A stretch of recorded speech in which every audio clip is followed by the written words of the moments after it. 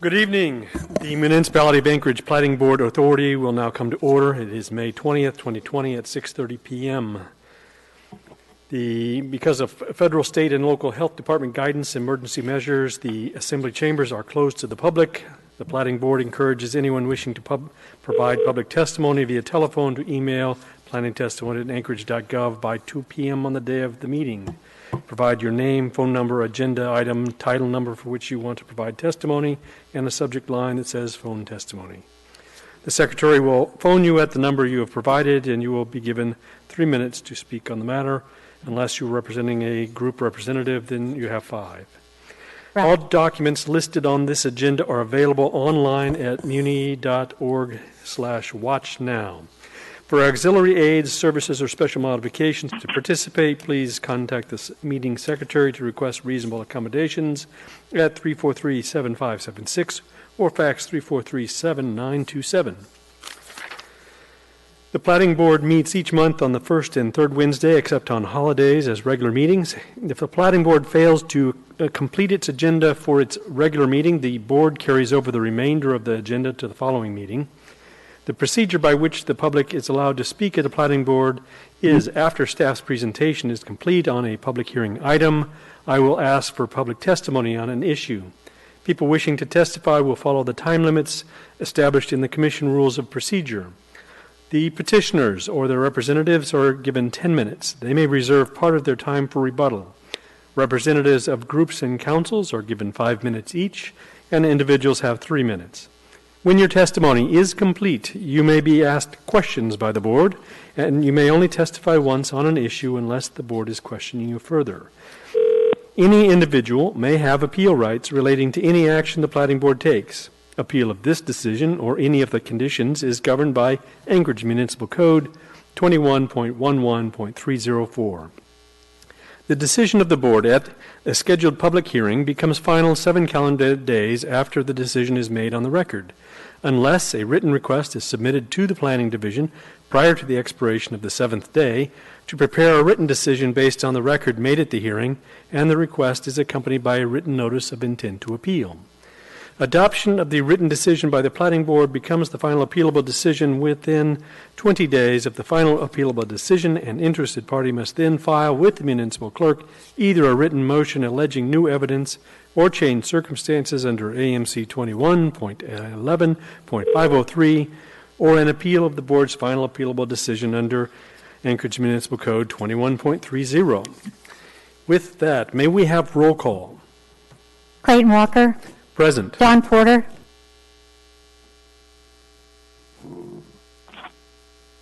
Don Porter. I'm here. Kevin Cross. Present. Valerie Ritz. Present. Jenna Welting. Present. Becky Lipson. Present. Mark Seward is excused. Thank you.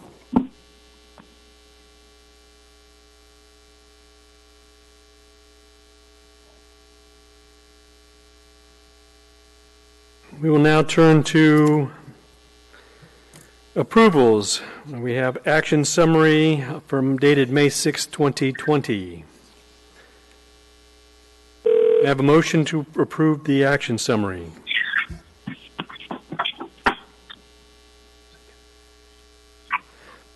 Kevin Cross, move to approve. Thank you. Can you put an M or a motion in the text? That's apparently the official record of the motion.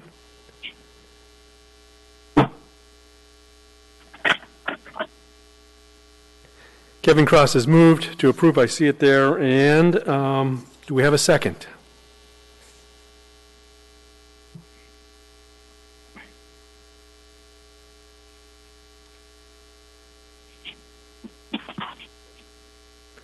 Thank you. Valerie Rich has seconded. Is there any opposition to the motion on the floor? Seeing no opposition, hearing none, the motion passes. Next, we will turn to special order of business, which is disclosures.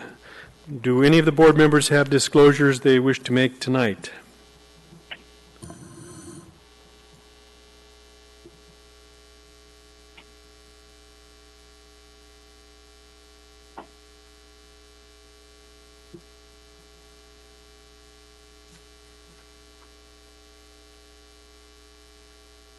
I don't see any motions on the text, and I don't hear anyone requesting the floor, so we'll move on. We have no consent agenda and no old business. So with that, we'll turn to new business, case S12525, Shaw and Joel McAlpin, to eliminate paving requirement for Brewster Drive, Kingsview subdivision. May we have staff's presentation? Thank you. This is a request for a variance from AMC 2108050C, improvement requirements by improvement area, specifically the requirement to provide strip paved interior streets in a Class B zoning district. The request is associated with Plat S12501, Kingsview subdivision. A segment of Brewster's Drive that is the subject of the request is shown on Figure 1 of the staff report. For agency comments, there were no objections to the variance request, and private development submitted comments in support of the variance. All comments are included in Section 3 of this report.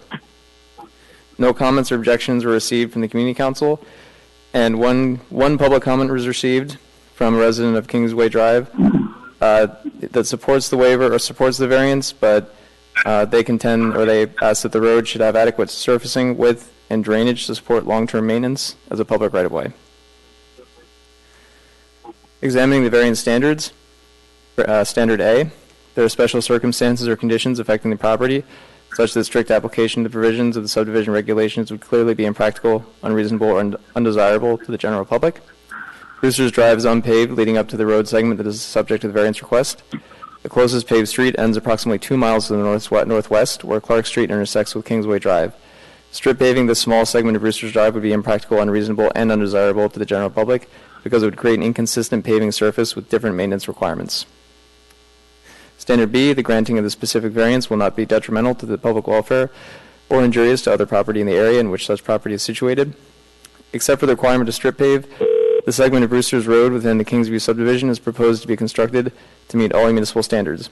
The variance would allow Brewster's Road to remain unpaved, which would help preserve the rural character of the area while ensuring that the road is still designed to accommodate emergency vehicles and handle expected traffic volumes. C, such variance will not have the effect of nullifying the intent and purpose of the subdivision regulations or the comprehensive plan of the municipality. The variance would not nullify the intent and purpose of the subdivision regulations or the comprehensive plan.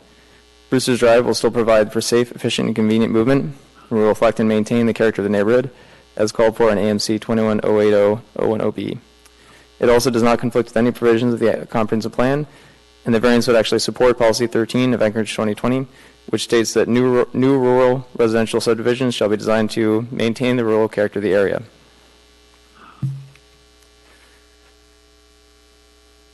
Finally, Standard D, undue hardship would result from strict compliance with specific provisions or requirements of the subdivision regulations.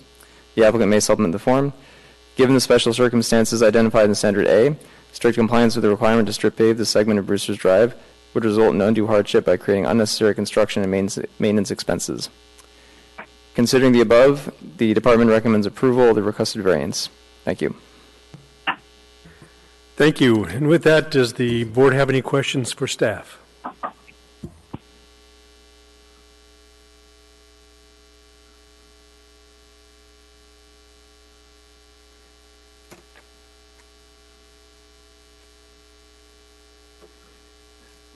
Seeing none, may I have a motion to approve the requested variance from the requirement? Sorry. Jumping the gun, I am. Sorry about that. Is there any members of the petitioner's representative? Are they present? Yes. And did you want to reserve any of your time for rebuttal? Yes. Okay. How much would you like us to reserve for you? Whatever is left over. Oh, okay. Could you please state your name, spelling your last name for the record? My name is Bobby Burnett, Burnett, and I represent the petitioners. Thank you. You may begin. We brought this subdivision before the Platting Board last year. In all the pre-application meetings before, all the agencies, traffic and road maintenance and everyone recommended that the road be constructed to emergency vehicle gravel standards. 2 days before the Platting Board meeting, the private development person at the city, which is no longer there, brought in additional requirements to build the street to municipal standards, and we didn't have time to file a variance at that point. We went ahead and went through the public hearing, and the Platting Board approved the subdivision, and I explained what had happened, and at that time even the board members agreed that if we brought the variance back that they would support it. So we're back with the variance in all the meetings that we've had. We've had no objection from anybody in any of the meetings that we've had up to this point, and we would hope that the board would grant the variance. Thank you.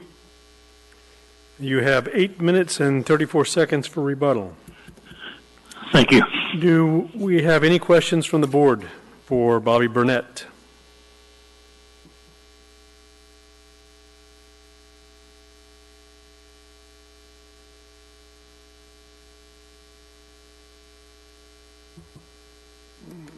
Seeing and hearing none, do we have any members of the public that wish to speak? Yes, we have 2 that will call in.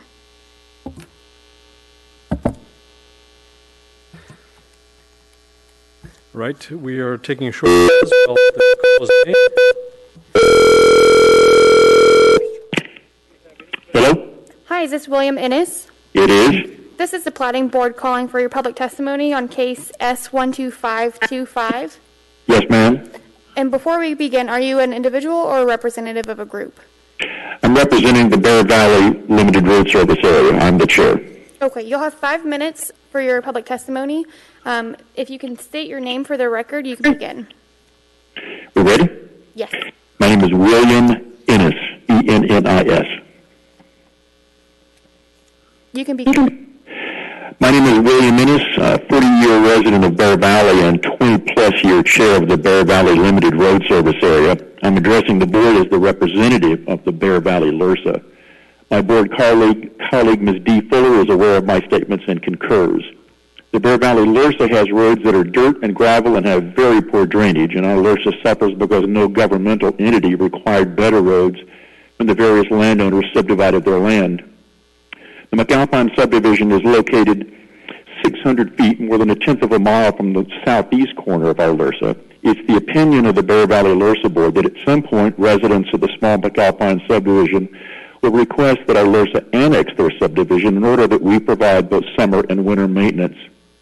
Unfortunately, the section of Brewster's Drive between the Bear Valley LURSA corner and the south end of the McAlpine subdivision is primitive even by Bear Valley standards. While reading the meeting minutes that were generated for this variance request, I found the phrase forward-looking mentioned several times, and I would like to invoke that idea now.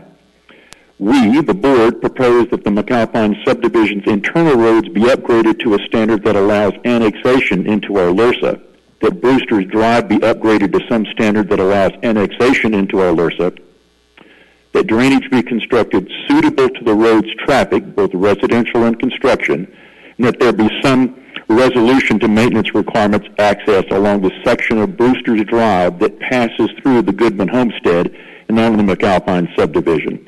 It also seems prudent that a heavy equipment turnaround at the south end of the subdivision be constructed.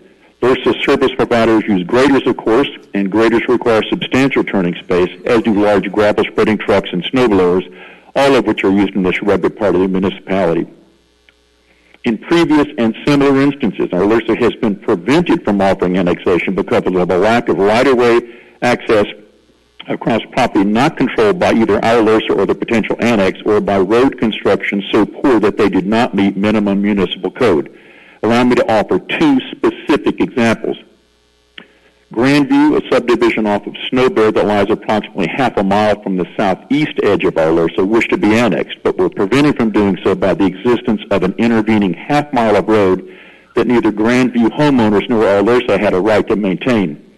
A similar situation exists with the Goodman parcel, which lies between the Lursa boundary and the McAlpine subdivision. More recently, a small subdivision was created in the south end of our Lursa on an extension of Kings Way. The roads in that small section were so poor that we were forbidden by the municipal code enforcement officer from maintaining them. After some angry calls to the Department of Street Maintenance, we were given permission to maintain the small section, but the roads had not been upgraded. The residents of that small subdivision were never told that there was a problem with their maintenance. Again, it would seem prudent to both acquire such a right-of-way now for Brewster's Drive along the Goodman homestead and to upgrade roads so that at some point the McAlpine subdivision and the possible future Goodman subdivision can become part of Bear Valley's maintenance. The residents of the McAlpine subdivision, both current and future, drive the full north-south extent of our Lursa roads and pay nothing. Their construction vehicles would drive the full north-south extent of our Lursa roads and pay nothing. We submit that any homeowner in that subdivision is going to want and expect the maintenance from our Lursa. They should become part of the Lursa and pay their fair share of maintenance costs, $1.5 million at present, and the McAlpine should be required to improve their own section of Brewster's Drive to an acceptable standard, gravel or strip paved, and also upgrade the intervening portion along the Goodman parcel. When Bear Valley roads were constructed, a guy on a D9 dozer pushed through trees, brush, and creeks with no regard to future maintenance. That legacy supplies tree branches and trunks protruding through our road surfaces and winter overflow problems, among many others. We still occasionally find hollow tree trunks used as culverts, and there's not an inch of suitable road bed in our entire 2.2 miles of road. We have an opportunity to begin to remedy that situation, and we should be forward-looking enough to do so. Thank you. Thank you. Does the board have any questions?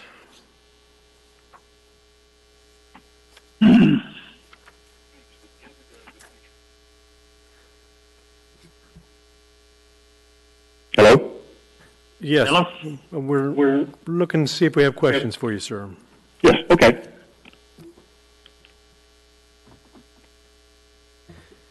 Kevin Cross here. I have a question to the chair. Or is it, Yes, sir. to William? Yes. So my understanding is that what you're saying is that you because of the construction and the equipment that has to go up this road in order to for this private development to occur, if I could just surmise, you're looking for them to donate towards your community council for road maintenance. If I had to summarize that, is what I'm understanding. That's incorrect. All I'm saying is that at some point that parcel, that subdivision, as well as probably one in Goodman, although that's certainly in the future, will probably want to be annexed to our Lursa, and the roads as they are would not allow that to occur. And we feel like now is the time just to make some requirements about what that road system will look like during and after the construction phase. That's all. And I'm not a community council. I'm the chair of the Bear Valley Limited Road Service Area, and I and my board member are responsible for maintaining the roads here. So I do have some experience. All right, thank you. And so the redirecting to the staff, did this conversation come up during this analysis?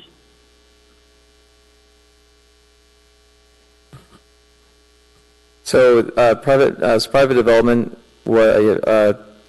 did look at the road specifications, and it is being constructed will be required to be constructed to all municipal standards with the exception of the strip paved surface. So all municipal standards will be met, and there will be no deviation from those aside from the surface. Does that include the section of road across the Goodman parcel? No. So there will still be 600 or so feet of road that remains in this primitive condition? Yes, there will be. And there will be no access rights for maintenance then? So, Mr. William, just taking back my time, forgive me, William Bennett,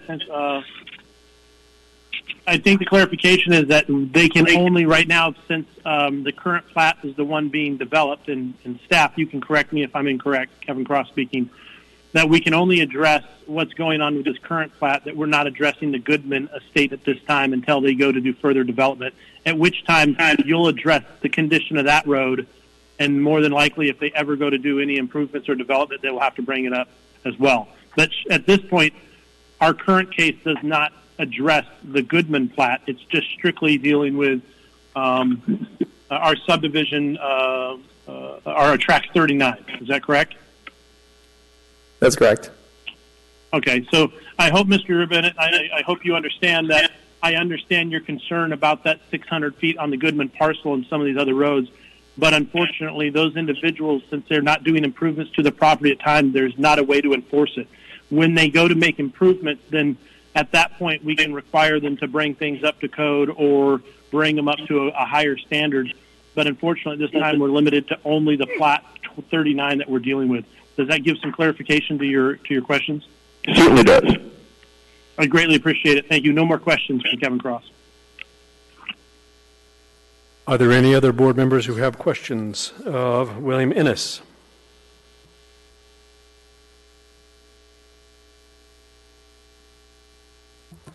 Seeing and hearing none, I appreciate your time, Mr. Innes. You're welcome. Thank you. Thank you. And do we have any other members of the public wishing to speak tonight? We do have one more.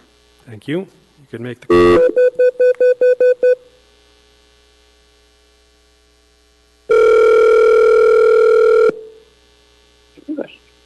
Hello, this is Connie. Hi, this is the Platting Board. Is there a Constance at this phone number? That's me, yes. Oh, hi. We're calling for your public testimony for case S12525.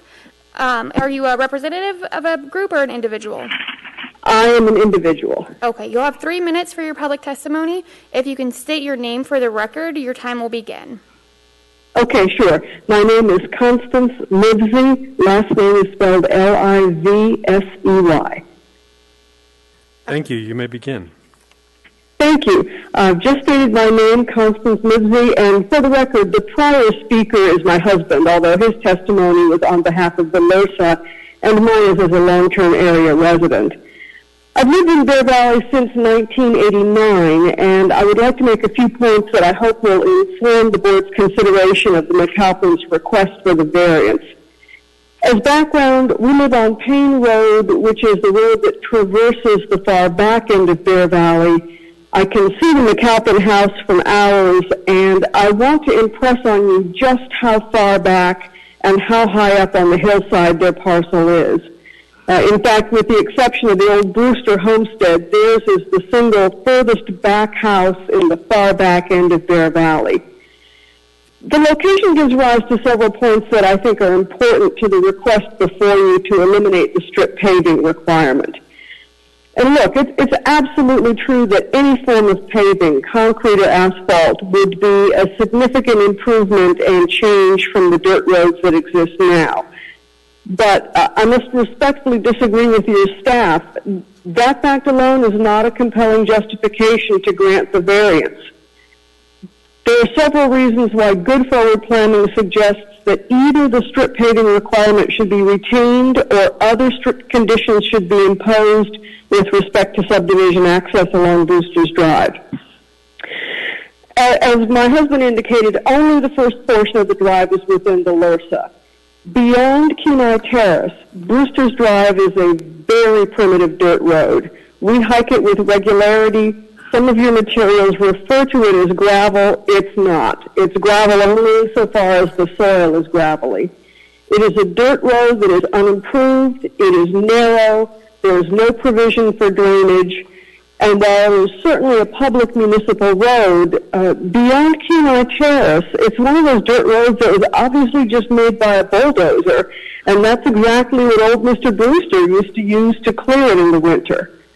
In order to serve the planned 3 houses comprising the McAlpin subdivision, Brewster's Drive will require some substantial upgrading, or those residents will not be able to get in and out in the winter unless they have road clearing equipment. Point 2, the McAlpin subdivision is well beyond the boundary of the LoSA, and there is, as you just discussed, the intervening undeveloped Goodman parcel. it just strains credulity to think that the three sets of future homeowners are not going to expect summer and winter maintenance from the LRSA. We need to be prudent and plan for that as a community. But in the meantime, the reality is that the subdivision is outside the LRSA, and therefore Brewster's Road should be upgraded to a sufficient condition that these future homeowners... Yes? Your time is up. All right, thank you. Well, hang on. Don't go too far. We may have questions for you. Sure. Does the board have any questions for Constance Livesey? Yeah, Kevin Cross here. Constance, if you would just go ahead and if you could keep it brief, could you just finish your thought and complete your statement for me? Sure. Very briefly, this subdivision and the potential, for a future development of the Goodman parcel is going to bring increased vehicle traffic that dirt roads simply are less and less able to bear. And, as you explained in response to Bill Innes's testimony, you can't require the McAlpins to deal with the intervening Goodman parcel. But if every single developer of a small patch or a small subdivision is permitted to escape this requirement, we will have a community of small subdivisions with, at no point, roads that are adequate to deal with them. And so, either the strip paving should be required as a low-maintenance way for these homeowners to get to and from their parcel, or the road should be brought up to acceptable codes such that it can be brought into the LRSA, because these folks, first time it snows and the road drifts over, they're going to be mighty unhappy that they are not part of the LRSA. Thank you. Thank you. Do we have any other questions for Constance Livesey? I have one question for you, Ms. Livesey. Do you know what road standard is required in order to be included in your Versa? I believe that it has to be a 60 or 70 foot dedicated gravel surface road. That's actually a question better directed to my husband, but it has to be sufficiently level and flat and wide that a grader can access it and turn around, and it not be narrow and rutted. Thank you. Thank you. I don't see any other questions for you, but thank you for your time. Actually, I have a question. This is Becky Lipson. Becky Lipson, you have the floor. Thank you. And this question is directed to staff, and it kind of dovetails on what Kevin was speaking to with the last individual. My understanding is that this variance request is just for a variance to not have to strip pave, but that the road is being updated from its primitive state. So could staff confirm that for me or correct me? Yes, that's correct. Okay, that was my only question, and hopefully we'll give some level of clarity to the individual speaking right now. Thank you. And with that, I think we have no more questions for you, Ms. Livesey. Thank you very much for your time. Thank you. Do we have any other members of the public that wish to speak tonight? Nope, that concludes public testimony. And with that, we'll now turn back to the petitioner's representative for their rebuttal time, which they have 8 minutes. We have been working with Greg Soulé in private development, along with Mike Walters, which is the zoning enforcement agent for that area. And we had another meeting just a couple of days ago out there on discussing the road construction. The road will be constructed to a 20-foot travel way with 2-foot shoulders on each side and ditched on the east side, the uphill side.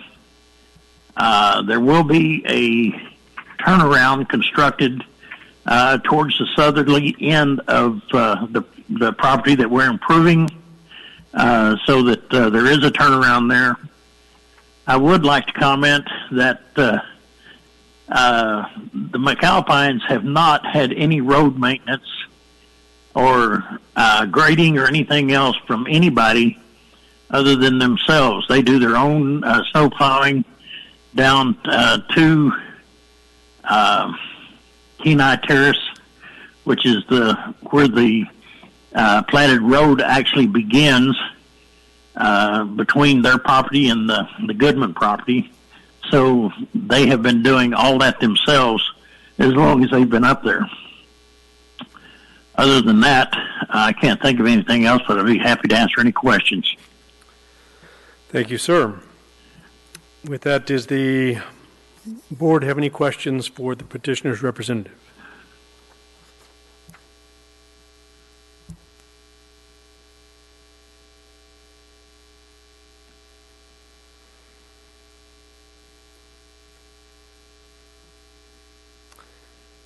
I don't see any further questions, so with that, we'll now close the public hearing portion, and the matter now rests with the board.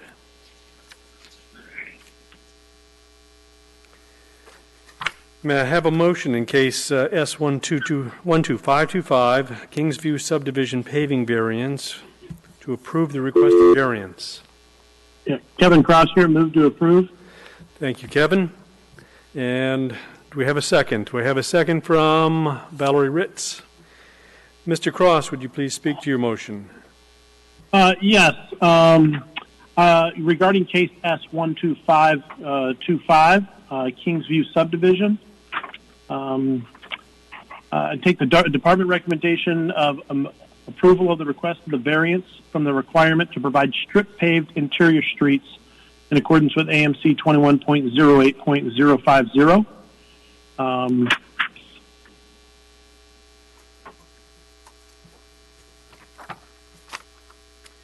Thank you. And were there any other findings you'd like to make on that motion? Yes, sir. So the public testimony, the greatest concern was that, the condition of the current road and it makes complete sense what they're saying is because, if they don't upgrade the road now, if they don't put in the strip paving, then, nobody's going to do it. It's just continued being an issue. And I can understand how far back it is. But it's important that our cure is not, our cure isn't create a worse situation.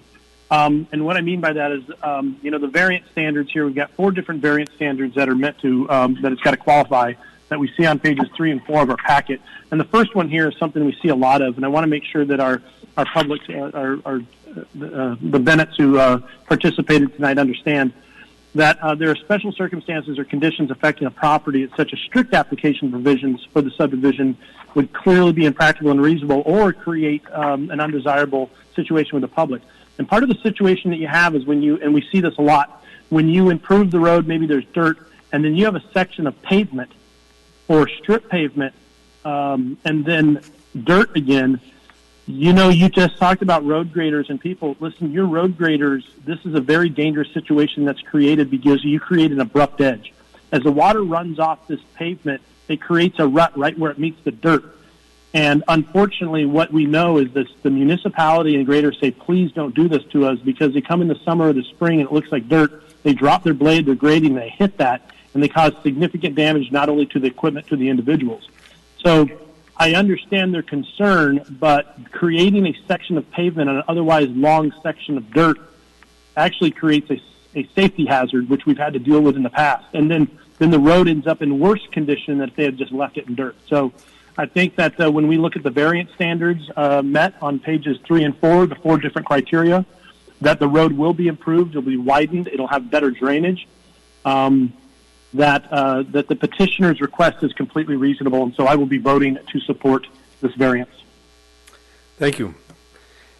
Do we have any other board members that wish to make any findings tonight?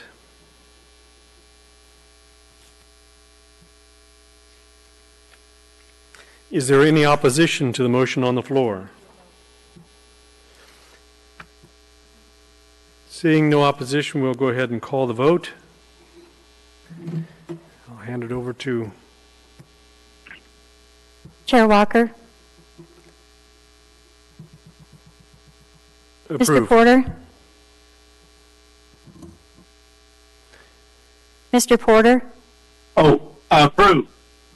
Mr. Cross, Approve. Ms. Ritz, Approve. Ms. Welting, Approve. Ms. Lipson. Approve. Thank you. Thank you. And now we'll turn our attention to the results for our listeners are we have 6 yeas and no nays, no abstains, and therefore the motion has passed.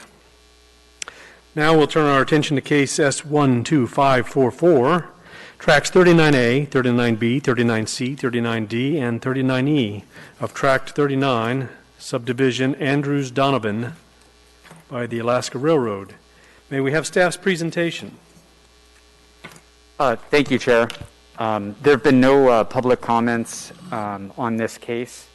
This is a request to subdivide 5 tracts into 5 different tracts. The purpose of the re-subdivision is to center the existing Alaska Railroad train tracks within a 200-foot railway right-of-way corridor. There's no development associated with this preliminary plat. Clutona Park Drive is a paved street to the gate entrance of this of a natural resource extraction operation. This subdivision will not create any split zone tracts. This subdivision is not eligible to be processed as an abbreviated plat because it involves state of Alaska land. No variances and no vacations are requested with this preliminary plat application. The department is recommending approval of the plat for 60 months subject to conditions 1 through 3 on page 3 of your packet. And the conditions of approval are based on Watershed Management Services request to show a creek and wetlands located on track 39. Thank you. Thank you. Does the board have any questions for staff?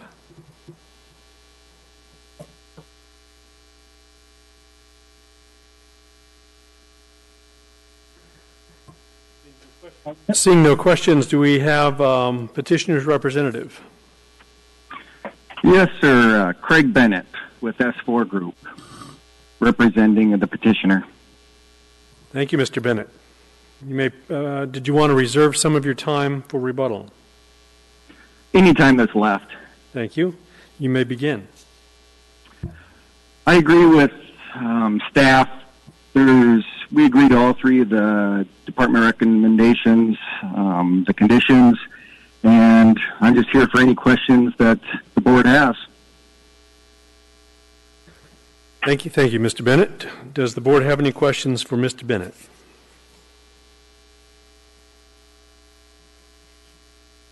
Kevin Cross here. I just have a question for clarification. Yes, sir. It says the site location, am I reading that right? Is that 409,000 acres or is that 409 acres? I'm sorry, it may seem like a silly question, but 409 acres. Okay, gotcha. It looked like a comma, and I was like, well, gosh, it's an awful lot of land. Thank you. Yeah. Appreciate it. Any other questions?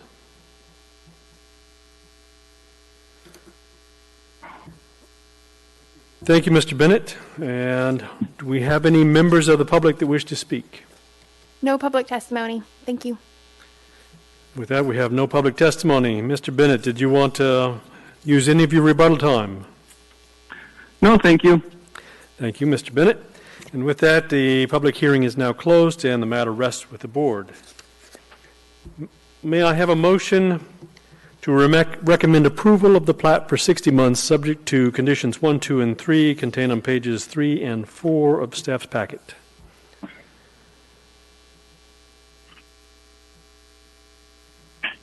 Kevin Cross, move to approve. Thank you, Mr. Cross. And it has been seconded by Valerie Ritz. Mr. Cross, did you want to speak to your motion? Yes, I move to approve the plat for the 60 months subject to the conditions 1, 2, 3A, 3B, 3C, and 3D. Looks like this is more of a house clean. It doesn't, Essentially what we're doing is we're moving the lines so that the train tracks fall within the easement, move to a track. So it looks like we're just basically clearing up some property lines here. None of what we're doing here negatively affects any of the surrounding neighborhoods, and we have no negative testimony. It's been completely silent on the public front, so I will be supporting this motion. Thank you. Thank you. Do we have any other findings the board would like to make? Is there any opposition to the motion? Seeing no other testimony, may I have you call the vote? Chair Walker, Yay. Mr. Porter, Approve. Mr. Cross, Approve. Ms. Ritz, Approved. Ms. Welting, Approved. Ms. Lipson. Approved. Thank you. And for our listeners, we have 6 votes approving, none opposing, none abstaining. The motion has passed. We'll now take a short recess of a couple of minutes while we load up the videos necessary for case S12545. Okay, I think we are back off of recess and ready to begin. May we have staff's presentation on case S12545, Canyon View Estates subdivision.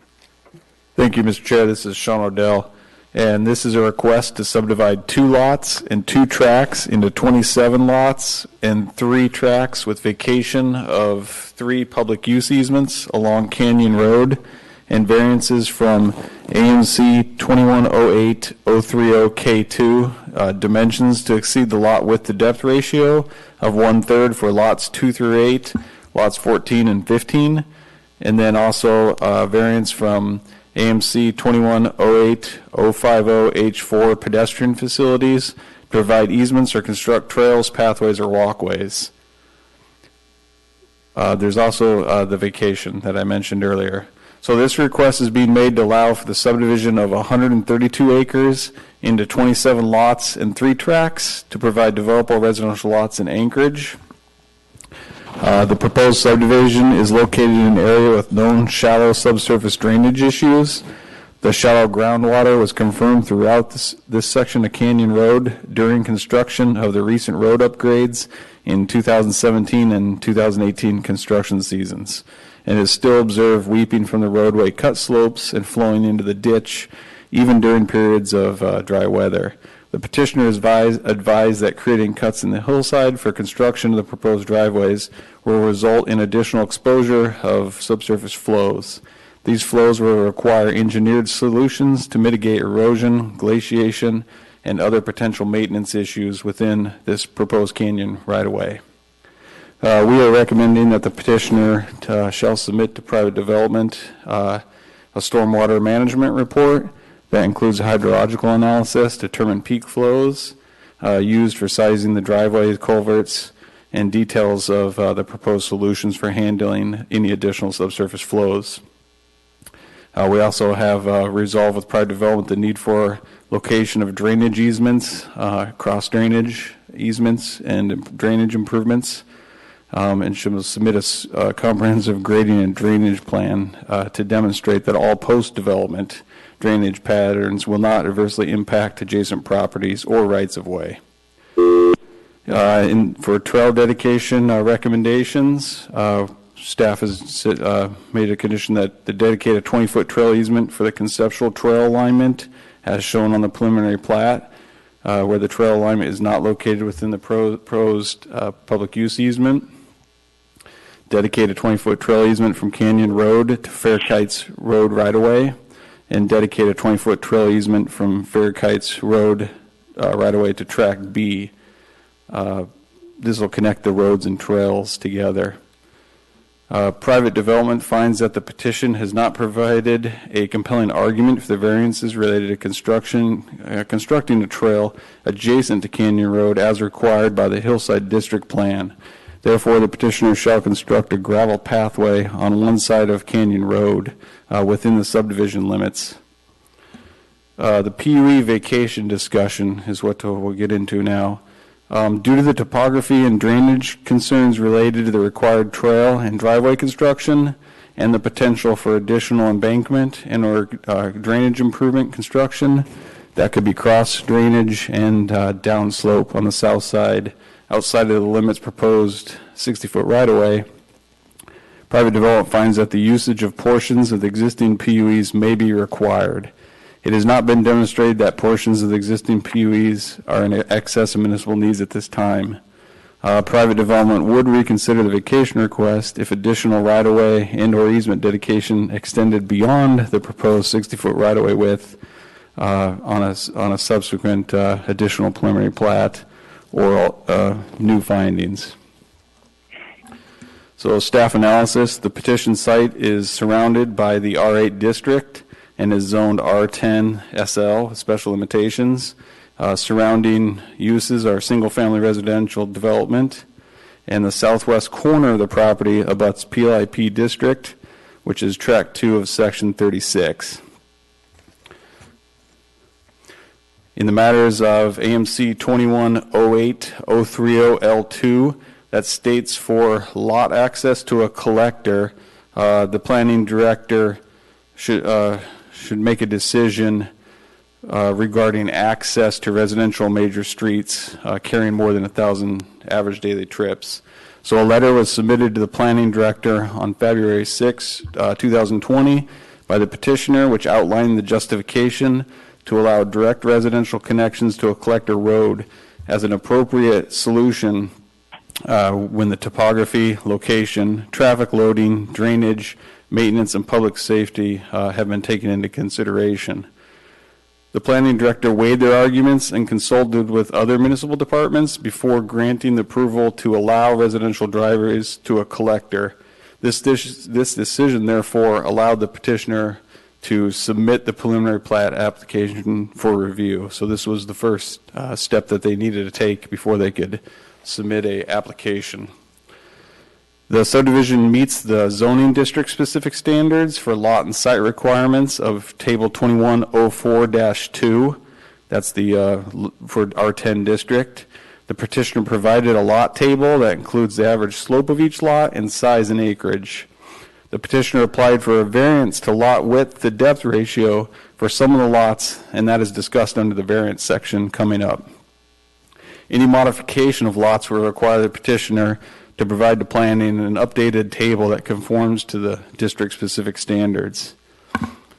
In the matter of the zoning special limitations that were placed, it's subject to the following, let's see here, following 14 special limitations, and that was placed back in '84 during the rezoning of the property from R8 to R10. And I'll go through all 14 as their special limitations pertain to the plat. Number 1, the 27 proposed lots meet the required minimum lot size and maximum number of lots. Special limitation number 2, the preliminary plat for Canyon View Estates is shown in 2 phases with 20 lots in the first phase and 7 lots in the second phase. Standard 3, or special limitation 3, no lots were built before 1986. Special limitation 4, the preliminary plat dedicates a 100-foot PUE on the south side of Rabbit Creek. Number 5, the subject property is outside of the Parks and Recreation Service area, and the petitioner is dedicating a 200-foot wildlife management corridor, a 100-foot natural setback easement, and a 100-foot public use easement. So that satisfies special limitation number 5. Number 6, the subject property is within the land use area, and a land use permit will need to be obtained from the municipality prior to development of each lot. Special limitation number 7, there is currently a 100-foot PUE on the plat, and the municipality is requesting approximately 100-foot PUE on the plat, and the municipality is requesting 60 feet of right-of-way to be dedicated. So that has been met as well. Standard 8, Track B and associated wetlands is set aside to be conserved and retained by the homeowners association. The applicant will need to provide supporting information that 2.5 acres is fully included. Special limitation number 9, each lot will be required to obtain an on-site septic system and water system permit from Development Services, and the permit application is reviewed by staff to ensure that it meets the requirements of the Anchorage Municipal Code. Special limitation number 10, the subdivision plat includes a 2-phase development plan with 20 lots in the first phase, so that has been met. The subdivision request is for 27 lots and 3 tracts, which meets special limitation number 11. And special limitation number 12, the minimum lot size has been met. Special limitation number 13, any land trade would involve real estate services, and the process involved will include community council input and onto the assembly for approval. Special limitation number 14, that has been met. The petitioner has submitted a site plan sheet that shows the overall design for the subdivision. That includes approximate locations of homes and driveways, topography, easements, and known mapped water courses. The planning department has determined that all 14 of the special limitations have met the intent as required. Road improvements and dedication. So Canyon Road is a strip paved road with drainage ditching on the north side. The road is located within the Glen Alps service area with a public use easement. State grant funding, the road was recently, through the state grant funding, the surfacing and drainage upgrades were committed to address an ongoing maintenance issue. Canyon Road, it should be noted, is classified as a IC neighborhood collector in the official streets and highways plan. So that's a required minimum width of 60 feet. And the petitioner is dedicating 60 feet on the preliminary plat. The petitioner will be required to resolve with private development the need and location of any drainage easements along the property as well. There is an existing driveway that provides access to a portion of Lot 4 of Section 30 from Canyon Road through proposed Track C, and staff is requesting a condition of approval that the 30-foot easement be dedicated on the plat as shown in Exhibit A, which is on page 27 and 28 of your staff packet. Moving on to the variance request. There's 2 variance requests, and I'll read each one and their standards separately. So the first one is for the AMC 2108-030K2 dimensions to to exceed the lot width to depth ratio of 1/3 for lots 2 through 8 and lots 14 and 15.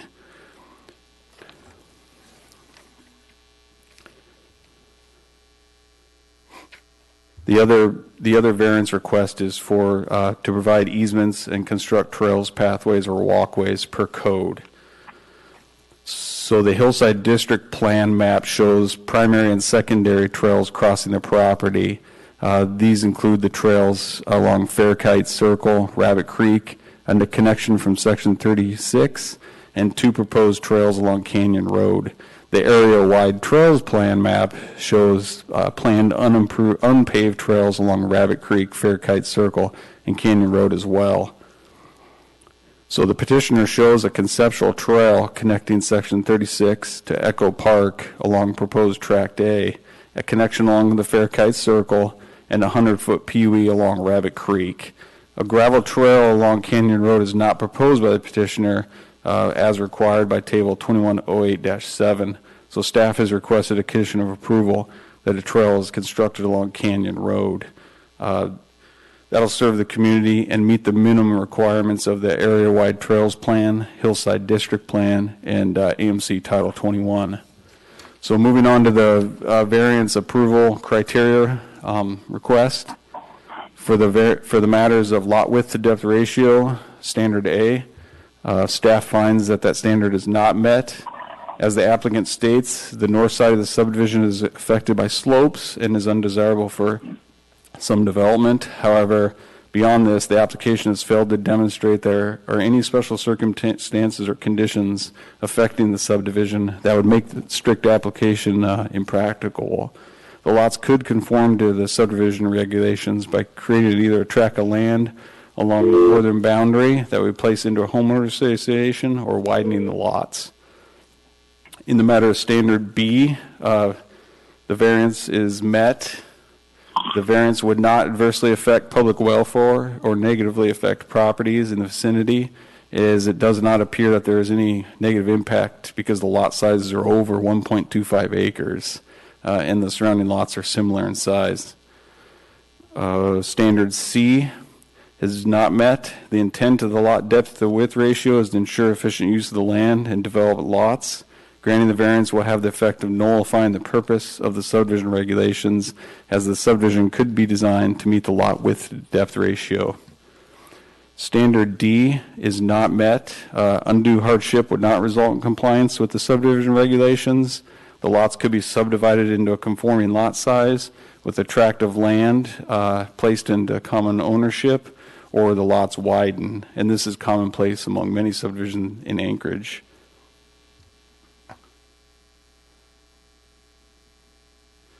Now moving on to the variance 2, which is trails, AMC 2108050H4. Standard A, staff finds that that is not met. The petitioner has offered to donate proposed tract A to the municipality of Anchorage for not having to construct any trails, including a trail along Canyon Road. However, beyond that has failed to demonstrate that there is any special circumstances or conditions affecting the subdivision that would make strict application of that unreasonable. Standard B, staff finds that that is not met. It would not be detrimental to public welfare, in that it would allow the developer to not construct or dedicate trails that may need to be provided to provide a safe, convenient, and accessible connections along Canyon Road, Verkite Circle, Rabbit Creek, and on to Section 36, as called for in the area-wide trails plan and the Hillside District Plan. A donation of land to the municipality of Anchorage would require a separate public hearing process through the assembly and would not negate the need for those trails. Standard C, staff finds that that is not met. Granting the variance will have a nullifying effect on the intent of the subdivision standards and orderly expansion of development. The Hillside District Plan and Area-Wide Trails Plan recognizes trails as an important form of community infrastructure and serves a wide array of functions linking neighborhoods, trail systems, and access points. Standard D, staff finds that that is not met. Staff does not feel that the installation of a gravel trail along Canyon Road will not create an undue hardship for the development of the property and is the necessary minimum to make trail connections across private property for connectivity, which helps achieve the goal of the integrated trail system. In the matters of both variance standards, the traffic department, non-motorized transportation coordinator, private development recommend denial of the variance to pedestrian facilities, as a petitioner to not provide a compelling argument for the variance related to construction of a trail adjacent to Canyon Road. And staff is recommending denial of the variance in the lot width to depth ratio, as well as those trail improvement standards. Moving on to the vacation request. So the petitioner has requested vacation of 3 public use easements along Canyon Road. I'll read those into the record. It's public use easement 2016-013-102, 2016-013-103, and 2016-013-104. So those requests have been reviewed and found not to conform to the municipal vacation policy. So in that policy with those standards, there's 6 of them. Staff finds that standard 1, this vacation would be detrimental to the future needs of the public in that it would forego right-of-way that may be needed to provide safe, convenient, and accessible pedestrian connection along Canyon Road. In addition, due to the area topography, drainage concerns, and driveway construction, the potential for additional embankments and/or drainage improvement construction outside the limits of that proposed 60-foot right-of-way, the usage of portions of the existing PUEs may be required. So it has not been demonstrated what portions of those PUEs we potentially could need for drainage, glaciation, ditching, things like that. So the vacation would be detrimental to public welfare by precluding road improvements or potentially creating the need to have to reacquire the right-of-way, which the municipality just acquired in 2016.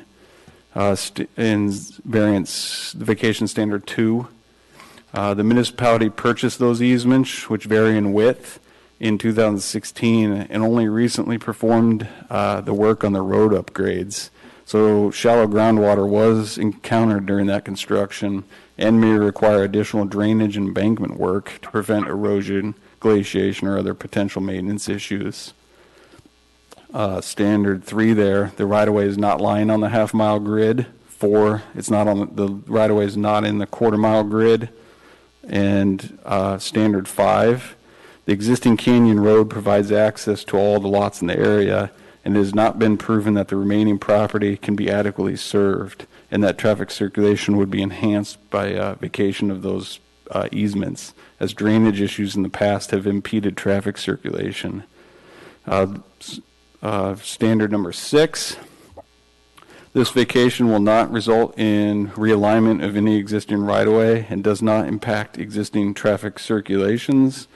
Any of the utility easements required by the utility agencies, those will be placed on the plat, and the applicant is dedicating 60 feet of right-of-way for Canyon Road, which provides for the movement of traffic through the subject property.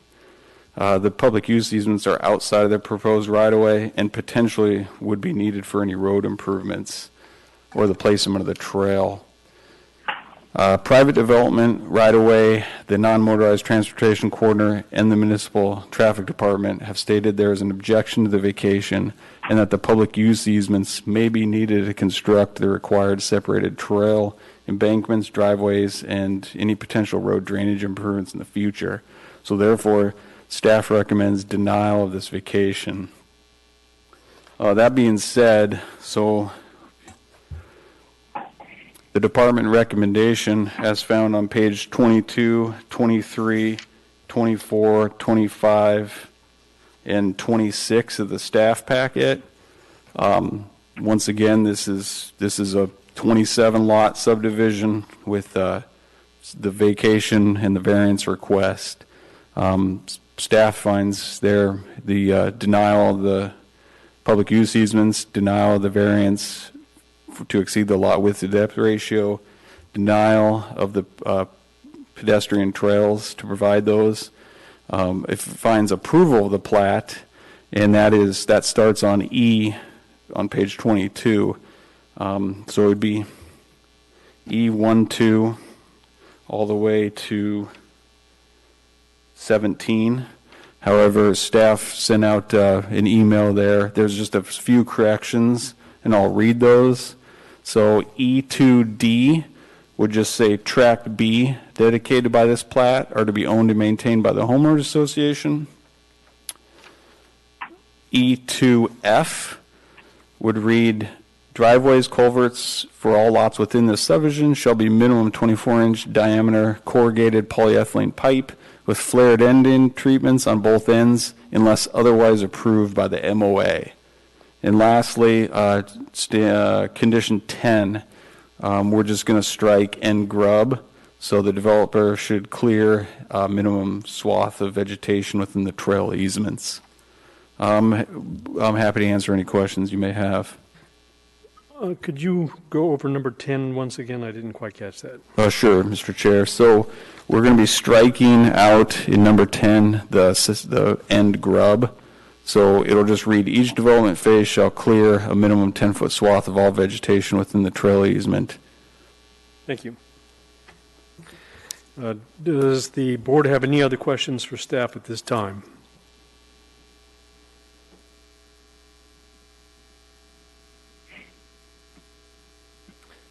Seeing no questions, we will now turn to petitioner's representative. Yes, this is Tom Dreyer. Yes, Mr. Dreyer. Did you want to reserve any of your time for rebuttal? Yes, I'd like to reserve 4 minutes of rebuttal time. Thank you. Thank you. You may begin. I'm sorry? You may begin. Oh, thank you. Good evening, Mr. Chairman, members of the board, planning staff professionals, and concerned members of the public. I'd first like to check, is everybody hearing me okay? We hear you fine. Yes. Okay, thank you. My name is Tom Dreher. I'm with the S4 Group, and I represent the petitioners tonight, Dave Holquist and Cody Holquist of Holquist Homes. With me tonight from many different locations on WebEx are our team members available for your questions tonight.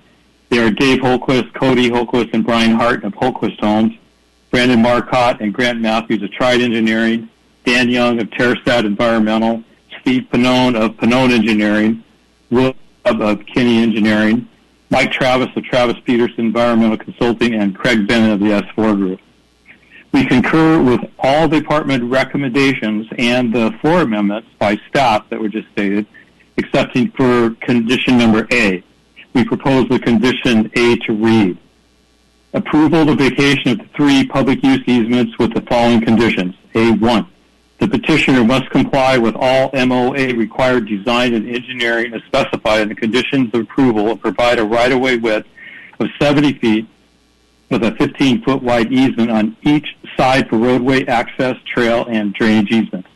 So the total right-of-way plus easements width would be 100 feet. Also, any easements required going beyond the 100-foot width will also be shown on the plat. Note, the above condition A1 will ensure that all necessary right-of-ways and easements are over and beyond what is required. As Anchorage has developed for many years, it's predictable that the easy-to-develop properties have already been developed. The properties still undeveloped in Anchorage are usually tougher to develop and have issues that can be difficult to overcome. Is Canyon one of those more difficult properties to develop? Of course it is. Very difficult. And that is one of the reasons that we as developers have hundreds and hundreds of pages of regulations that we must abide by to protect the integrity of the property and the integrity of the abutting property owners. The MOA requires us to comply with Title 21 regulations, the design criteria manual, fire department regulations, traffic engineering regulations, drainage regulations, on-site sewer and water department regulations. The list of regulatory departments goes on and on. And what this all means is this. Any new development must abide by the strict current codes that will create a safer and more protective environment than what currently exists. An example of this is the current drainage patterns along Canyon Road have been causing some issues with the local road board and residents. So, who will be paying to upgrade the Canyon Road drainage situation? Not the neighbors, not the road board, but we will. We will have to pay to fix all the drainage issues that exist along Canyon Road during the normal process of getting final approval for Canyon subdivisions. It should be noted that on your packet, page 65, AO 84-235, the underlying zoning ordinance approved by the Assembly, 1985, states as special limitation number 9 that each lot will be guaranteed for adequate on-site septic and water systems prior to sale as certified by the Department of Health and Environmental Protection. Even further protecting the future home buyer, special limitation number 6 states the following: an independent engineer will ensure that all lots meet the codes before sale. And what does this mean? It means that these lots must be meticulously engineered and must go through rigorous design development processes before the plat can be recorded. Individual lots can be sold. The vacation of public use easements is normal in new developments. They are considered an upgrade to dedicated right-of-ways. This happens at the time, all the time with plots. Regardless, we are proposing to dedicate, as I said before, 70-foot right-of-way along the center line of the existing Canyon Road with a 15-foot road access trail drainage easement on both sides for a total of 100 feet of width. And additionally, any easements are required by the MOA to go beyond the 100 feet will also be on the shown on the plat. This is the vacation of PUA and a creation of a new permanent right-of-way, which is typically preferred over PUA in almost every other platting action. We will be willing to add a plat note for maintenance and construction of slopes as required to protect Canyon Drive if these slopes are needed outside of the 100-foot right-of-way easement. There is no need to delay this project over this actually very simple request. We concur with the 3-1 lot depth to width variances not being approved. They were a very minor variance request and not important to the development. The back lot lines of those lots will be adjusted to fit the 3-to-1 ratio. The trails. We concur with the trails variance not being approved, and we agree with all the recommendations that are on your packet page 336 from the AMAS non-motorized trail coordinator. Driveway access to canyon is addressed in your packet in several places. Starting on page 42 is approved access analysis assigned by the planning director. Also on page 251 is an evaluation by Will Webb, traffic engineer at Kinney Engineering, supporting the driveway access to Canyon Road. Each driveway must provide on-lot turnaround, and backing out onto Canyon Road is not permitted.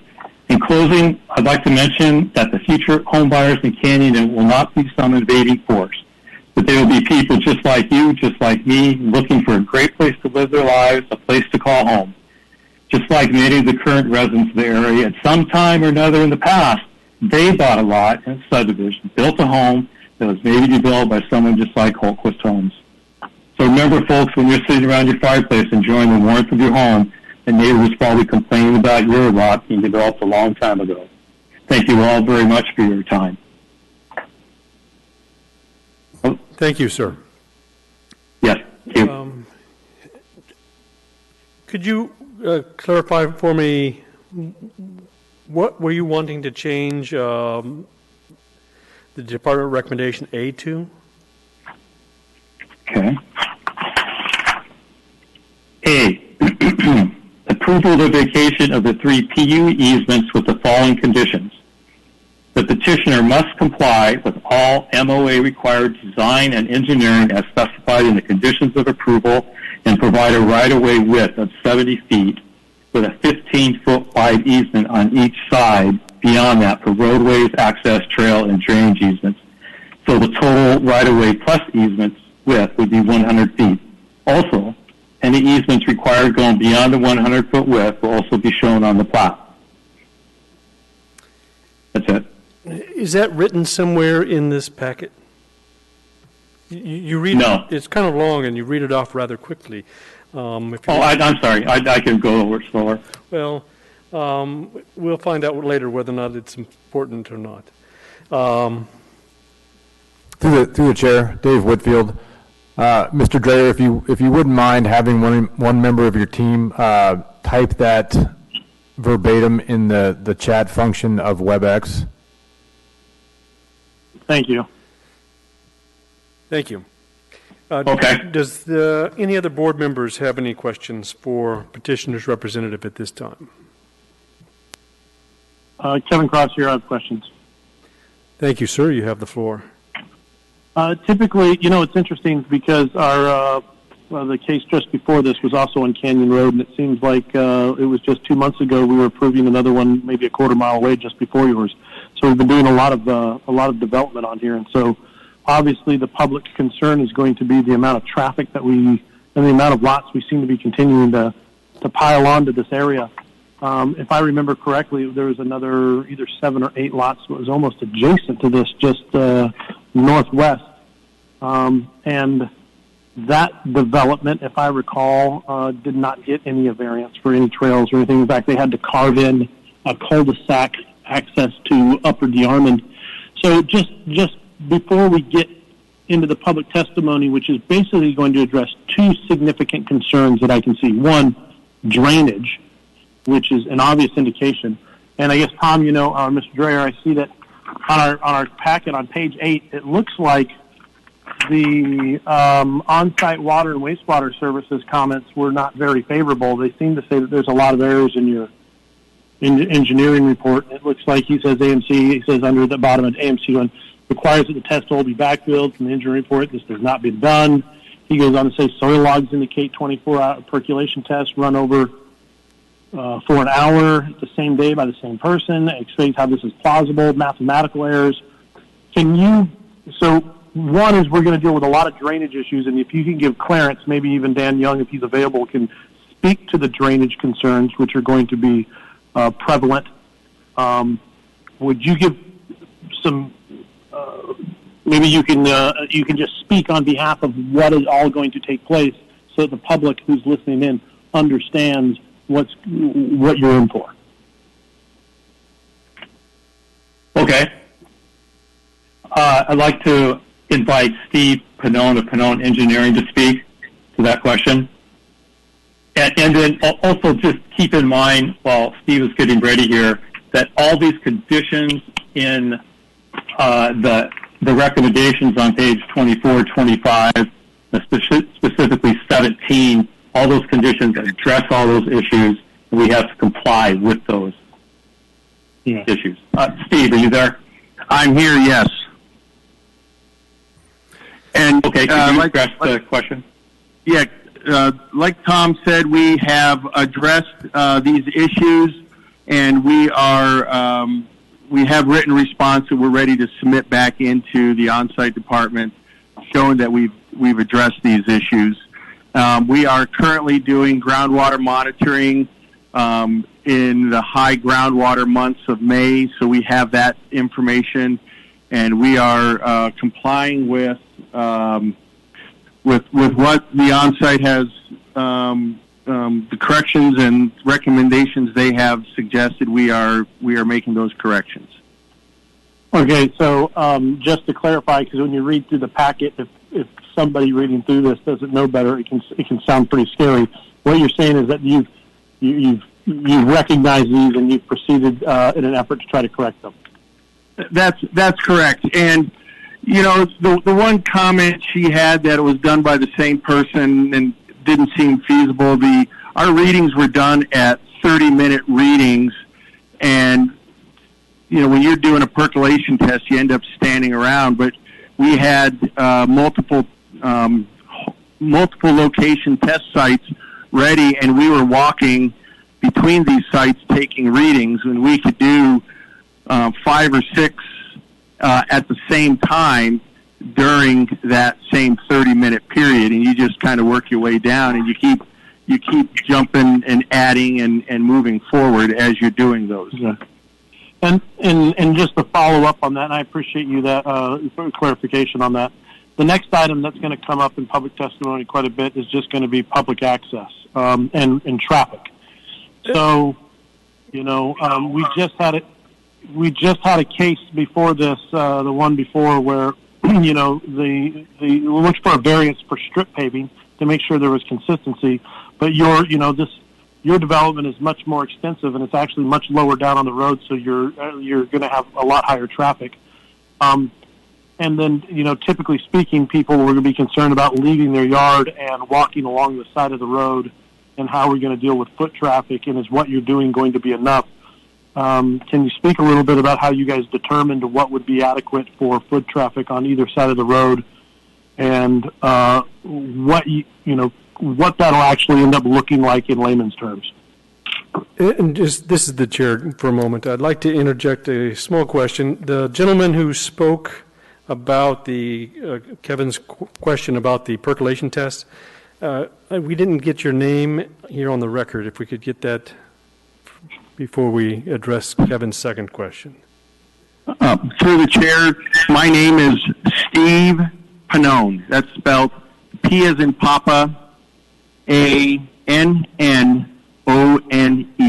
Thank you. And now we'll proceed with Kevin's second question there. Thank you.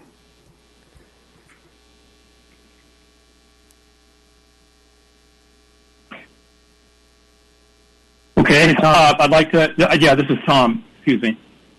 I'll pass that over to the civil engineers, Brandon Marcotte. Thank you. Thank you.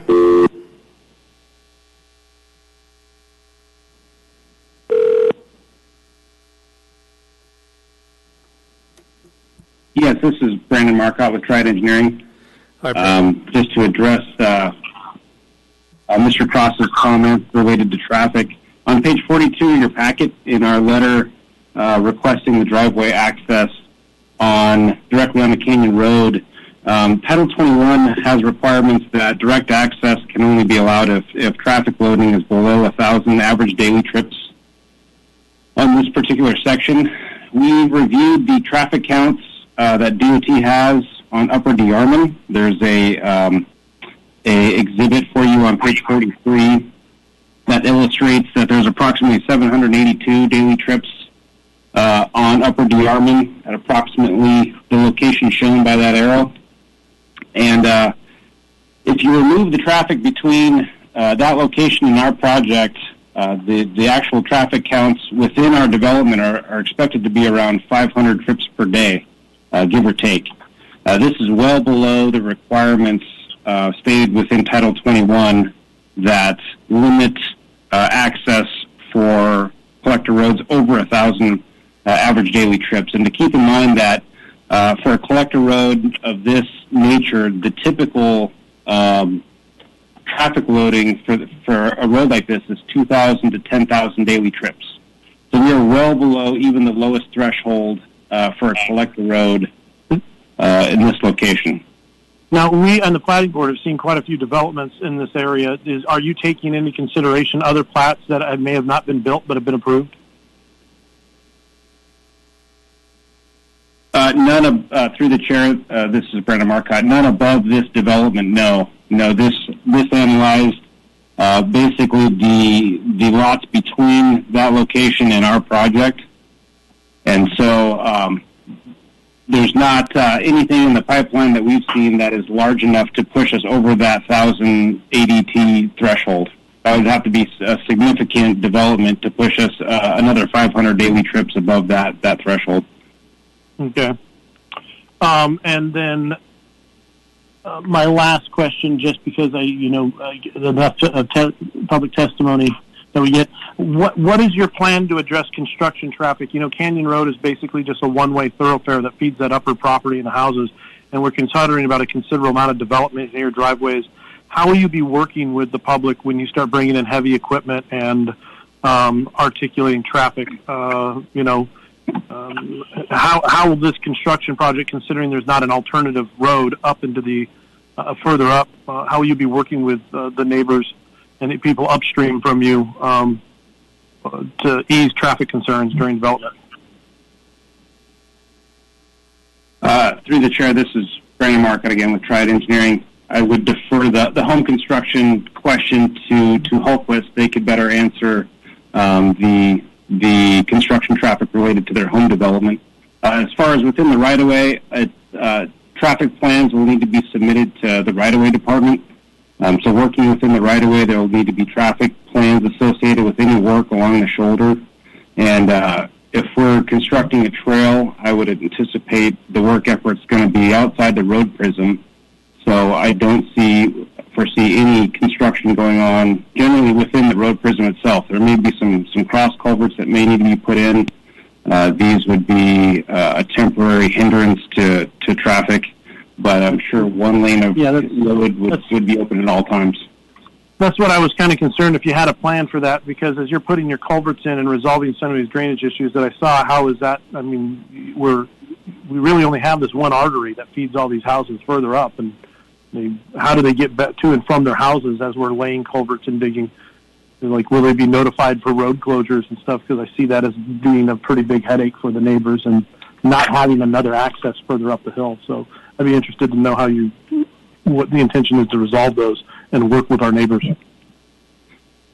Through the chair, this is Brandon again. They'll stage the construction of the culvert installation to keep half of the road open. I should say at least one lane open at a time. And if flaggers are needed to maintain traffic flow, they'll be used. But they won't just shut down the road to put in the culvert. So they'll install half the culvert in one shot, backfill, and then create a lane of traffic and then excavate the other half and continue on with the culvert construction. But at least one lane of road will be open and traffic will be able to pass through. Excellent. I appreciate you entertaining my questions. I know some of these answers, but I think it's important to articulate these things to the public. So thank you very much for taking my time. I have no more questions. Thank you. Thank you. And with that, do we have any other questions from the board?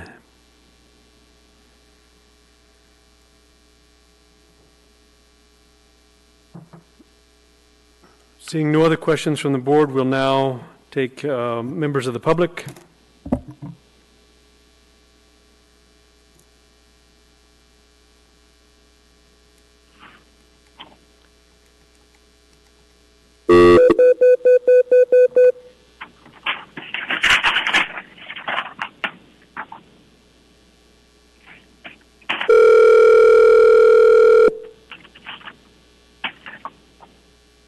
Hello.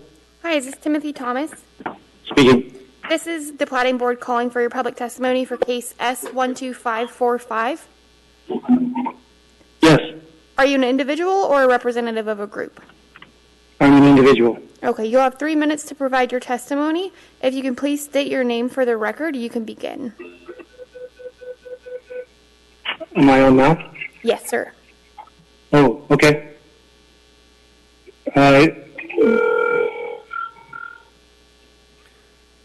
Go ahead and state your name for the record, and then you can begin. I'm hearing myself.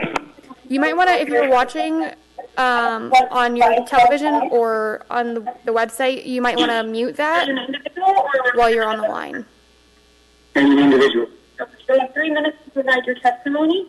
If you Please step away. So yes, my name is Timothy Thomas, and I live at 13501 Spenlow Drive, which is immediately above the area that is to be developed on the north side of Canyon Road. While I'm not particularly happy about 27 houses going up in my backyard, there's not much I can do about that. However, I am concerned about the drainage in this area and the accuracy of environmental assessment as reported by the developer, and believe that as a matter of law, this application fails. I attended the Glen Alps Community Council meeting earlier this year where the developers were presenting their plans. The gentleman from Holquist stated that there are no wetlands on the north side of the road. Perhaps I'm not clear on the definition of a wetland, but I've lived in this house for almost 9 years, and there's always been a spring and wet area just beyond the southeast end of my property. This would probably be in the proposed lot 5 or 6. Water has been flowing into and around the test pit that was dug in this area since mid-April this year when temperatures warmed up. This wet area is not a consequence of the digging that was done for the pit. It is there every year and is usually flowing or wet throughout the year unless it's a very dry year. I went down there today to look at the test pit, and water is still flowing into and around the test pit below my house. The developer has dug large ditches above this test pit, presumably in an attempt to divert water from the pit. Many of the other test pits on the north side of the road have running water in and around them, and drainage ditches have also been dug around them. I submitted a letter and pictures back on May 1st, which are on page 346 for reference, and provided pictures which are rather grainy because they're just in black and white. I updated those pictures today to indicate that there's still water in that area. So to state that there are no wetlands above the road when clearly there are, calls into question any statements by the developer on the environmental conditions of the area. I trust that the board will request an objective and thorough environmental assessment of the area proposed for development. In the matter of driveways, please note that from where I live, I can see the vehicles driving on Canyon Road.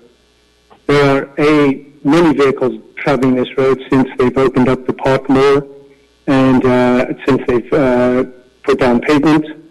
And many of these vehicles are traveling at high speeds. So I believe that placement of driveways would be extremely hazardous. I trust that the board would make decisions on this, appropriate decisions, but regardless, if you follow the law, you have to throw this application out. Thank you. Thank you, sir. Does the board have any questions for Timothy Thomas?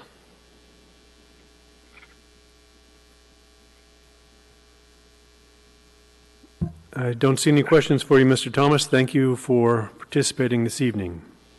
Thank you. We'll now call our next person, Diane Holmes.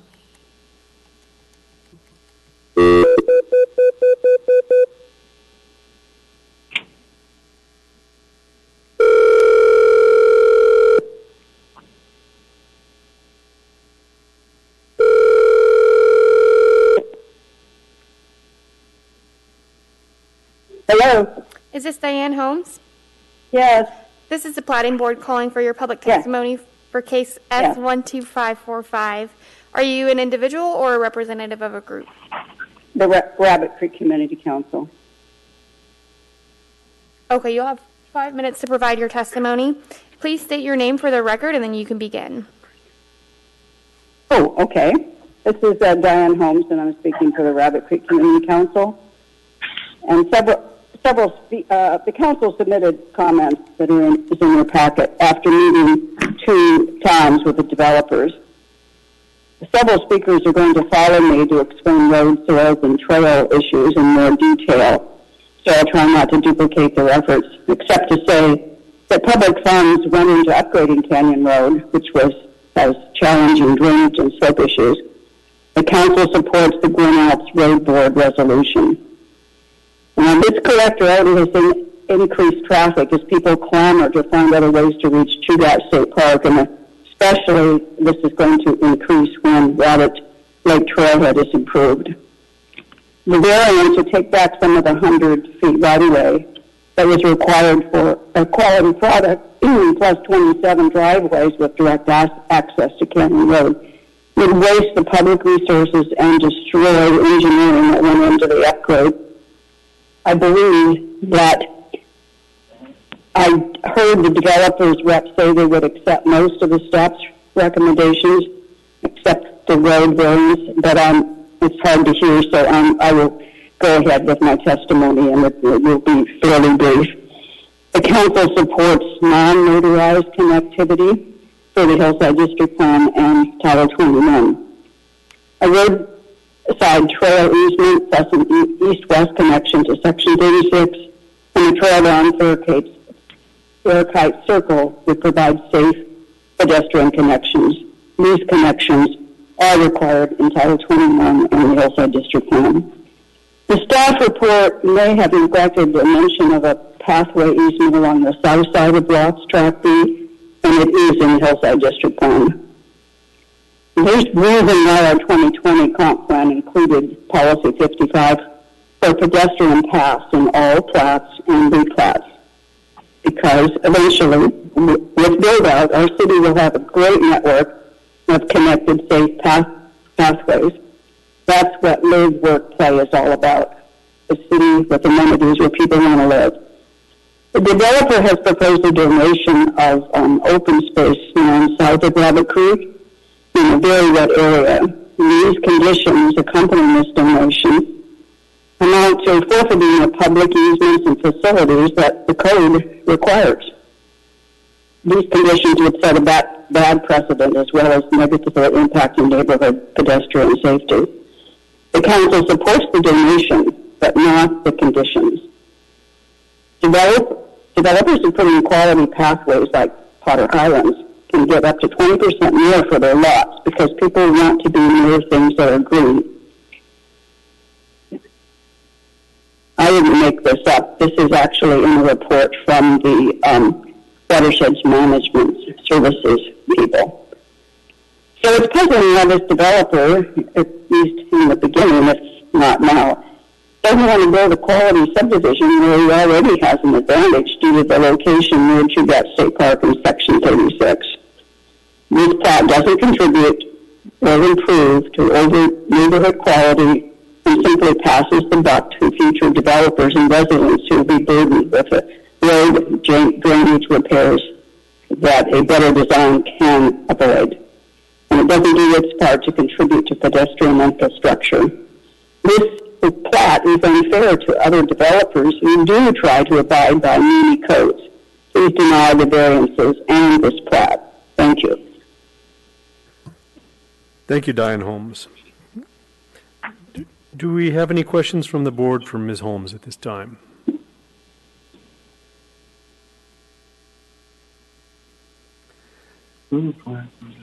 Thank you, Ms. Holmes. Thank you. Bye. Bye-bye. We will now move to our next public.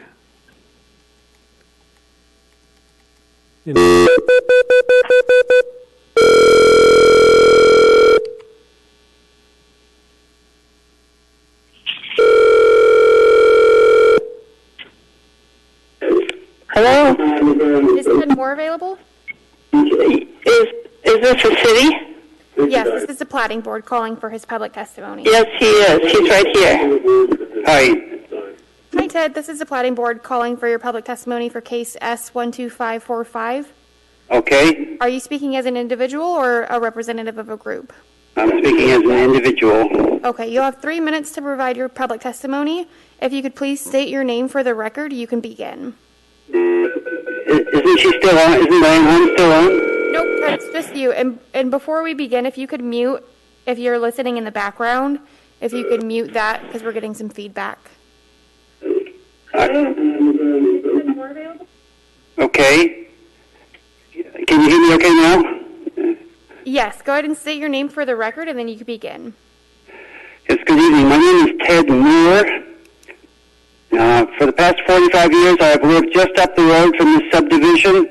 I have worked for 25 years as a professional civil engineer designing and testing on-site septic systems. Municipal subdivision requirements specify that soils tests must demonstrate the suitability of each lot for an original and replacement septic system. The developer has failed to comply with this very basic requirement, and therefore I feel you should deny approval of this plat. Based on the engineer's soils report, a reader would have no inkling that this property has serious drainage problems. However, anyone who has walked the property over the past several weeks and observed all the flooded test hole pits and multitude of surface flows would have no doubt. The engineer's soils report claims to assess the suitability of soils on 26 of the 27 lots. In fact, because the developer changed his lot configuration after the soils test holes were dug, 5 of the 27 lots do not contain even a single test hole. But it gets worse, much worse. The validity of the perk test data and groundwater monitoring for all of the test holes is questionable, to say the least. For example, the engineer's report claims that their technician conducted 24 percolation tests within a single day. As an engineer who has personally conducted many hundreds of soils tests, I can tell you that that is not possible. Accurate results require much more time. The perk test data reported for 2 of the test holes is identical in every respect. This does not happen in nature. The slope information provided for every one of the test holes is identical. This could perhaps be true in Kansas, but not here. The perk test readings are reported to the nearest thousandth of an inch. No perk test instruments display measurements to anywhere near that level of precision. I could go on, but you get the point.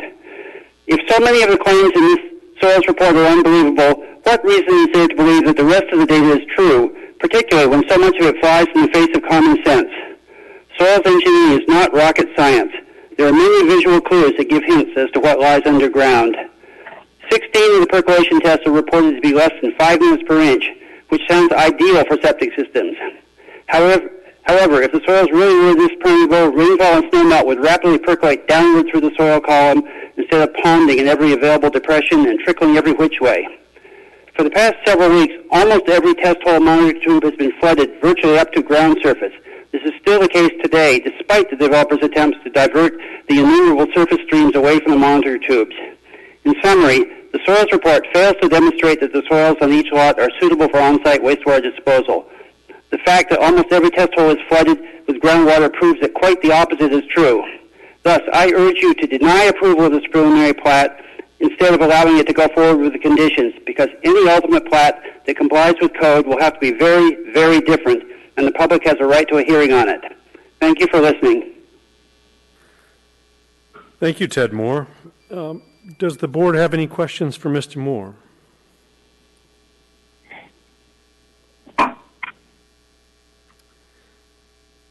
I don't see any questions for you, Mr. Moore. I do appreciate your participation this evening. Well, feel free to call me back if you have further questions, because I could provide data to support any of my statements. Thank you, sir. We'll now move on to our next public person.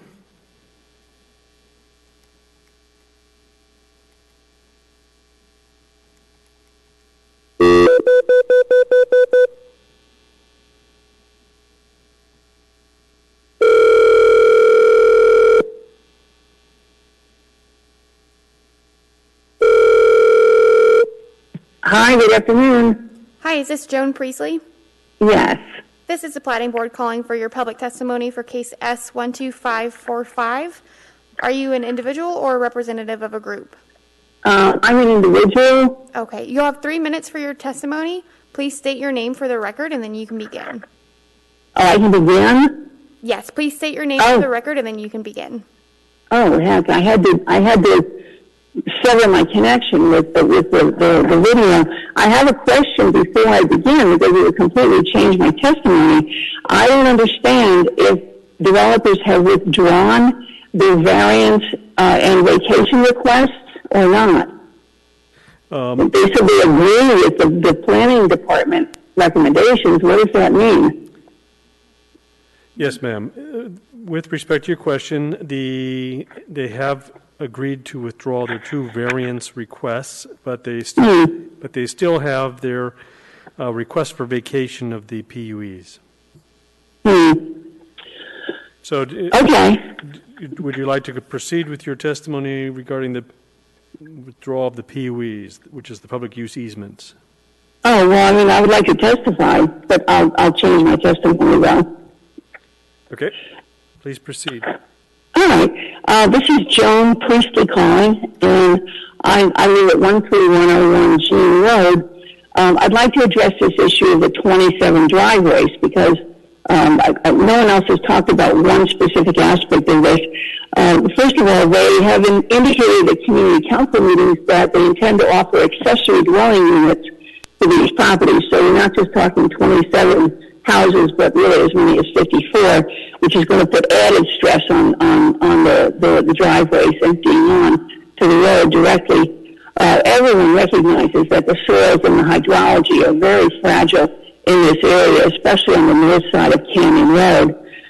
We've had washouts before in that entire area where this parcel is, and they will continue. And I predict that the culverts will suffer destruction, and even the driveways will suffer destruction, and even washouts repeatedly over the years. However, the builders have said that they have intended to maximize their financial benefit by not installing any cul-de-sacs or doing anything to eliminate 27 driveways onto Canyon Road. What they intend to do, though, is financially make the residents and the citizens of Anchorage responsible for the financial devastation of the repairs of these repeated washouts. They told us that the city will make them financially liable for only the first year, and after that, too bad, it's on everybody else. So the economists call this internalizing profits and externalizing financial responsibility. So if the board is under no obligation to approve this plat as it's been proposed, you can, and I think should, tell them to go back to the drawing boards, because the citizens of Anchorage deserve an environmentally sensitive and financially responsible project. And maximizing their profit privately and then putting the costs of the repairs in perpetuity onto the immediate residents and the citizens of Anchorage is irresponsible. It's very self-serving. And you could make the homeowners association, if they're going to have one, responsible in perpetuity, or the individual owners responsible in years going forward. But to allow them to create a very irresponsible plan of 27 driveways directly emptying onto the road just so they can escape the need to install cul-de-sacs and internal public roads here, and then force the financial responsibility onto the citizens forever after Ms. Priestley, is wrong. Thank you. And your time is up. Do we have any questions from the board? Yes, Kevin Cross here. I have a question.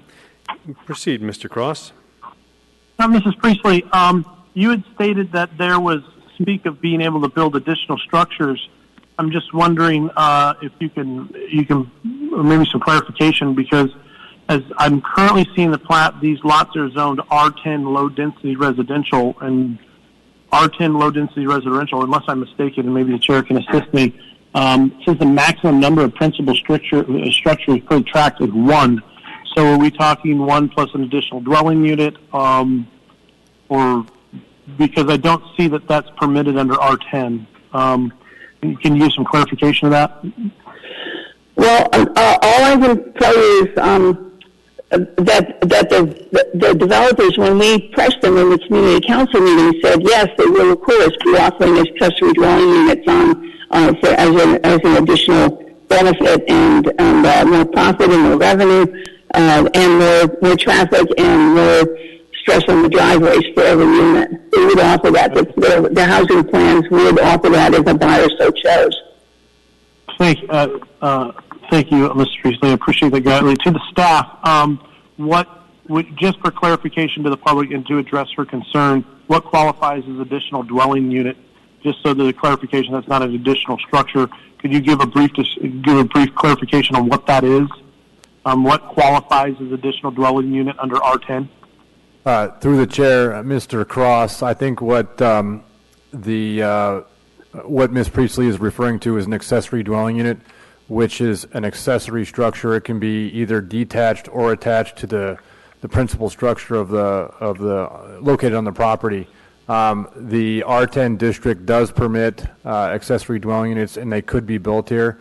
That said, I have not heard from the developer that they're going to install, or I should say construct, accessory dwelling units on every one of these 27 lots. In fact, I don't know that they've talked about, they may have talked about in the community council meetings the possibility of accessory dwelling units. However, that has not been conveyed to the planning department.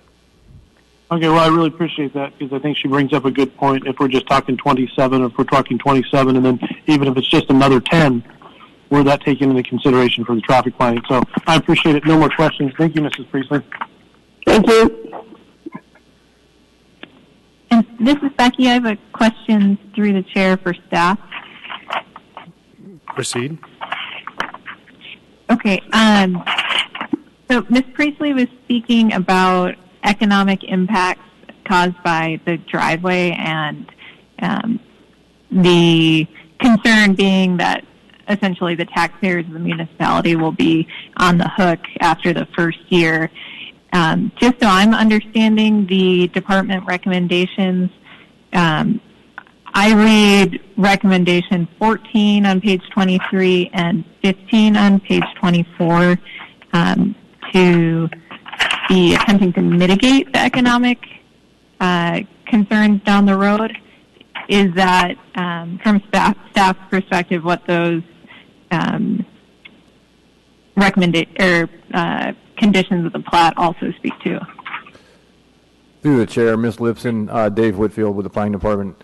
I think what Ms. Priestley was referring to was the warranty period for any improvements that would be required along Canyon Road. It's typically, and I know we do have the private development manager participating in this meeting, and perhaps he'd like to expand upon my response, but it's my understanding that the warranty period for any improvements are 2 years. And I think what Ms. Priestley is saying is that after the warranty period, the burden of improving the roadway or fixing any problems associated with that roadway would be that of the public. In this case, that would be the Glen Alps Road Board. And I appreciate that response. I guess what I'm wondering is, are the recommendations on 14 and 15, is that work that the developer is going to have to do prior to plat approval, or I guess as a condition of the plat, that will hopefully mitigate those costs regardless of whether they're in the warranty period or after? No. Through the chair, Ms. Lipson, certainly that's the intent, yes. Okay.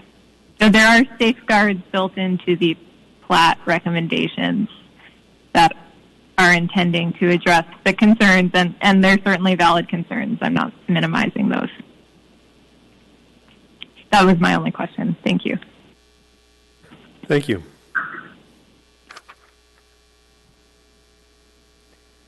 Are there any other questions for Ms. Priestley? We have no more questions. Thank you, Ms. Priestley. We'll take the next call.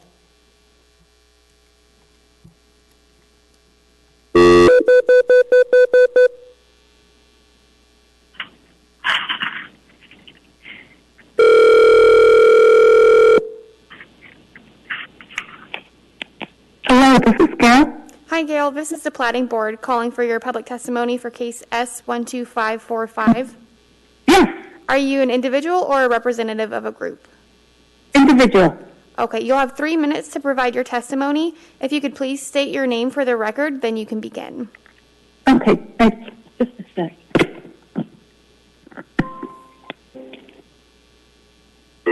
Okay, can you hear me now? Gail, before we begin, if you could mute anything that you have in your background, we're getting a little bit of feedback. Oh, yeah. I don't know why. Is that better? Yes, ma'am. Go ahead and state your name for the record, and then you can begin. Okay, great. Thank you.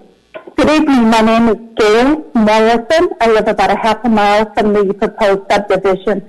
I oppose this plat for numerous reasons, but we'll focus on one. The reason is due to the fact that test holes do not meet the requirement for on-site septic for 24 lots. The land along Canyon Road for lots 1 through 15 is extremely wet. The land from Canyon Road up the mountain for about 150 feet has a very high seasonal water table. Last weekend, 3 of us walked the land taking geotagged photos of the test holes.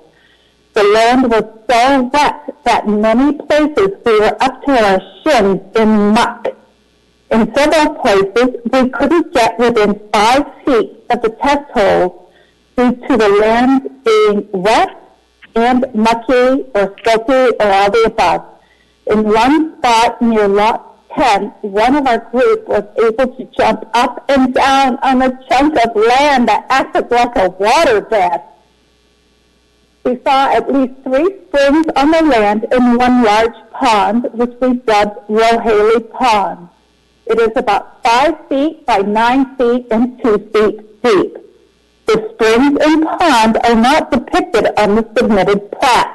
The proposed driveways for lots 1 through 15 will all be on muck-caked, wet land, or silty land, or all the above. This is unsafe for the owners and will be very destructive for the land, local water, and drainage. Also, I'd like to mention that one of the test holes was 25 feet from a heavily flowing culvert stream. Over the past 2 months, Ted Moore, who is a local retired soil scientist, has been monitoring the groundwater levels in all test holes that were dug by the applicant for the purpose of researching if the soils on each lot are suitable for on-site septic systems.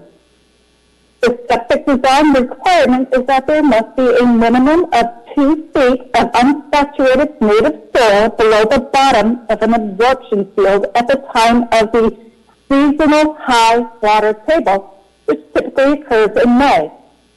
Based on the observed groundwater levels shown on Mr. Moore's spreadsheet and from seeing what I saw, the groundwater is too high for a legal septic system on at least 22 of the 26 sites tested. And the engineer's reported perk rate is too slow at 2 others. Most of the test holes, yeah. Yep. You have met your time limitation. Oh, I do appreciate your testimony, and the board may have questions for you. Okay. Does the board have questions for Gail Morrison? Kevin Cross here, Gail. So the bulk of your testimony is that the test holes are inadequate, and the information that they're providing is poor. That's correct. We saw that, if I can just add, most of the test holes were filled with groundwater very near to the ground surface. And at about 5 test holes, maybe 8, the test holes had water running out at ground level.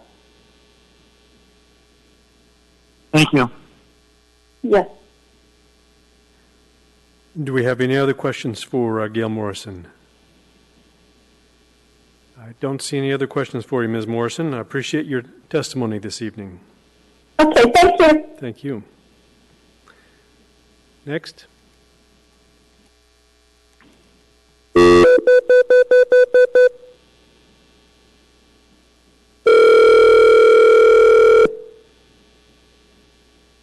Hello?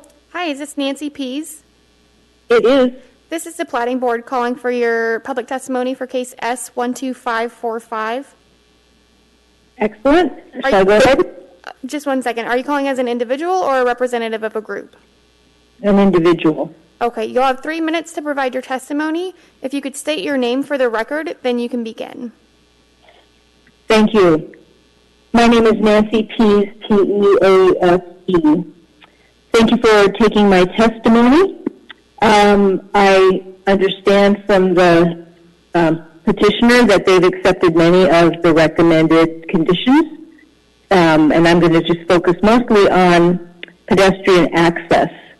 The main point I want to make is that the Hillside District Plan includes a trail connection along the southern border of the proposed lots, and staff has not recommended or addressed this required connection. So that represents an undeclared variance. I would recommend that staff or that the Platting Board dedicate a 20-foot wide pedestrian easement along the entire southern boundary of the lots, connecting to Tract B from both Canyon Road and Fair Kite Circle. And there are 3 reasons to do this. One, the Hillside District Plan requires it. Map 4.6 of the Hillside District Plan, which shows trails, includes a plat note or a note that the connections shown are required. And staff has not provided a finding for the deviation from the Hillside District Plan, and that, as I said, amounts to a silent, undeclared variance.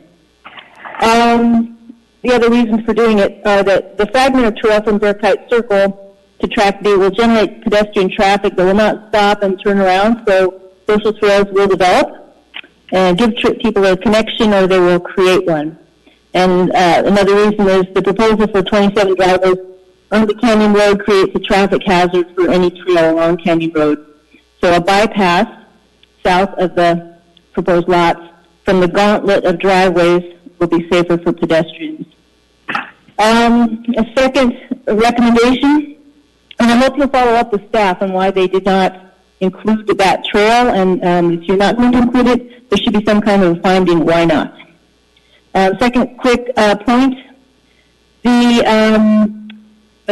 Condition 9, which provides for the connection to Section 36, I'd like you to add language that the trail will be mapped and field marked by permanent survey markers by the surveyor, and also to follow or to have approval of the alignment by the non-motorized transportation coordinator.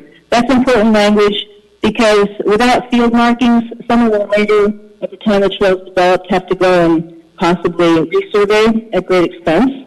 And then the alignment should be approved by someone other than a subdivider with Real Trails expertise. So I hope you will add those 2 points to Condition 9. Third point, under Condition 11, I hope the gravel pathway will have a required minimum width, and I hope it might be 8 feet since there will be two-way traffic. Yes, Ms. Pease, thank you. You're at the end of your time. Okay. We may have questions for you. Does the board have questions for Ms. Nancy Pease?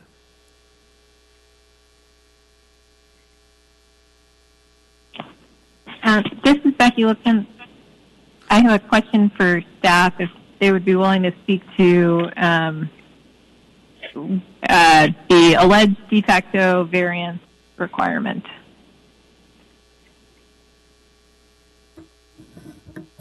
Through the chair, Ms. Lipson, the Hillside District Plan does call for a proposed secondary trail in the location I believe Ms. Pease is referring to. However, in discussions with the non-motorized transportation coordinator, we believe that that trail is not necessary given the fact that the planning department is recommending 2 other trail locations along Canyon Road and the one south of the one that she's referring to that would connect to Section 36. Thank you.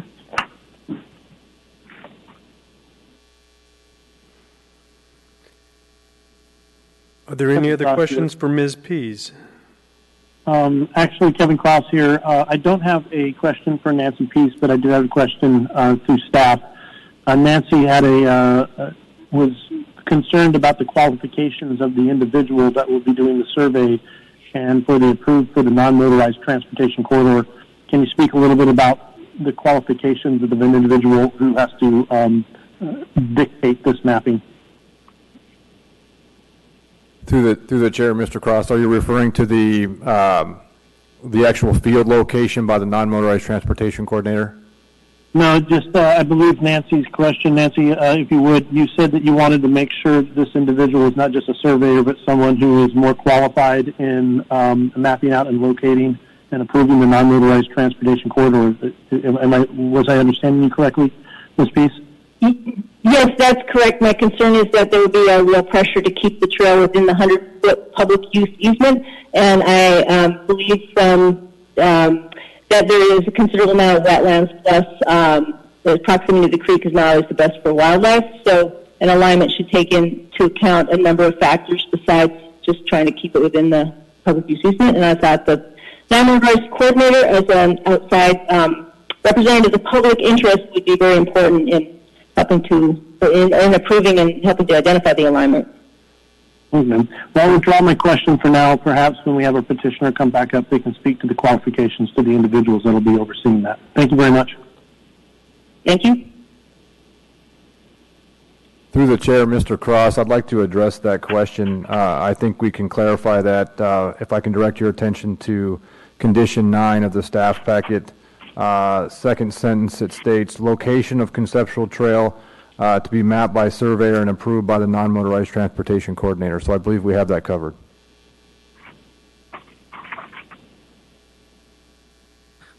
Is there any problem with also having it field marked by that same surveyor?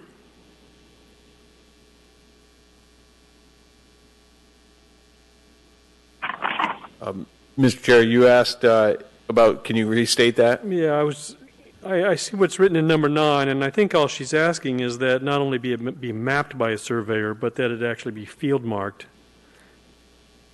after approval by the transportation coordinator.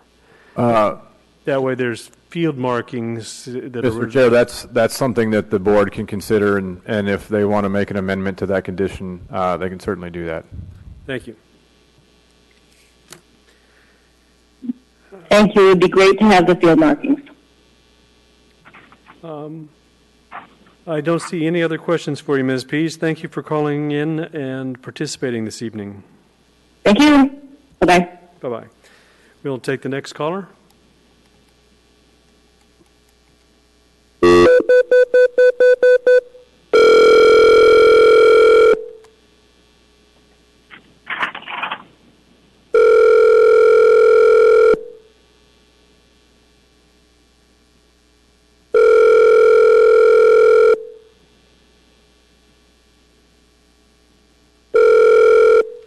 Hello? Hi, is this Joanne Bance? This is Joanne. Yes. This is the Platting Board calling for your public testimony for case S12545. Let's see, would you talk a little slower, please? I couldn't quite understand you. This is the Platting Board calling for your public testimony for case S12545, Canyon U Estates. Yes, this is for the city, the meeting. Okay, and are you ready for me to testify now? Are you an individual or a representative of a group? I'm sorry? Are you an individual or a representative of a group? I'm just me. Okay, you'll have 3 minutes for your testimony. If you could state your name for the record, then you can begin. Okay, thank you. I am Joanne Vance. I live at 14399 Canyon Road. This has been my address for the last 54 years. I am here to remind everyone involved in this subdivision, as a voice from the past, do it right this time, please. Follow the rules for everyone. Thank you. I'm through. Thank you.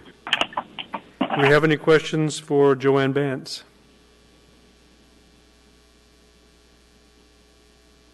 Thank you, Ms. Bance. Thank you. We'll take our next caller.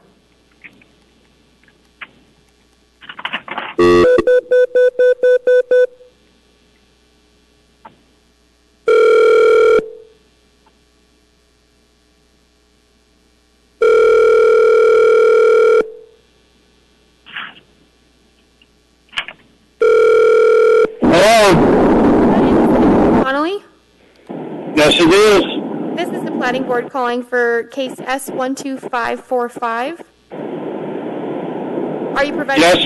Are you providing public testimony as an individual or a representative of a group? As an individual. Okay, you'll have 3 minutes to provide your testimony. If you could please state your name for the record, then you can begin. My name is Timothy Conley. It's Connolly. You can begin. Okay. The Canyon Road improvement through the View Heights or through the neighborhood was done with a grant from the Department of Transportation. The purpose of the grant was to purchase right-of-way and pave the road all the way to the park entrance. And we have completed 2 phases of that. We have not completed the whole project, which is to get a road right-of-way and paved road all the way to the park. It's taken us 50 years to get this right-of-way, and we got a 100-foot right-of-way, and until we complete the project, I don't think there should be any change in the right-of-way, because we don't know where the next phase is going to go as far as where the road's going to be located. Not only that, this road through the neighborhood there, where the proposed project is for, is about 3 years old. It's already starting to show signs of wear. There's cracks in it. There's also signs of frost heaves, and it's going to require continuous maintenance, or it'll end up being like Upper DeHarmon with a bunch of frost heaves, and the maintenance will be unheard of. And not only that, the traffic on Canyon Road, the majority of the traffic is related to the park and not the neighborhood. And, for example, last night, there was 56 cars at the park entrance. That's more than any resident traffic that exists up there. The other thing to consider is, until such a time as a traffic survey is done that will show us how much of it is park traffic versus resident traffic, no changes should be made to that road as far as giving up right-of-way at this time. If we place the traffic counters in the right place, we'll know how much traffic is residents and how much traffic is related to the neighborhood. And it's not that we're against this development. We just want to make sure that we do it right. It's taken 50 years or more to get this right-of-way and get this road improved so that it's better than a dirt gravel road, and that way we can have the proper maintenance and accomplish this project without having an adverse impact to the neighborhood and to the park traffic. Thank you, Mr. Connolly. And I'll be... Your time is up here now, but let me see if I have any questions from the board for you. Okay. Does the board have any questions for Mr. Connolly?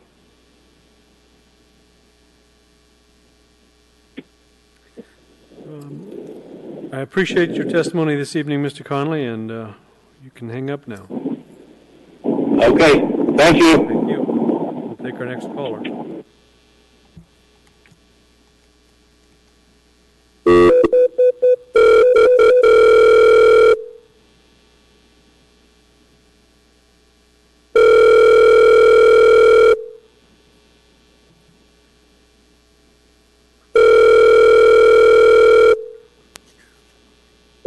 Hi, this is Detective Loafman with the Anchorage Police Department Homicide Unit.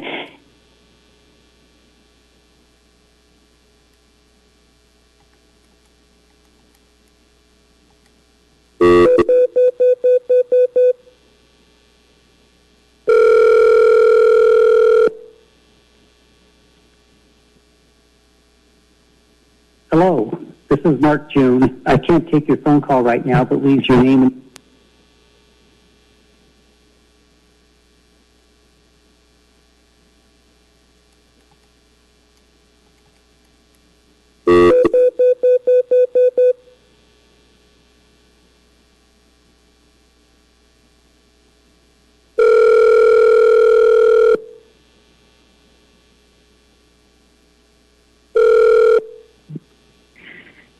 Hello, this is Roger Marks. Hi, Roger. This is the Platting Board calling for your public testimony for case S12545. Right. Are you an individual or a representative of a group? Well, I'm on the Glen Alps Road Board, but our chair is testifying later on tonight, so I believe that makes me an individual. Yep, that's correct. So you'll have 3 minutes. You'll have 3 minutes to provide your testimony. If you can state your name for the record, then you can begin. Okay. Good evening. My name is Roger Marks. As I said, I'm on the board of the Glen Alps Road Service Area. My written comments are on page 351, the staff report, and I'll summarize them here. We are responsible for the operation, maintenance, and construction of Canyon Road, where the proposed development would be. The money for this comes from property taxes from local residents, and one of the board's responsibilities is to hold costs down. The municipal platting criteria includes promoting the public health, safety, and welfare. A major concern we have in the current proposal is for the proposed 27 driveways directly accessing Canyon Road. These raise three major issues. The first is traffic.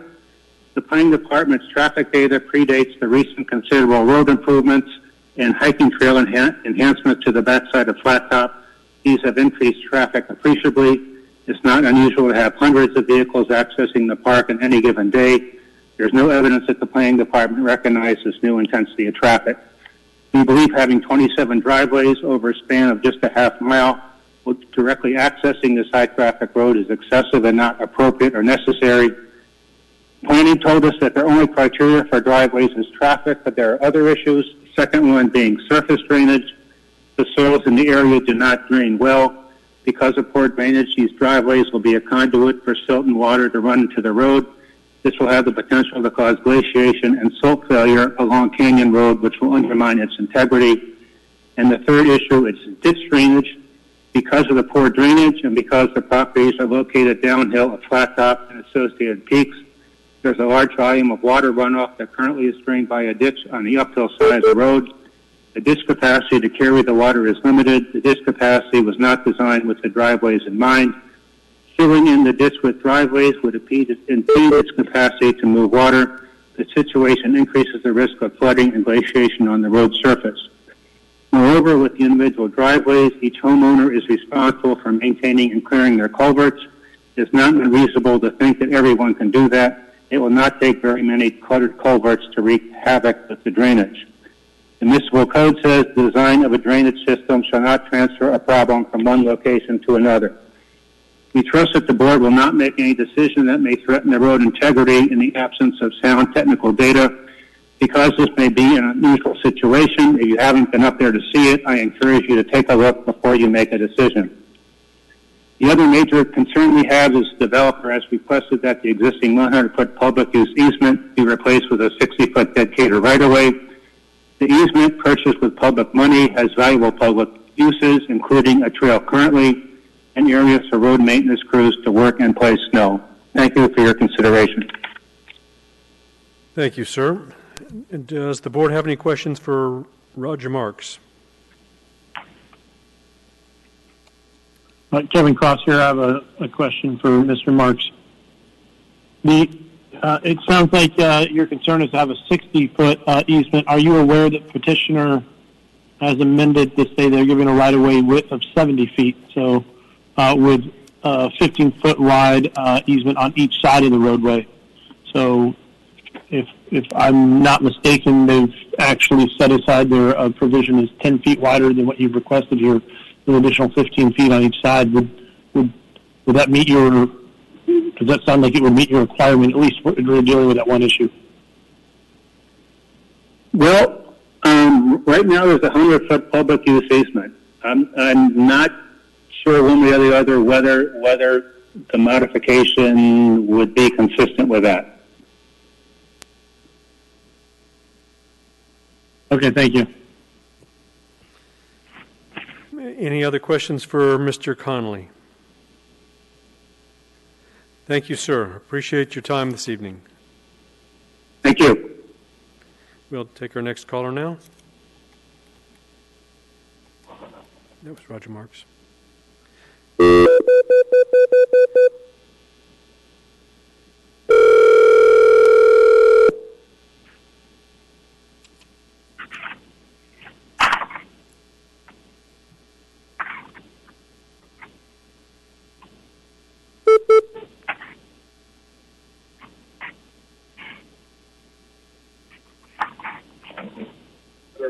Hi, is this Mark June? Yes, it is. Who is this? This is the Platting Board calling for your public testimony for case S12545. Yeah, you called my office before. Yes, we've been getting a few rings. So are you providing testimony as an individual or a representative of a group? As an individual, Okay. and I'm ready to go. Okay, you'll have 3 minutes to provide your testimony. If you could state your name for the record, you can begin. My name is Mark June. I live on Upper Diamond Road. And at community council meetings, we were told that the variances were essential to the platting application. Now, with the requests having been withdrawn for both variances, the plat shared with the public is inaccurate, and the developer should be required to restart the public process by sharing an accurate plat with the public. As someone else said, now is the time to get the plat right. My prepared comment focused on the variance requests. Unless the variances are granted, the plat should be denied. Again, now is the time to get the plat right, not some unknown time in the future with unknown changes. Additionally, I'd like to bring to your attention that reclassifying Canyon Road with no public notice is a lesser collective road with no current traffic study reflecting increased park traffic so as to justify 27 driveways both violates due process and, more importantly, creates a public traffic hazard. Finally, this is not the first meeting that I have attended where the developer presents either a new proposal or announces changes in the platting application or promises to address concerns in some unknown way at some unknown future time. Again, now is the time to get this right. Either the plat should be approved as is and as submitted in the application, or the developer should be asked to return to the planning process. Otherwise, the public's right to comment has been unlawfully nullified. Thank you very much. Thank you. Does the board have any questions for Mark June? Yes, Jana Welton. Hi, thanks. Actually, this question is for staff. This issue kind of struck out to me, and the previous speaker a couple back mentioned it too, the gentleman that was a civil engineer. He indicated, as this testifier echoed, that if all of the changes that were being made right now are made, then it's an entirely different plat than what the community has reviewed. And I'm kind of leaning towards agreeing with them that this is essentially going to end up a lot different than what the community's been noticed for. Staff, do you think it would be appropriate to, if all of these are going to change, to renotice some of the public hearing and public comment periods? Through the chair, Ms. Welsing, this is Dave Whitfield, Planning Department. It's fairly typical with most platting actions to have conditions of approval modify the plat in some way. Obviously, in this particular case, there are a lot of conditions which are going to modify the plat. But do I think that the public process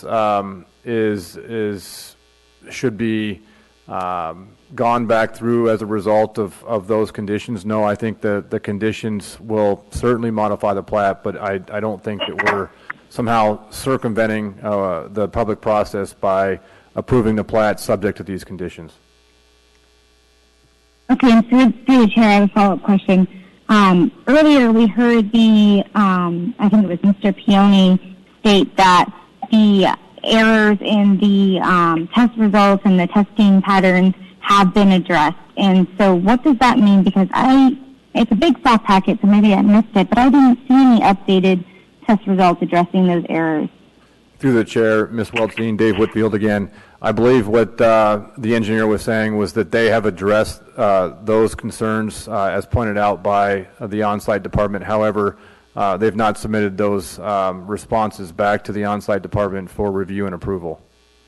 Certainly. So if they do submit those results and the comments change from the reviewing agency, that would be after we would either approve this as is. Through the chair, Mr. Weltstein, that's correct. That's a typical condition that is imposed on just about every plat that we do. They will be required to meet the minimum requirements of Title 15, which the on-site department implements. So that's a standard comment that they'll have to resolve with the on-site department. I believe they intend to do that. Okay, thank you. Does the board have any other questions at this time for Mark June?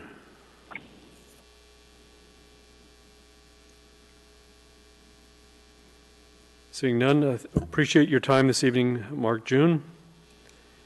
Well, thank you for allowing me to comment. And we'll now move on to our next caller. Thank you, sir.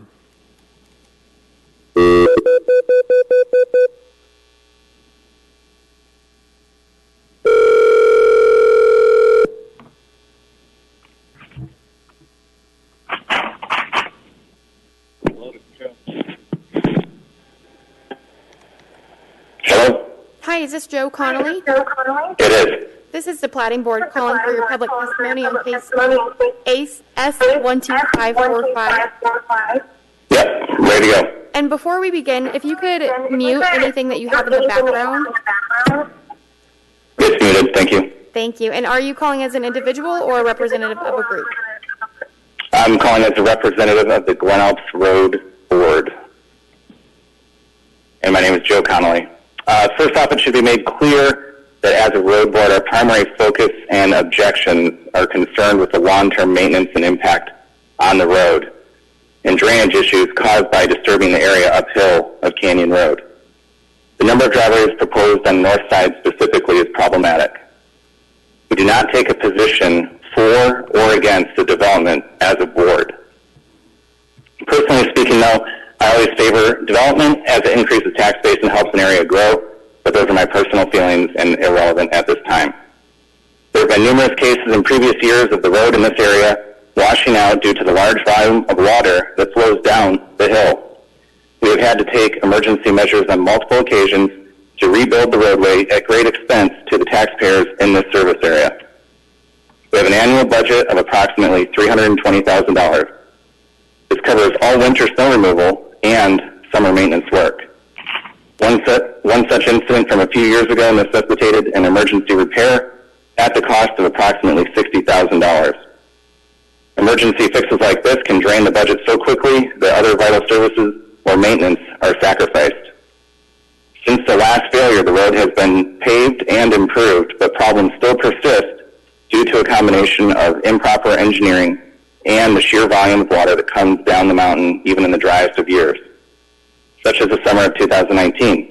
Recent estimates suggest just to fix these problems alone could be upwards of $50,000. How does Canyon View Estate subdivision make this worse? It's quite simple, as has been demonstrated or will be demonstrated with the other testimonies from the residents and board members alike.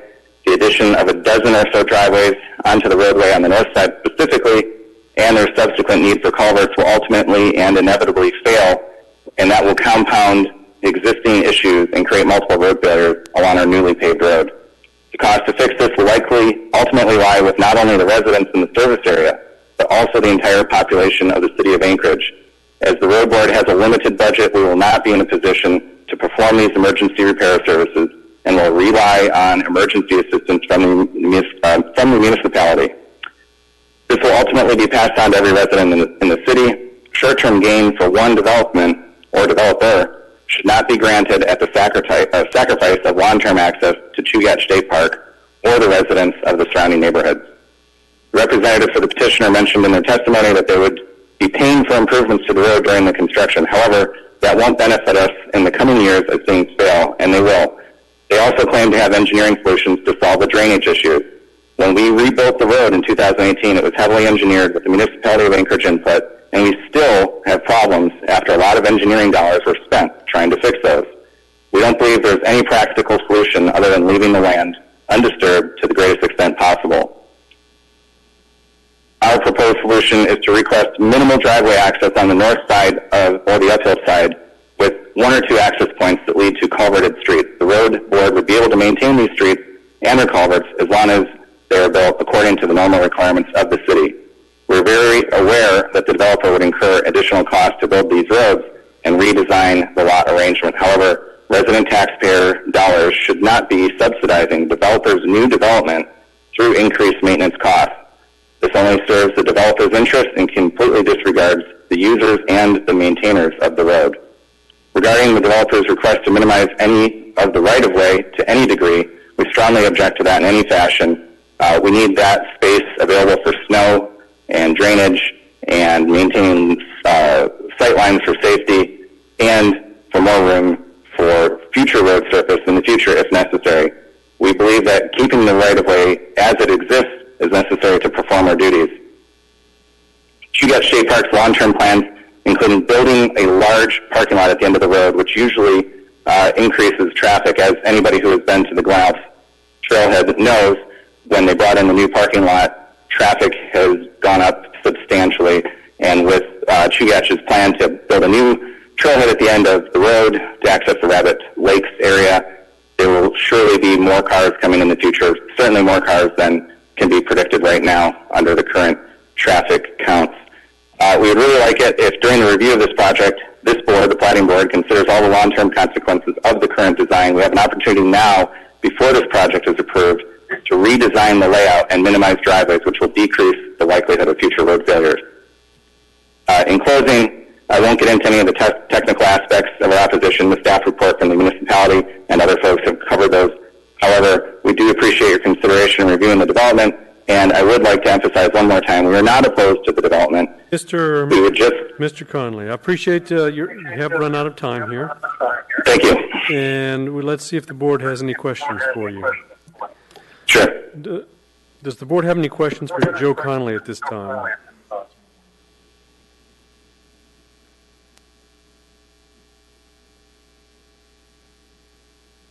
It doesn't look like we have any questions for you. I appreciate your call. Thank you. Okay, thank you very much. And we'll take our next caller now.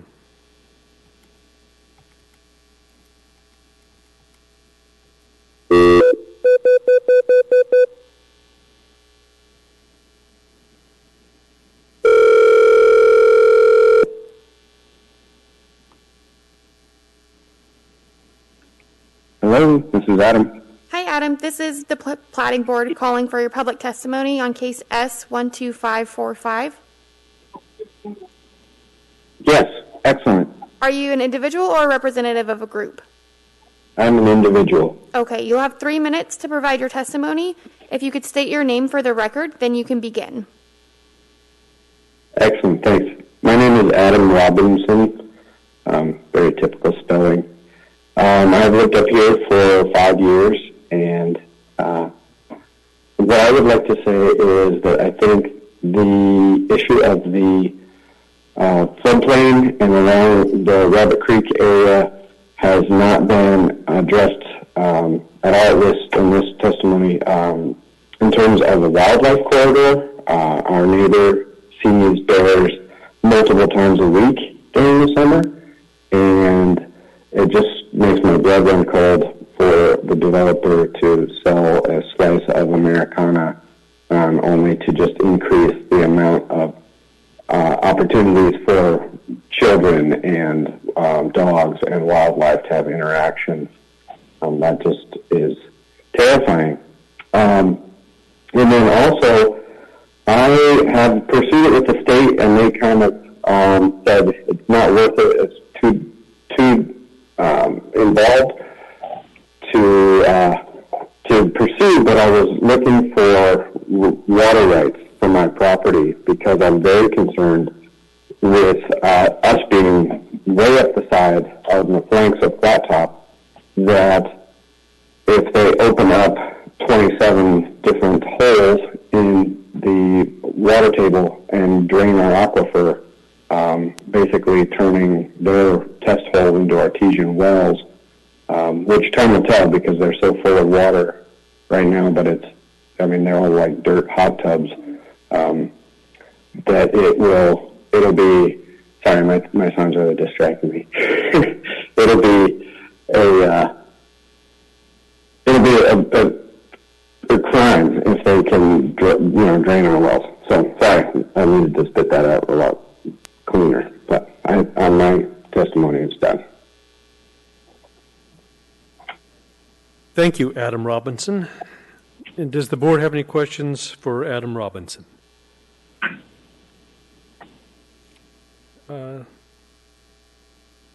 And thank you, Mr. Robinson. Yes.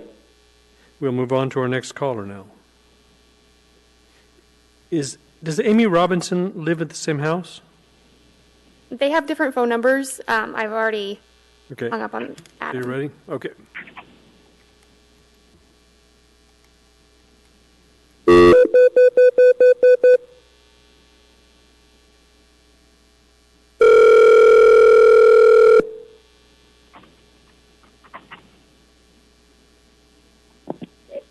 Hello? Hi, is this Amy Robinson? Yes, this is Amy Robinson. This is the Platting Board calling for your public testimony on case S12545. Are you calling as an individual or a representative of a group? I'm calling as an individual. Okay, you have 3 minutes to provide your testimony. If you could state your name for the record, you may begin. Hello, my name is Amy Robinson. I am Vice President of the Glen Alps Community Council, and I live up the road from the proposed development. I largely agree with the Planning Department staff conclusions. I would ask that the Platting Board follow them, and specifically deny all of the variations from municipal code requirements and all requests to vacate easements, as Holtquist has not proved them necessary. I'm concerned that this application and the work required to prepare it was rushed. I say that because despite their professionalism, the developer's team does not seem to have adequately considered the conditions of the land, and because the septic testing data has problems. I think that the Planning Department has done a great job of reviewing the records that have been submitted, and that their restrictions and conclusions are reasonable. I ask that you follow them and consider going one step further. Specifically, though atypical, I ask that you consider reversing Director McNulty's decision to allow the application to proceed with the embedded variance from Canyon Road's collector status by allowing 27 driveways along the road. If not reversed, the proposed development would put a strain on public resources in the form of poor design, congestion, and wear and tear on existing infrastructure. If not reversed, the development design will cause expensive road maintenance problems. There will be ice damming, overflow in ditches, and there will be car accidents. Better, more thoughtful design could avoid these problems. The design will result in inefficient movement of vehicles and pedestrian traffic, no parking or turnaround for fire trucks, and considerable road congestion. Support for the variance relies on a 2018 traffic study that may have predated the paving of the road and is likely inconsistent with current use, especially considering the growth in park access. They also seem to have omitted consideration of the new houses and how round-trip numbers will increase. These problems could be avoided by more thoughtful design and strict adherence to municipal code. I submit that it's the developer that should have to bear this cost and not the public. This isn't a simple issue. Even without a wetland designation on the north side, these lots have significant water drainage problems, such that a decision by the director prior to public input was not appropriate. This is not a one-lot, simple variance. It's for a whole new subdivision of impact in an area that has never been developed, so it merits additional scrutiny and consideration. The decision was also made without input, recommendation, or supervision by the Glen Alps Board of Supervisors, which may be a violation of Code Sections 2710.040 and 2730.190. Amy Robinson, your time has expired. Let me see if I have any questions from the board for you. Well, yeah, Kevin Cross here. Amy, if you could just go ahead and, it sounds like you were getting close to finishing your statement. Would you go ahead and surmise that for me so I can finish hearing your argument? Thank you. I just had one more, a couple more code sections that I think are being violated, and I wanted to reference those for the record, and that's 2103-200, 2108-010A, and 2108-030C.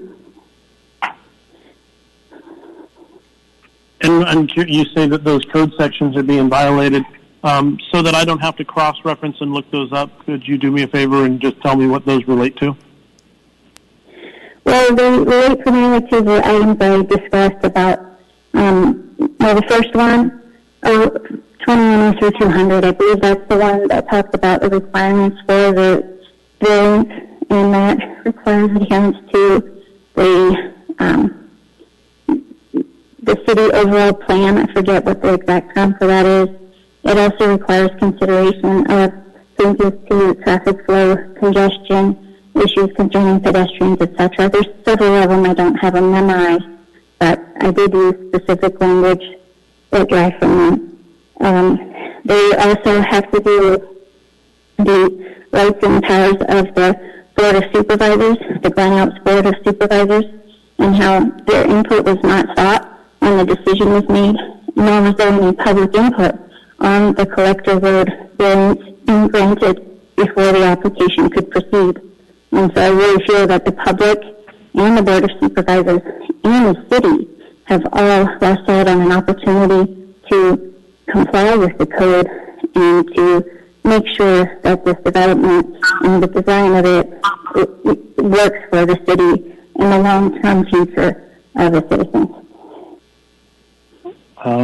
Thank you, Mrs. Robinson. My next question is just the staff. Staff, we kind of rely on you to police these items. Would you mind speaking to some of Mrs. Robinson's concerns regarding these code selections and how you made sure that these were being adhered to during the course of this request? Through the chair, Mr. Cross, I think we were writing down all those code sections as Ms. Robinson was citing them. However, we haven't had the opportunity to go through them in detail. Certainly, okay.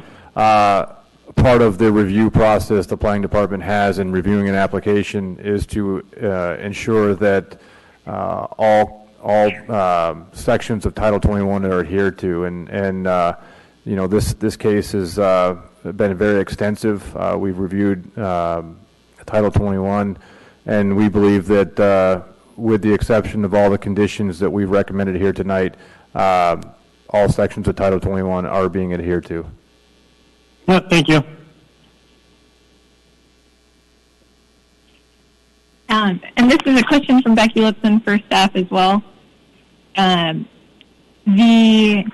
letter to the planning department requesting approval for residential driveway access to a collector road, it references a section of code that says, unless approved by the director, access to a residential use on a residential lot shall not be from a collector or greater street as designated on the official streets and highways plan. Just understanding that this is a decision that the planning director is authorized to make as opposed to a variance request that is coming before the board, correct? Through the chair, Ms. Lipson, the code cites or requires that direct access onto a collector be before a preliminary plat can be submitted, be approved by the director of planning. That being said, the Platting Board could in fact reverse that decision and decide that direct access not be approved. Certainly, we believe we've evaluated the application and we've allowed it to go forward, showing that direct access onto the collector. Understood. And that's my question. Thank you.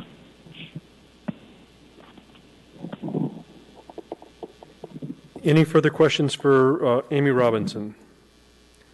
Seeing none, thank you, Amy, for participating this evening. And thank you very much.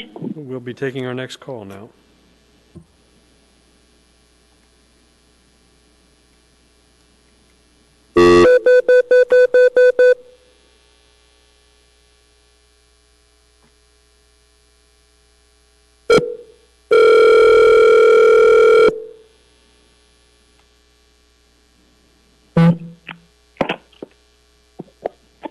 This is Joan.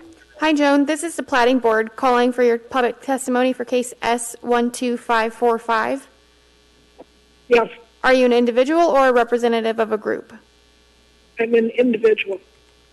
Okay, you'll have 3 minutes to provide your testimony. If you could please state your name for the record, then you can begin. Okay, my name is Joan Trevestino. I'm here on behalf of Sally Compare. Sally Compare is a landowner that is close from this development and she owns approximately 73 acres, which is accessed by Canyon Road. I want to speak specifically to staff recommendation A, and that is the denial of the vacation of the easements. The staff report on page 29 goes through the detailed analysis on what's required for vacation of the easement.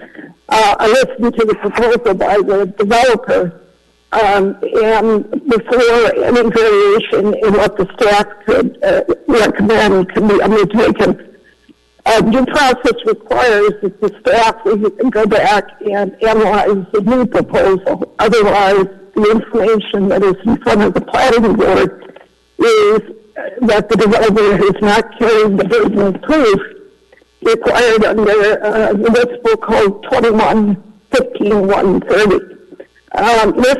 Compare hopes within 2 or 3 years to propose her own development. And so the viability of Canyon Road is essential to her as it is essential to everyone who is uphill and access to the park. So that leads me to the second question about traffic study. It appears from listening to the testimony that perhaps the traffic study has not been adequate because it has not taken into account uphill development or increase in park traffic. So the findings that are dependent upon the traffic study should be redone or reconsidered to take into account park usage in development uphill. That concludes my testimony. Thank you. Does the board have any questions for Joan Trevestino?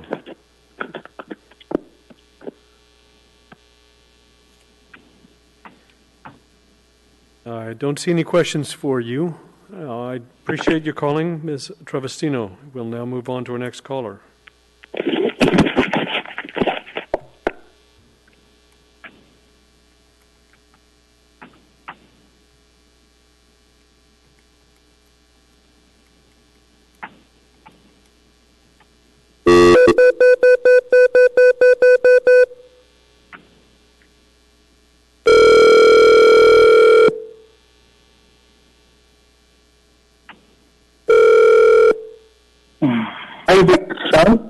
Hi, Sean. This is the Platting Board calling for your public testimony on case S12545. Yes. Are you calling as an individual or a representative of a group? As an individual. Okay, you'll have 3 minutes to provide your testimony. If you could state your name for the record, then you can begin. Well, my name is Sean Domagalski.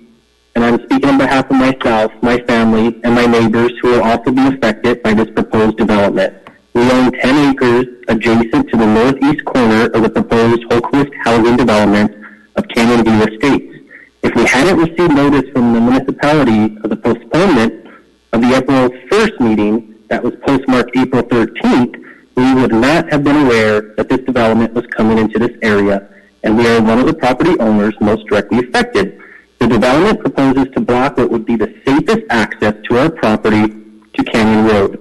Specifically, proposed lots 9 through 12 block our safe access to our property from Canyon Road. I have thoroughly scouted the surrounding roads for a possible road easement and know the safest route to my property is via access from Canyon Road through or along these lots with the proposed development. The recent improvements to Canyon Road were completed with grant monies to serve our community. My parcel and the other neighboring parcels have that benefit as well. In my grant experience, the purpose of a grant is to support and benefit the majority of the local tax-paying community. Since first hearing this proposed development in late April, I have contacted Holquist Homes via email and spoke to the development manager directly. He recommended that my family gain access from the top of the hill. This would obviously be a very dangerous route, requiring navigation along the steep grade through multiple lots in order to access our property and other neighboring properties. I may not be an expert regarding the development or the easement process. However, the lack of consideration being demonstrated by Holquist Homes is evidence of their lack of consideration of the existing local community members. Similarly, by not contacting surrounding community members, Holquist Homes is not demonstrating their slogan of building lasting relationships. Their response to finding access from the top of the hill demonstrated a pure disregard for our safety. Today I'm asking support from the municipality of Anchorage, the Platting Board, or any other decision makers involved, as well as my fellow community members. It would be negligent to dismiss the negative impact of the proposed Holquist Homes development to the existing community. It would be negligent to allow this builder to block the safest possible easement access for multiple lots. I have requested easement access to my property in writing in the past. I have paid my taxes in order that rights to accessing my land would eventually be corrected. Now is the time for that correction, and we need your help. If easement access is not addressed at this time for myself, my family, and my neighbors, our interests and safety will continue to be swept under the rug for the sake of the company's financial gain. Please help us and help Holquist Homes to build lasting positive relationships with the whole of the community they seek to profit from. Thank you. Thank you. Does the board have any questions for Sean Domagalski? This is Becky. Sir, do you currently, are you just seeking for the petitioner to provide a easement to your property, which is adjacent to this development? We essentially, yes, since they're the current owners, but knowing that this is the safest route, I need an advocate also because right now the proposed lots 9 through 12 completely block it, where that easement is going to be very difficult, or the request for me to go on top of the mountainside downward is very dangerous. And correct me if I'm wrong, but you don't currently access your property via the future easement that you would be requesting? I have, it's landlocked at the moment, so I'm paying taxes on landlocked land at the moment. Oh, okay. I better understand the scenario you are addressing. Okay, I have no further questions on that issue. Thank you for your testimony. Yes. Any other questions from the board for? Yeah, Kevin Klaus here. Actually, I don't have a question for Mr. Is it Domagalski? Is that how, am I pronouncing that correctly? Domagalski? Yeah, Domagalski. That's fine. All right, yeah, I just, one of the advantages of working remotely is that I'm able to look up the plat real quick and go on property profile in the Muni and pull up some information. So my question is to the chair. It looks like Mr. Dolgowski brings up a good point that his property is pretty much landlocked right now, and from what I can tell from the topography maps and stuff, I don't see a whole lot of access to that property except through the petitioner's site. How is since we're doing development here, how do we typically handle, or what is the situation on making sure that we don't landlock individuals any further?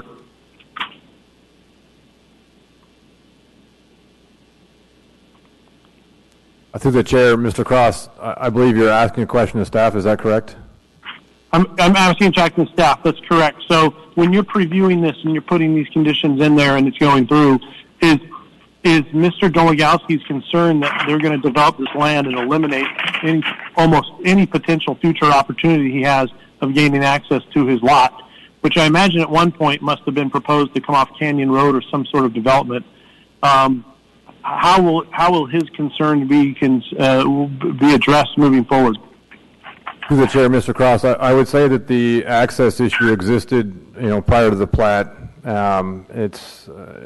This is an aliquot part that I believe Mr. Domagowski owns. There may be a section line easement that runs along the east boundary of the petition site. Without doing research, I really couldn't say what the solution would be here. Certainly the person testifying, Mr. Domagowski, could negotiate an easement with the property owner, Holquist Homes. Again, without doing research to figure out what the appropriate solution is here, whether there's a section line easement or not, I couldn't say for certain. Okay, thank you. Thank you, Mr. Domagowski. I don't have any further questions. Thank you.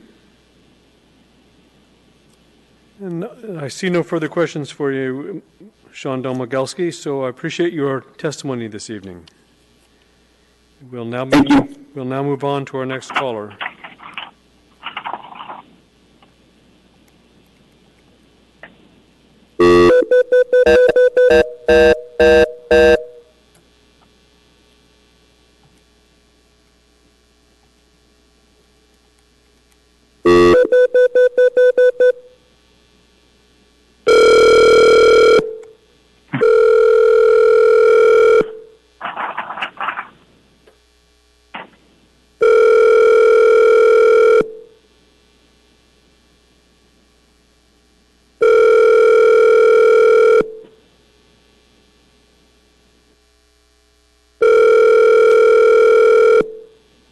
Your call has been forwarded to an automatic voice.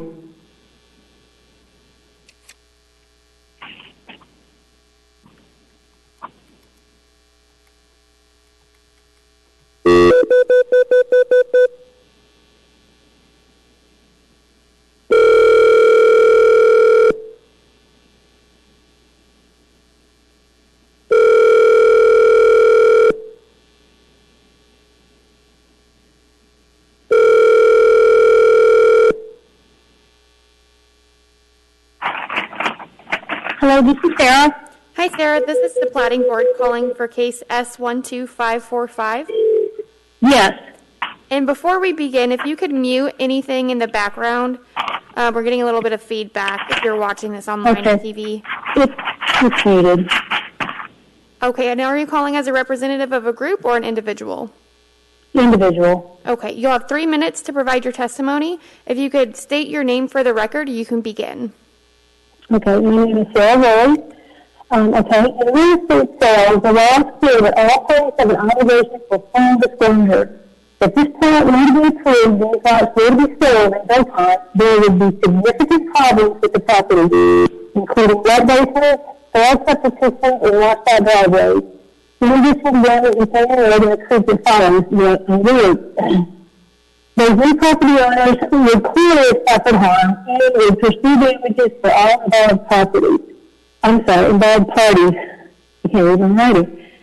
If those water issues have not been disclosed prior to the sale, the builder has made assertions to the city and to the Platting Board that there are no water issues on the property. However, there is extensive photographic and video evidence within your packets as well as testimony from Community Council, the Board of Supervisors, and civil engineers contracting the building submissions.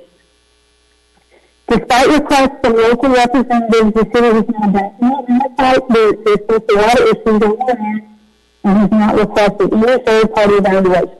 In fact, this planning board meeting is happening prior to the completion of the water course survey and spring testing of the proposed septic system site. Those potential future landowners will have copies of all the evidence provided by the local community to assist them in their liability claims against the builder, and all parties will allow this development to move forward.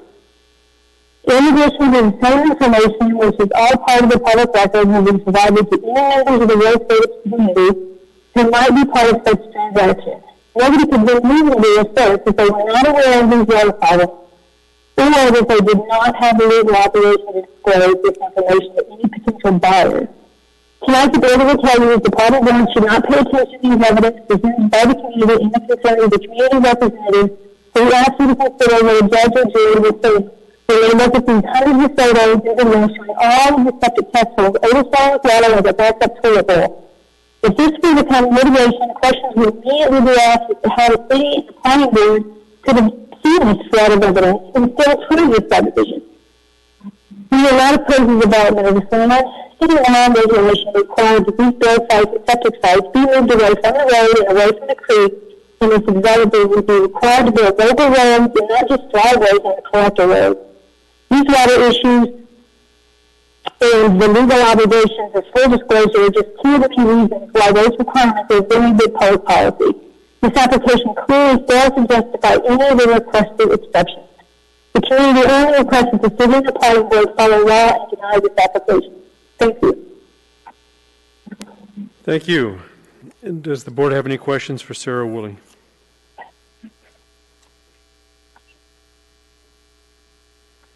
Thank you, Ms. Woolley, for participating this evening. Thank you. And we'll take our next caller.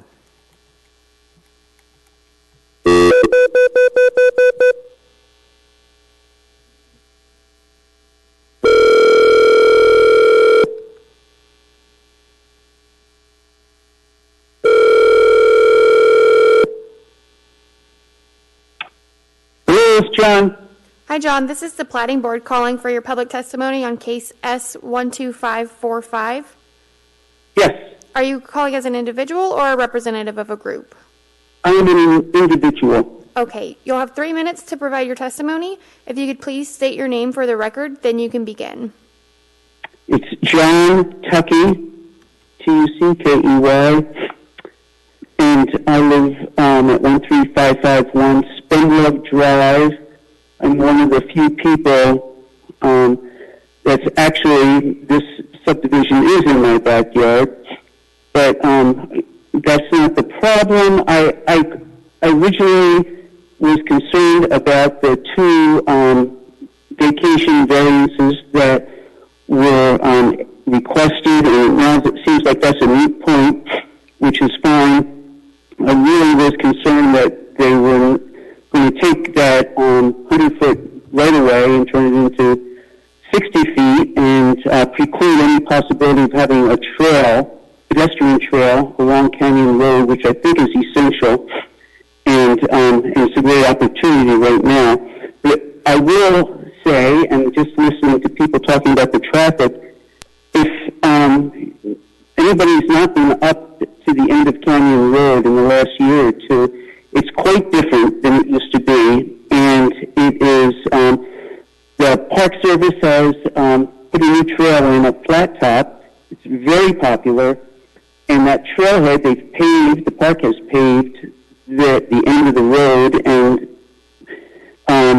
allowed for more parking, and whatever kind of traffic study was done, it's out the window now because there is so much traffic on any blue sky day, any time of year, going up there, and it seems like the park's going to continue improving, adding more trails. They're trying to take pressure off of flat top Glen Upside. I don't blame them, but I think a true, real traffic study is going to look at the future. What's it going to be like 5 years from now? What's it going to be like 10 years from now?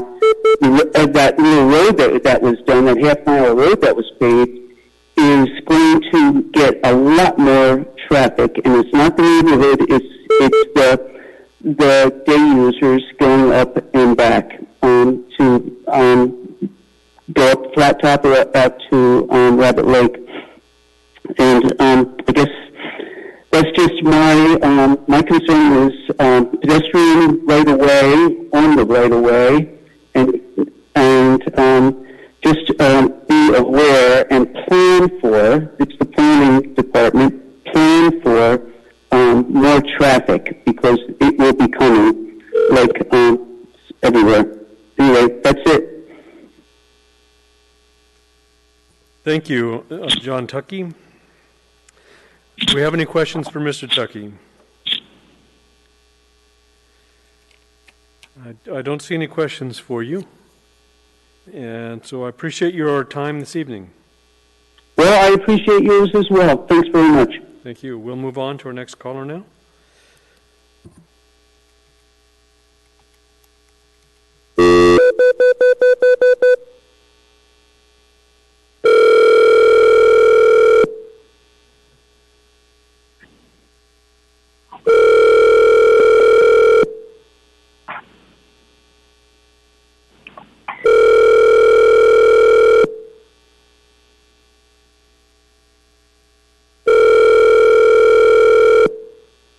Your call has been forwarded to a...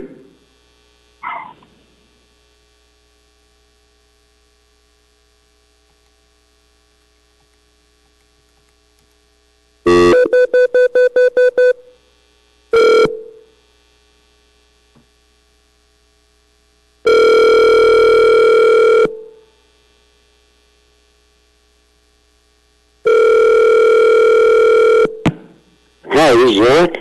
Hi, Eric. This is the Platting Board calling for your public testimony for case S12545. Hi, glad to hear from you, and my name is Eric Wasserman. And Eric, before we begin, are you calling as an individual or a representative of a group? Just as an individual, my wife and I, Joan Wasserman, live 13441 Spindler Drive, and we've been residents there for 30 years, and are members of the Grand Rapids Community Council, but I am speaking as an individual. We're concerned about the proposed development of Canyon Road, at the few meetings that the developers notified us of, regarding their proposed subdivision plans. It became obvious to us that to maximize the number of lots they could have, they would need to construct 27 driveways that would empty directly onto Canyon Road. It's our understanding that 27 driveways for 27 acre and a quarter lots would, or a little bit more than an acre and a quarter, would require special dispensation from the municipality in order to avoid cul-de-sacs, which would reduce the number of lots that could be crammed into the proposed subdivision. Understandably, I fully understand how the developers want to maximize what they can, but 27 driveways on a road that meanders the way Canyon does in elevation as well as laterally is a recipe for big-time safety hazards. Whether people are pulling out straight or they're backing out, there are plenty of blind spots where even the safest, most conscientious driver is not going to be able to see the traffic that's coming either up or down. In addition, it's going to require 27 culverts. I think that's been spoken to ad nauseum, and having lived up here for 30 years, it seems like glaciation and blowouts of the road are pretty common, and in that particular area, it is very common. guess my last cogent point on this subject is my wife and I frequently walk Canyon, and you go up there on any given weekend day pre-COVID, and I remember one time we counted 150 cars parked on either side of the road. Obviously, to relieve pressure on the Glen Alps, this is an ideal place to ascend Flat Top, as well as going to Rabbit Lake. It is only going to get bigger and more congested. So I think we really need to just throw out this plat, start at scratch, and try to come up with something that is close to a legitimate... Eric? Yes. I'm just interrupting you here because the time has run out for you. Okay. But let me see if you have any questions from the, from the board.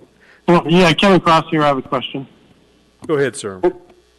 Mr. Wasserman, you said you live on Spinlove Drive, directly, I guess, north of the proposed plat here. Correct. And how long have you lived in that neighborhood?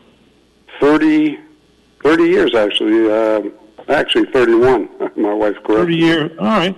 And out of curiosity, how large is your lot? I think they're pretty much standard acre and a quarter up here, at least at this end of Spendlove, where View Heights runs into it. Okay. Now, based on my topography maps I'm looking at, it looks like the slope of your neighborhood is similar. I mean, there is a couple of spots that are slightly steeper on this one, but it seems to have the natural grade. Other than the fact that Canyon Road cuts through here and it seems to have a little more traffic, could you help me understand why they're proposing their? I mean, you must you obviously love your neighborhood and you like it. They're they're acre and a quarter, acre and a half lots. They're proposing the same thing. And you're right adjacent and you're next door. I don't want to sound like I'm callous or anything, but why does your lot work for you, but it doesn't work for them if they're proposing pretty much the same size lots on very close to the same grade? Well, I'm not sure with whom I am actually speaking. Is it Mr. Cross? Yes, sir. Oh, well,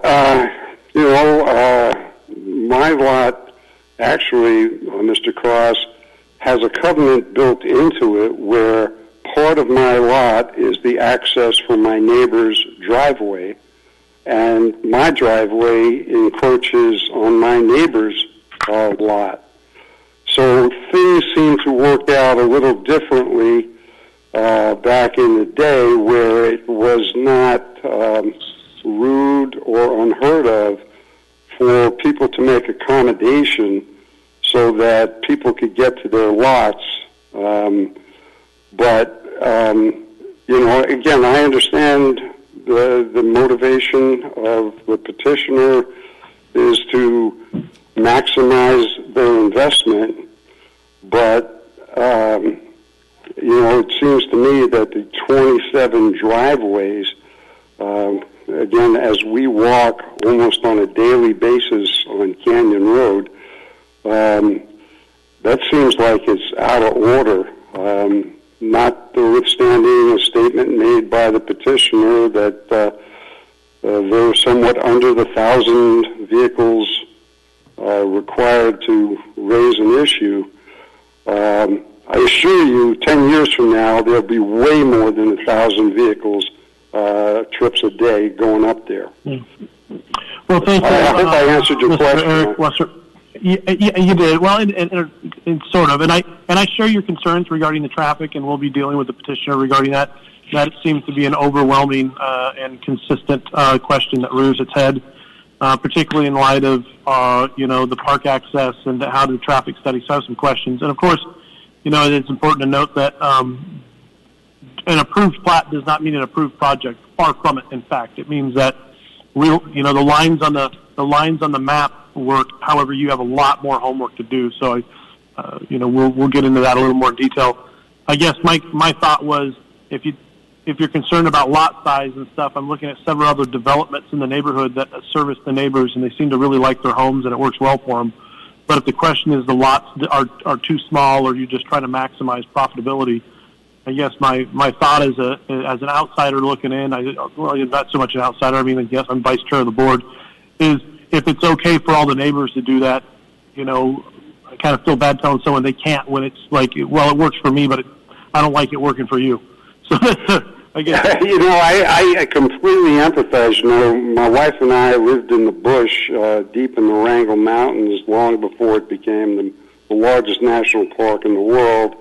And now, you build it and it will come, and there are roads crisscrossing what used to be pristine areas. So, I understand that things change, and I am not condemning the petitioner because he's attempting to maximize his investment. But I believe between drainage and driveways, there are some presenting factors that they seem to be, kind of blowing off because like I said before, when you walk that road and it's, a curving road and high and low spots, you cannot see cars coming. Eric. Yeah. This is the board again. I'm sorry. I think that you've adequately answered the question, and I think we're repeating some of the issues you've already discussed. Sure. I appreciate it. I don't see any Real other quick, questions. To declare, Mr. Walker, how many more individuals do we have lined up for phone calls? 4 more. 4 more. Okay. Just it's been 3 hours and squirming in my chair here. I don't know if we could take a quick 5-minute break or something, but just going over 3 hours without a quick recession. Can I just take a 5-minute break and we can just come right back? Yeah, in the meantime, I'm going to let Mr. Wasserman off the phone, and then we'll take a 5-minute recess.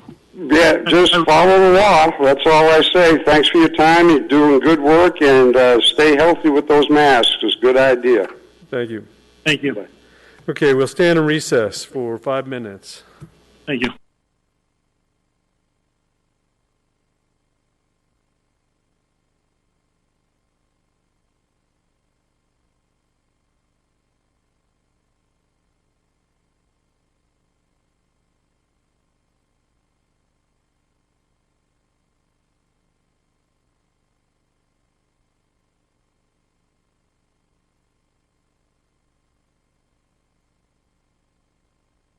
Tom Burke's cell phone. Please leave a message.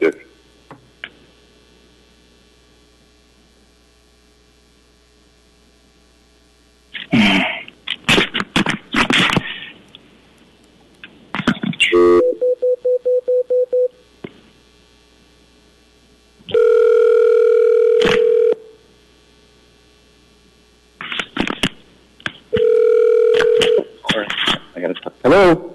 Hi, is this Tom Burke? Yes, it is. This is the Platting Board calling for your public testimony on case S12545. Yes. Are you calling as an individual or a representative of a group? I'm calling as a representative of the Platting Board. You're calling as an individual? I'm calling as a representative of the Board of Supervisors. Okay, Joe Connolly has already represented the Board of Supervisors, so you will have 3 minutes. Then I'll represent as an individual. Okay, great. I assumed I was only getting 3 minutes. Okay, you have 3 minutes. If you could state your name for the record, you can begin.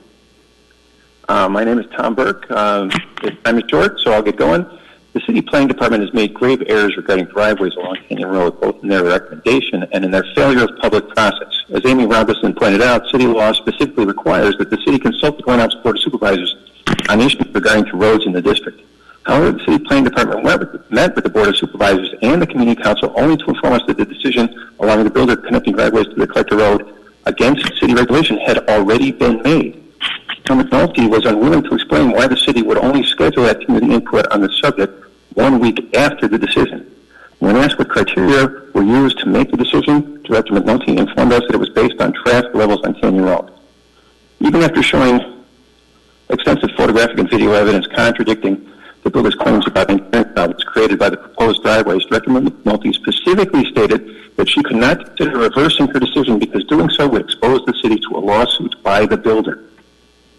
We requested any documentation about criteria for this decision. We were provided with a report from the builder's consultant, which I believe is in your packet. using out-of-date traffic data to show that at some time Canyon Road has less traffic than would be expected on the road. The city could not cite any policy or law or regulation to support the assertion that traffic was the main or deciding factor about driveways or that other factors shouldn't be considered. At all the public meetings required for the development, the developer had lied to the community, saying that this was a local road and that driveways were allowed and didn't require an exception. The builder had convinced city planning office to treat Canyon Road as a local road, even though Canyon Road is by law a collector, and changing that designation would require a vote of the assembly. This is like being pulled over by the troopers when you're doing 75 in a 40 zone, and then persuading the trooper that it should be a 75 zone so you don't get a ticket. And somehow, city planning went along with all that. The city planning department applied an inappropriate criteria suggested by the builder and that ignored significant technical evidence and specifically excluded local consultation required by ordinance. The actual law allows exceptions to rules against driveways on collector roads only when there is community benefit or an undue burden on the builder. Neither the builder nor the city has even attempted to meet either of these criteria. Explaining the engineering issues, the water issues, and the pedestrian issues are more than the 3 minutes I have. The proposed subdivision is more than 100 acres and will be selling homes that are each priced over $1 million. Yet the developer proposes building no local roads, no trails or sidewalks, making no allowances for the Hillside District Plan or existing trails along the road. Most importantly, Alaska taxpayers just spent $5 million so Canyon Road can provide reliable access to Chewy State Park, and all the requested exceptions would sacrifice that road for the sole purpose of making this subdivision more profitable for the builder. This application clearly fails to justify any of the requested exemptions. Community only requests that the city and the planning board follow the law and deny the application. Thank you, Mr. Burke. Does the board have any questions for Mr. Burke? This is Becky. I have a question for staff. I can't hear you. Okay. Can staff hear me? Yes.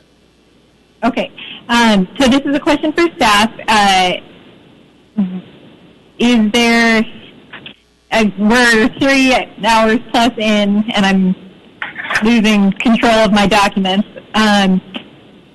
Is there any other documentation of the basis for the planning director's decision to approve the 27 driveways, the administrative approval, besides the signature on the triad letterhead letter from February 6th? Through the chair, Ms. Lipson, yes, you're looking at page 42, 43, 42, 43, 44, and 45. That is the letter that the planning director signed off on. Is that what you're referring to? And that was the request for approval for residential driveway access to a collector. And in that, go ahead. Oh, so no, I guess that is answering my question. In that letter, I understand, I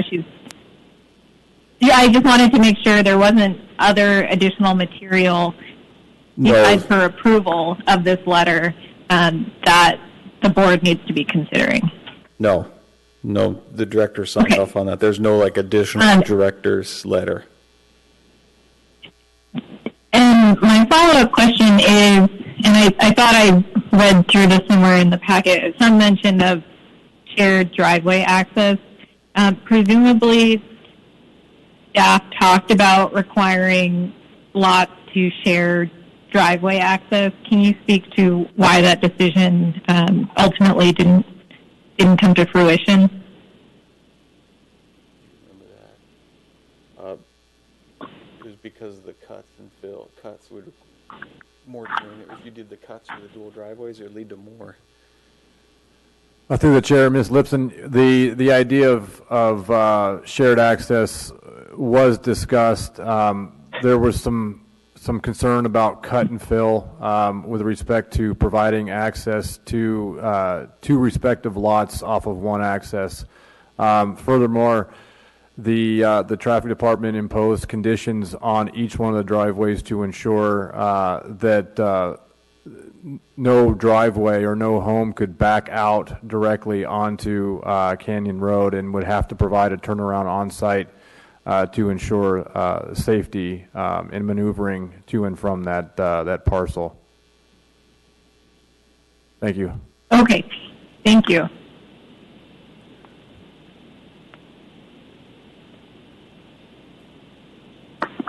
Any other questions for the person on the call?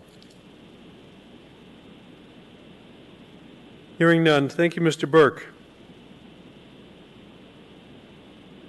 Tom, are you still there?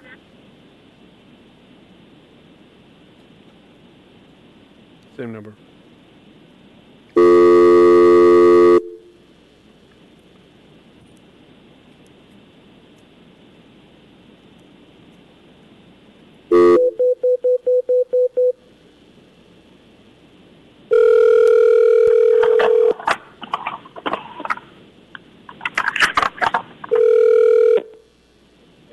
This Ricky.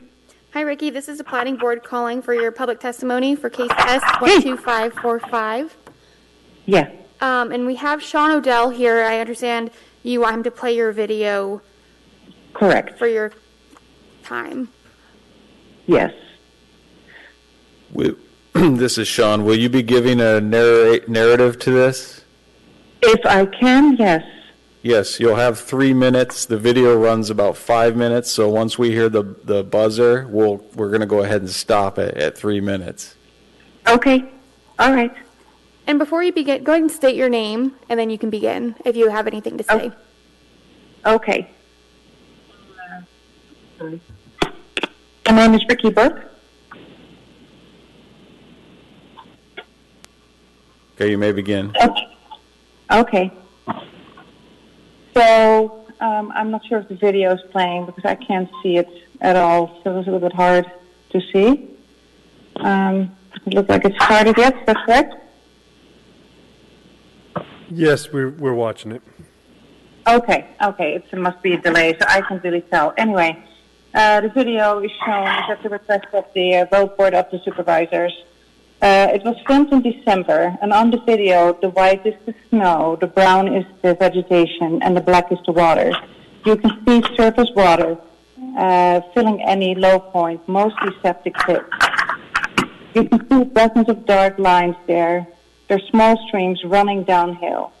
Some run in the septic holes, some originate from septic holes. It's eventually flowed to the road. This water froze later in the winter and then thawed and was flowing again.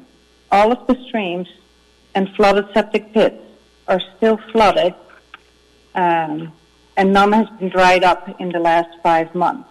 The contractor has tried to fill the pits to bury the evidence.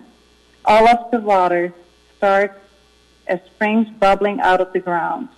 To make informed decisions this land, you should really go and see it for yourself. The video is the next best thing, and I encourage you to watch more than 3 minutes. If you could plan to see the springs, you could then see the springs emerging from the paved road surface. Your dilemma tonight is that the developer has asked for exemptions to very reasonable city regulations, claiming the land has no water issue. But these claims are contradicted by a wall of evidence and testimony tonight. The builder wants you to believe that these water issues do not affect Canyon Road, the collector road. This is simply the builder's strategy for not spending money to build the local roads that city law requires. Building local roads for a new subdivision is simply not a hardship. The Road Board of Supervisors just requests that you follow the law and deny the plat. Thank you. Thank you. Does the board have any questions for Ricky Burke?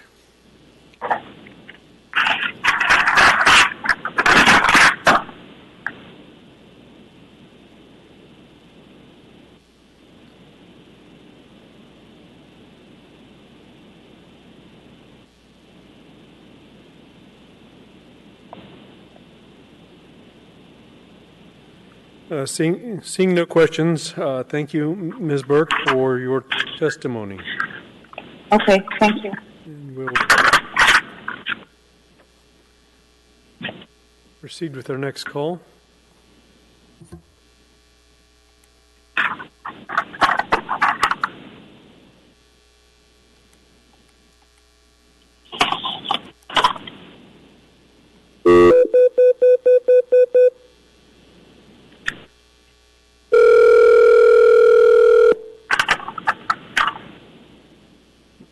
Greg Kuiper.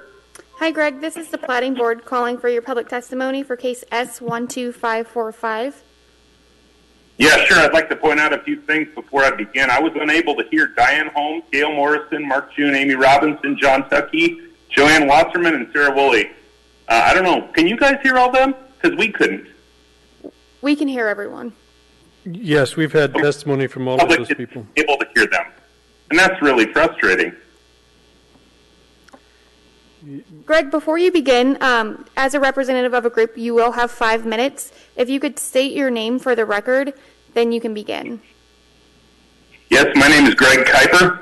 Thank you, dear members of the Platting Board. Thank you for recognizing Glen Alps Community Council. I'm here today to speak on behalf of our community members who have so honorably given up their time to participate in this process and have at stake in this decision. I have read the staff report and many of the comments submitted by my neighbors. We agree with many of the recommendations in the staff report pertaining to denial of variances and vacations that the petitioner is seeking. Our primary concerns are drainage, road maintenance, and safety issues. All of our concerns could be addressed by the Platting Board refusing to grant any variances and reversing Director McNulty's free authorization to allow direct driveway access on a collector road. This community has united unanimously behind the resolutions that were adopted at our December and January meetings. The resolutions point out the $130,000 paid to the owner of the Roe-Haley homestead as part of a state grant program to improve park access. The long-sought public use easement is providing for construction and maintenance of an engineered drainage system that is in fact a roadside creek with multiple adjoining spring-fed streams that flow out through the property. A full 100-foot right-of-way provides land needed for safety required by the Hillstride District Plan for maintaining safer lines of sight around the road's curves. We ask Platting Board to deny this public use easement vacation. We also recommend denial of a public use vacation that would leave private land adjacent to Lot 15 and 16 with no access. The Community Council opposes 27 additional driveways fronting Canyon Road. Canyon Road is classified as a Class 1C neighborhood collector road. These additional driveways would undoubtedly compromise the drainage system, which has already proven costly to maintain and rebuild. We all know that driveways aren't engineered to the same standards as roads. They have a tendency to require a lot of road work on their slopes and culverts.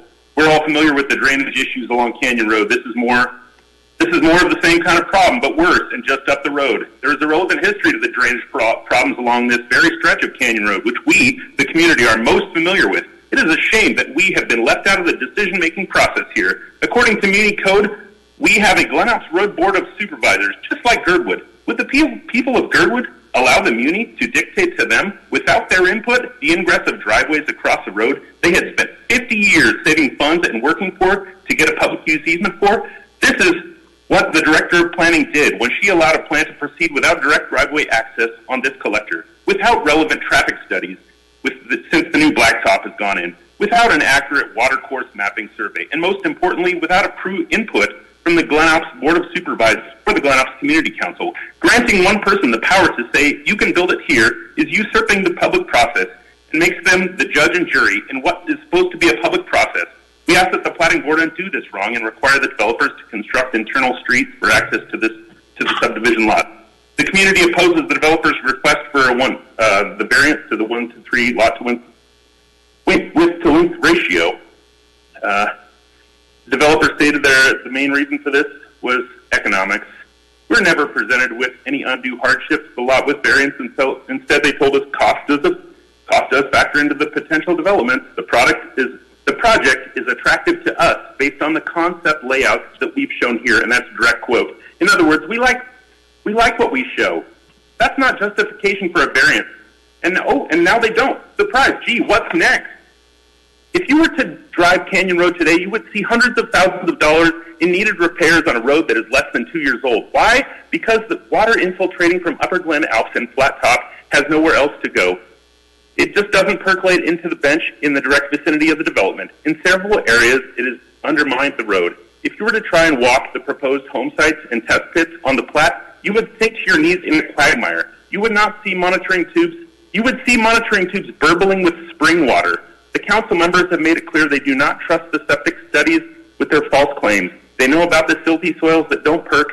I know if I were to submit these false statements to the muni, they would throw the application back to me and say, start over. We ask you to do the same to this plat. In closing, we urge the Platting Board to outright deny approval of this plat because significant changes are needed to address community concerns. Any kind of conditional approval would allow the development to proceed without any further opportunity for public input. We believe the developers can find a better way to develop this land, a way that respects the neighborhood and the land around it. Thank you. Additionally, I would like to say we've been blindsided by this whole in this hearing by Tom Dreyer and this withdrawal of the variances. We haven't had a chance to review these things that he's submitting tonight. This is new to us, and I just object to that. We're not allowed time to review this material, and it's really frustrating to me and my constituents. Thank you, Mr. I reserve my time for rebuttal. Yeah, you've used all of your time. I appreciate it. Thank you. Do we have any questions for Mr. Culpepper? It's Kuiper. Kuijper. Kuiper. Kuiper. The only thing I have left. My name. Please get it right. Kuiper. Thank you, Greg Kuiper. I don't see any questions for you. Thank you, sir. We'll next take our next caller.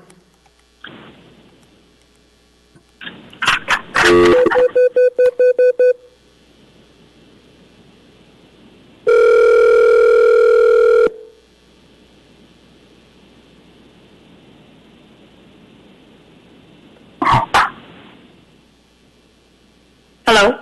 Hi, is this Katie Kuiper? Yes, it is. The Platting Board calling for your public testimony for case S12545. I understand Sean O'Dell has a video that you would like to play as your testimony? Yes, I do. Okay. And you are able to provide commentary over that video. You will have 3 minutes to provide your testimony. If you can state your name for the record, you can begin.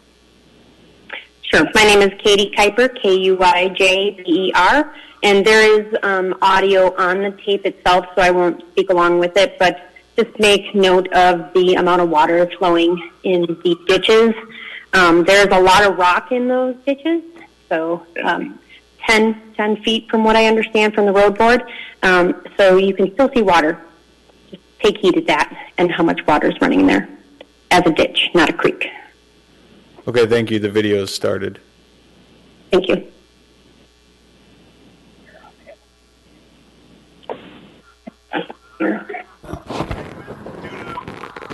So much water coming down this slope. Makes me wonder how we're going to pay for all this. Okay, I'm seeing this is a typical day in the spring. It is a little dry this year. We're seeing the water flowing at the surface of the ditch here, where the springs start to turn into what appears to be a stream, because we know this ditch is full of this 5-inch washed rock and is deep. And we're seeing it at the surface here discontinuously, but we're seeing it here at the leading edge of the property here on the east side. Okay, what I'm showing here is the edge of the roadway here. It appears that all this water behind me, all along parallel to the road, is starting to pool uphill of the edge of the work that's been done recently here, and it's causing this kind of erosion. It's almost to the top of my boots, and these aren't the short extra tops, these are the tall boys, so good thing I wore them today. Okay, you see the water in the stream and the water on the slopes above us? Well, it's all coming down, and it's all heading toward one place. And that's what we're going to look at next. So we're standing here. This is where it all comes together, where all that water runs. It all runs right to here, in this very small spot. And it's being constricted on the roadside by the failure of the ditching there. And now we're having failure of this back slope here. one of the driest springs I've ever seen living around here. And yet we're still experiencing these issues 9 months after this project was completed. Planned and approved by the city.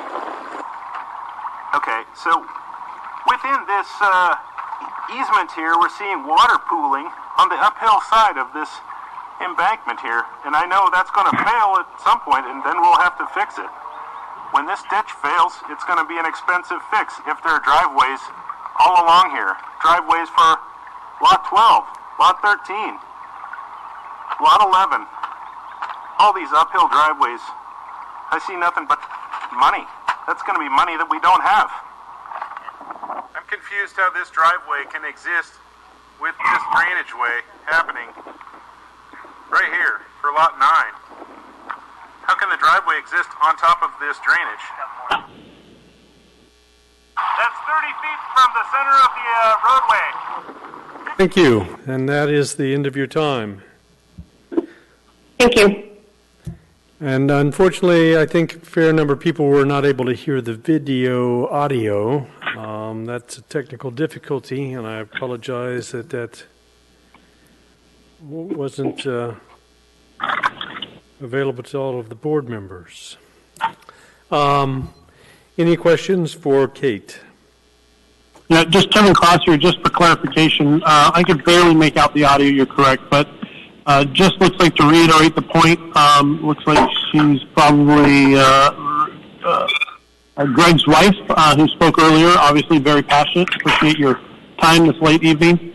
But just so I can summarize, your concern is a lot to do with the drainage, and it looks like you've pointed out some erosion, a lot of water that's coming down the road, and then obviously what these houses, the displacement of that moisture, and then where all that water, since driveways and houses don't absorb water, where is all that water going to go, and how will it affect Canyon Road? Is that what I'm understanding the premise of your video to be? Sure, that's part of it, and also you could see there at the end where Greg was standing, that right there is a driveway, and it's the hill, you can't even see the top of the hill. So trying to cut through that hill to create a driveway off the road there would be extremely challenging. The idea that, you know, more driveways is better, and the cut and fill would be less if we had more driveways doesn't seem to be consistent. The one driveway for maybe two homes, but essentially a drive in back of that area would be more appropriate, because the more that, like, we had one house on the north side that is towards the east more, and when they started building their home, there was a ton of flooding water that came off of that property. And that is what we see is even when they go in with their truck vehicles to dig the wells and whatnot, we see a ton of water pour off of those properties. That's just because of the springs in the area and the saturation and the clay soil. It's not allowing for proper drainage. And that it's mostly that north side we're more concerned about, because there's 16 houses going in on that side. And we have seen failure of the road in the past, and we know there was a lot brought in and a lot taken out in order to create the road, and seeing the failure of the road now, and it was supposedly engineered to do well, and it's only been, we're at the third summer, I think it is now, so that is concerning when they begin to build. And are there any other questions for Kitty? I don't see any. Thank you, Ms. Keeper. Okay, thank you for your time. Yes, thank you. Are we done with calls at this point? Yes, that concludes public testimony. At this point, we will return to the petitioner's representative for rebuttal. And you have 4 minutes and 8 seconds. Okay. And we obviously are going to need a lot more than 4 minutes. I think there's lots of questions. First, I'd like to this is for Jana Wilson. When we drop these variances here, that should be looked as a good thing. It's nothing that really changes the plat. We asked for variances. They didn't like it, so we have pulled the variance request. That's just kind of the normal process of improving the project as you go. If we had to go all the way back through the whole process for every single little variance or change we made on this plat, no one would ever be able to subdivide any property in this land. It would just go on forever. If I could interrupt just a moment here, I need to make a good record for you. Can you please state your name, just so we know who exactly it is making the testimony? Oh, I'm sorry. Through the chair, this is Thomas Dreyer. Thank you. I thought that was right, but just I need a good record for you. Sure. Thank you. You want me to continue? Yes, sir. Okay. So, anyway, it should be looked at as a positive thing. This is the whole process. We get feedback, we change things, modify, and keep moving forward, trying to create a better project. The trail, the other issue was the trail location by the MOA Trails Coordinator. Having a professional do that is, we're obviously very fine with that, and probably some community members might want to go along too to make sure we get exactly the right trail. As far as the warranty period, the 2 years, that's the same way all over this town. There's a lot of areas in this town that have water issues, that do and don't, and no matter what, you still have to have that warranty period. And all the hundreds of pages of regulations that we have to build all this stuff to, it's a very difficult process, very, very stringent, way more stringent than anything you could possibly think of going through. It's just, there are so many protections with all the conditions that are in the recommendations by planning staff and just by all of the approvals that are required. The public is completely protected by all these regulations. That's why they're there. The driveways, if you can look at the site plan there and look at the topo there, to say that it would be a better design to add in 2 other side streets in there is just crazy. I mean, one of the tenets of the Hillside District Plan is to limit cuts and fills. And this plan here by Holquist limits the amount of cuts and fills as much as anybody possibly could.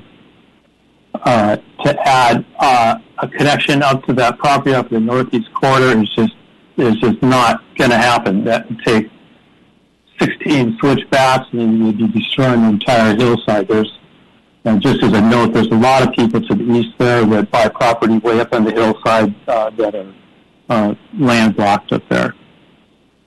And with that, I would like to switch it to the traffic engineer, Will Webb.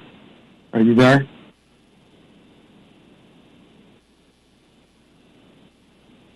Yes, Tom. Can you speak to your traffic report that is on page 251 of the packet? Absolutely. Thank you. For the record, my name is Will Webb. I work at Kinney Engineering. We're a traffic engineering firm. We evaluated the driveway locations for this project at Tom and Mr. Holquist's request, and looked at the driveways with respect, especially the site distance along Canyon Road, given the curves, both the curviness of the road and the hills, the vertical curves, and found that every spot along the road meets the desired intersection site distance for the posted speeds. That is to say that someone who's coming out of their road or out of their driveway can look up and down the road and is able to see oncoming traffic with enough time to get out into the road without having folks slow down. The one exception is up at the top of this parcel, there's a little bit less sight distance. It still meets the stopping sight distance requirements that the state uses, but so it is still safe and meets the standard of care that we'd have for driveway accesses onto a road. And then as far as the traffic volumes go, we've been relying on state and MOA traffic volume data a little bit further down Canyon Road. The latest data available is from 2018, which we believe is after they upgraded the parking lot there for the Rabbit Lakes Trail at Chugach State Park. Yes, at this point I'd like to interrupt. You've met your time, and at this point we'll see if there are any questions from the board. Thank you. Thank you. Yeah, Kevin Cross here. I have a question, and it's for Mr. Webb. You know, there's a couple points here. We'll do drainage here shortly, but definitely traffic. You know, I read through the traffic study in the report. I think that was on page 44 through 45. I thought it was a triad report, but it talked about the house density. But it's interesting because although we take into consideration the amount of traffic that's based on the residential dwellings, is the amount of traffic that's also being demanded by the park access and park use calculated into those?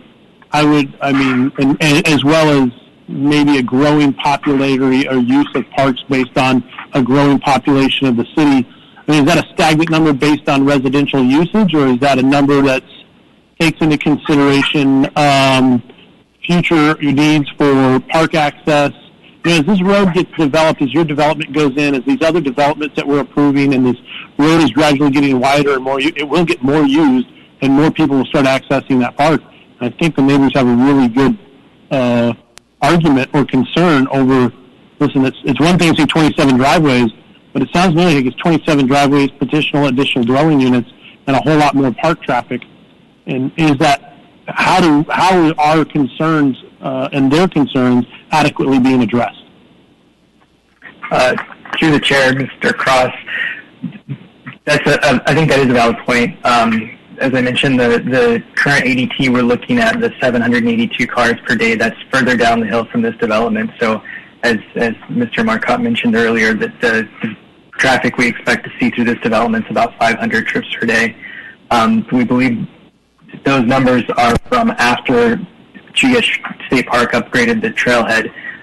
But as far as future, you know, looking out and prognosticating into the future, that's we have not done that for this project, and I don't believe any other project has. The city, their threshold for traffic impact analyses that would do that kind of work is 100 trips in the peak hour, which is a pretty large development. For example, most residential homes generate 1 trip per hour in the peak hour per unit. So, for example, for this development, we'd see 24 to 30 trips in the peak hour. So we wouldn't be anywhere near the CIA threshold there. So I guess the short answer is I can't say what the future would hold, considering the development potential in the area and what the park demands might be. But what you currently established in your proposal, which is 70 feet plus 15 feet on either side, at least the section that you're responsible for, or that you're developing here, you're only factoring 500. But again, just to reiterate, what is the calculations? What is that? Could you just remind everybody listening what the total traffic flow or burden that your proposed design is meant to carry? So this project, or this road, Canyon Road, is classified as a collector by the municipality, and those collector streets in most of the city handle traffic in the 2,000 to 10,000 vehicles per day range, and we're well below that. I mean, we're looking at 500 vehicles per day now. So for traffic to balloon up to what a normal collector would handle, I can't imagine that would occur given the amount of developable land out in this area. Okay, so your current calculations are based on, we could roughly say, a 25% burden on of what it's designed to hold. Is that a semi-accurate statement? Yeah, that's a semi-accurate statement, and it gets us to the bottom range of what a collector would be. So the road, the right-of-way being provided and all that meets collector standards. So the infrastructure is there, but there's just not the traffic demands that a collector would normally create. So the vision I have, it's a 70-foot wide road, and then you've got 15 feet on either side. So is that where the brush is cut back? So as they come out of their driveway, they can see. That's where you get in your approach. Is that? That's getting in beyond my realm of expertise in the project. Okay. Yeah, sorry about that. But I think no, that's okay. And I guess so. It just creates a couple concerns I'm looking at as I'm taking into consideration the 20. How many do we have here? I counted them at one point. 21 different individuals, 26, I guess. But my concern here, and maybe going back to Tom, and Tom, you can speak to this, is, just painting an accurate picture for the public who's here, because we can't make everybody happy, but it's basically a 70-foot wide, and then, how do we, my concern is you cut back the brush so that you have good visibility of people coming out of their driveway. We're out of those driveways, but brushes and grass is needed in order for all that wet. We're reducing vegetation in order for drainage, and in order to get better visibility and a better road, we create additional traffic issues. Additional drainage issues. So, how can you speak to their concern regarding that issue? Yes, thank you. This is Tom. Brandon, would you like to take this? Civil engineer. Yes, this is Brandon here with Triad Engineering. Just wanted to point out that Will's assessment looked at the driveway connections as a standalone component. The letter that we provided to Michelle, the planning director, requested the driveway access, and as part of that request, we added 5 conditions to that request, which are found on page 44.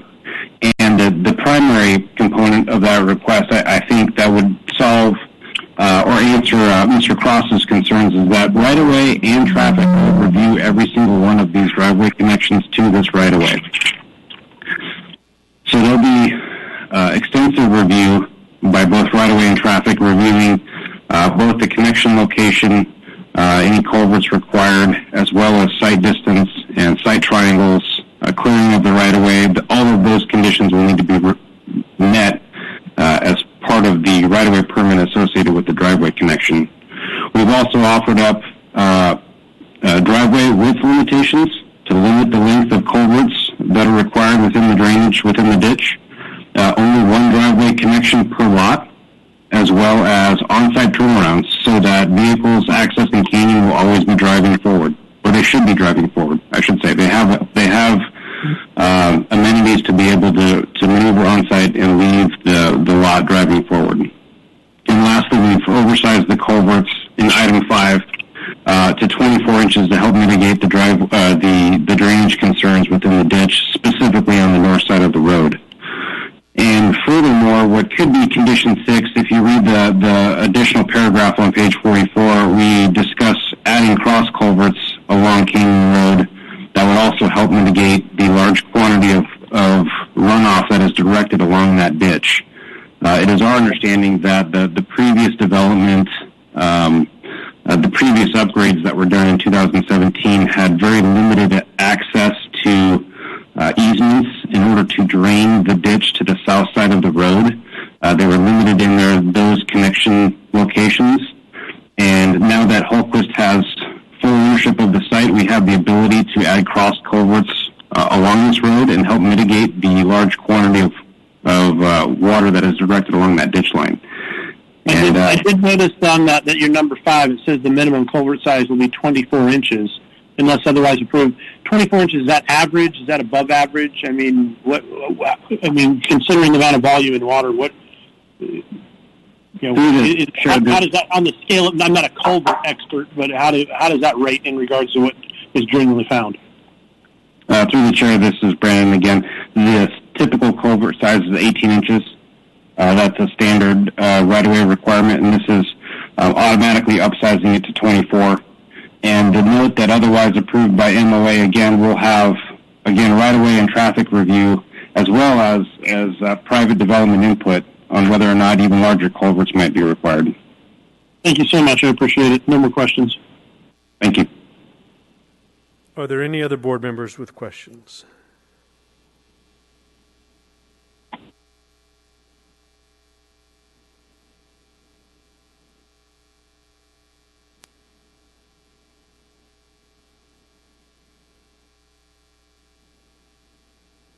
I had a question with respect to whether the development of this property is going to inhibit or harm the ability of the municipality's other owners to develop other lots up the hill from here.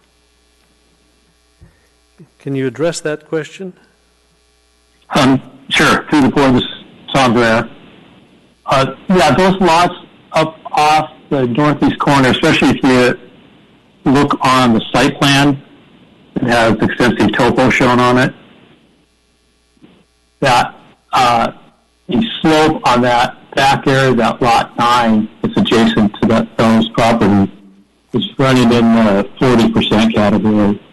There's no road that's ever going to be built up there, and it's actually kind of a common situation when you get up in the far reaches of the hillside, where a long time ago they just subdivided a lot of property without any consideration for access and stuff. And there's actually quite a few lots up in the higher hillside area that are landlocked and don't actually have any type of roadway access.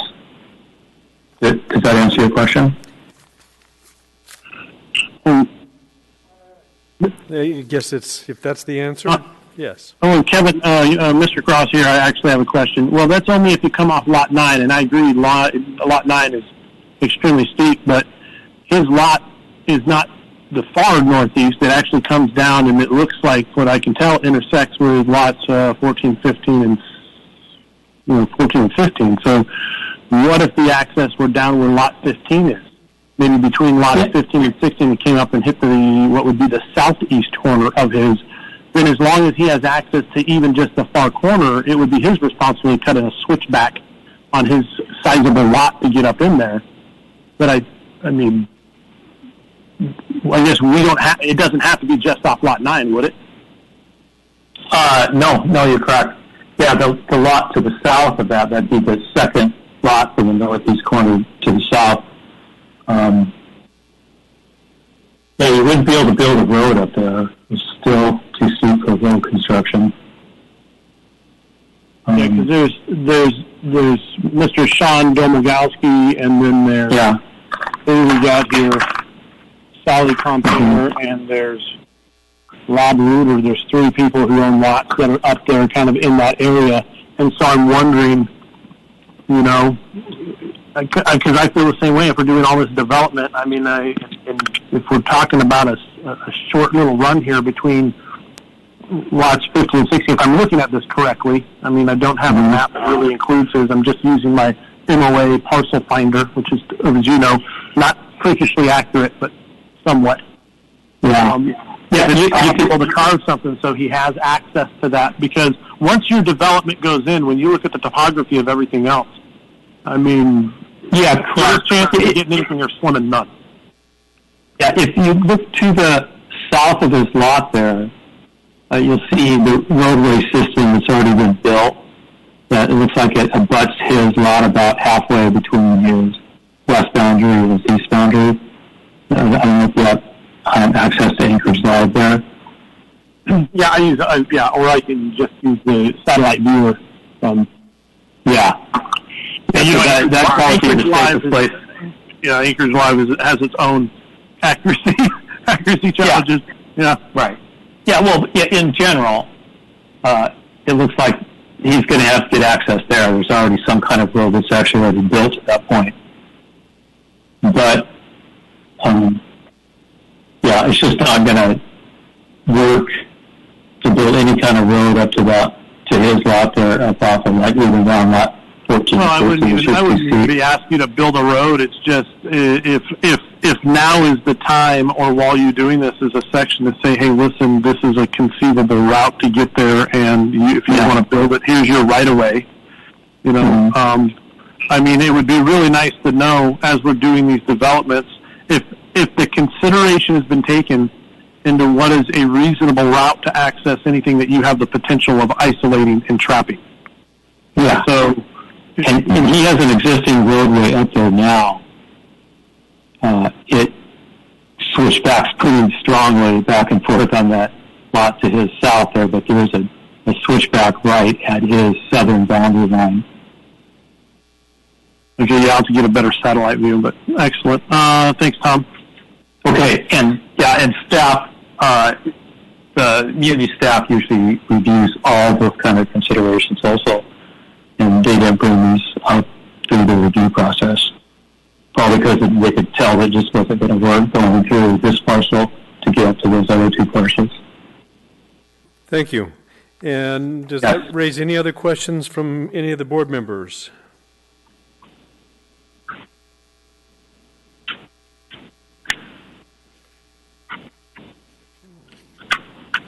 I don't see any other questions, so I believe the matter is now closed for the public hearing, and the matter rests with the board.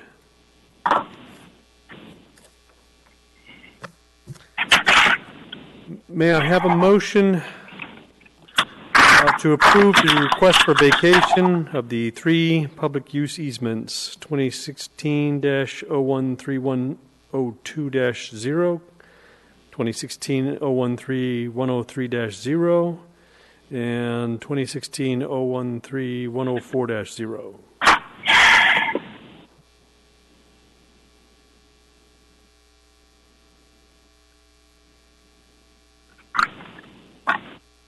Through the chair here, Kevin Cross, I just want to make sure I'm clear here, since what we have here, what before us has changed since it was originally submitted. I have the email that I printed out, which was a last-minute alteration from our department recommendation, E2D, E2F, and another adjustment to 10. But additional to that, I want to make sure I'm clear on which A, B, C, and D. Okay, so he didn't remove all variances because the variance for the PE. So we're still looking to. He's still asking for the approval of A. Yeah. So basically, B and C. Can you give some clarifications on what we're looking at here? So what we have here tonight is we have 5 motions that we have to address. A, B, C, D, and E are the 5 motions. Yep. So even though they've taken off, or they're willing to, they're okay with our denial on B and C, we still have to present the motion in a positive tone, way, and then we can approve or deny it. With respect to the first motion, we have the motion that they came in asking for, and then they had a proposed amendment to that motion, and I thought we would at least ask for motion on the original recommendation or the original request that they had made. And once we have that motion on the floor, then we can discuss whether or not we would want to amend the motion, but the only one that we have to actually vote on is A for right now.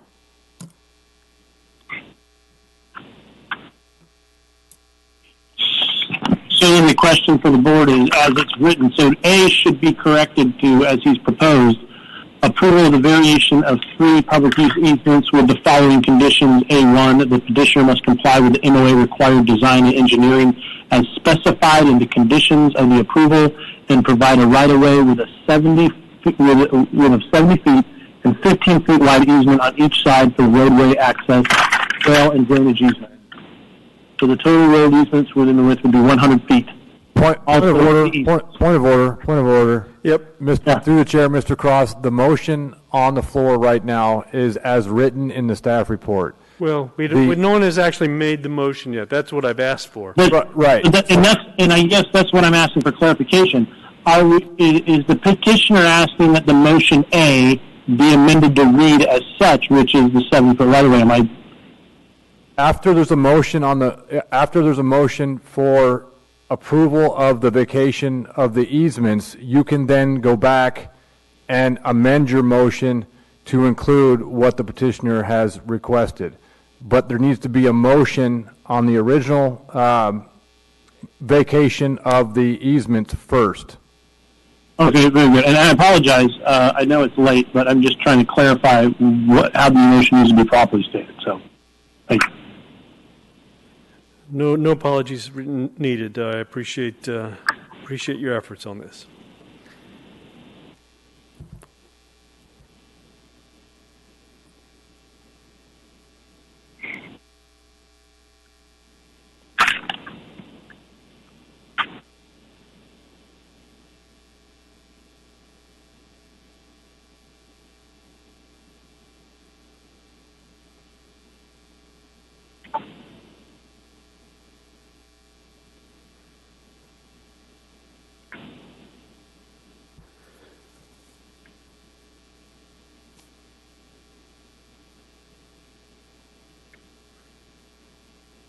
So may I have a motion?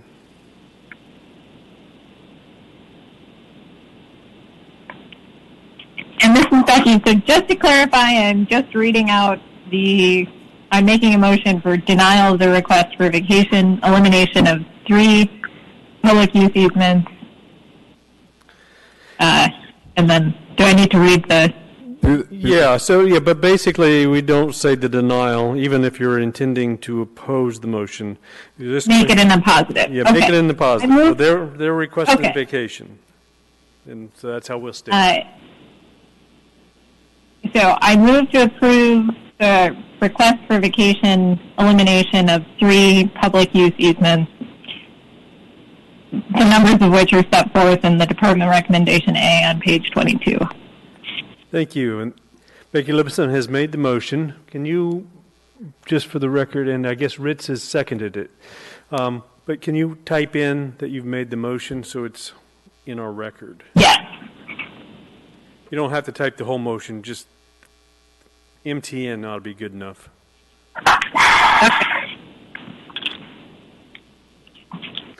And Valerie Ritz has seconded the motion. Would you like to speak to your motion?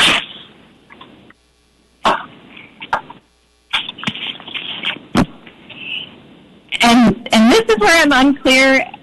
Do I move to amend the motion, or do I have to speak to the motion and then move to amend? Well, why don't you go ahead and speak to the motion first, and maybe that would someone else will step in and seek an amendment. And I have one more procedural question. I believe Mr. Dreyer was going to be typing in proposed language for his revisions, suggested revisions. Yes. I didn't see that in we have it chat. Is that? We have it. Might have to scroll to the chat. It's in the chat at about 7:50 p.m. Okay. It's from Craig's laptop. S4 to everyone. Oh, okay. I see.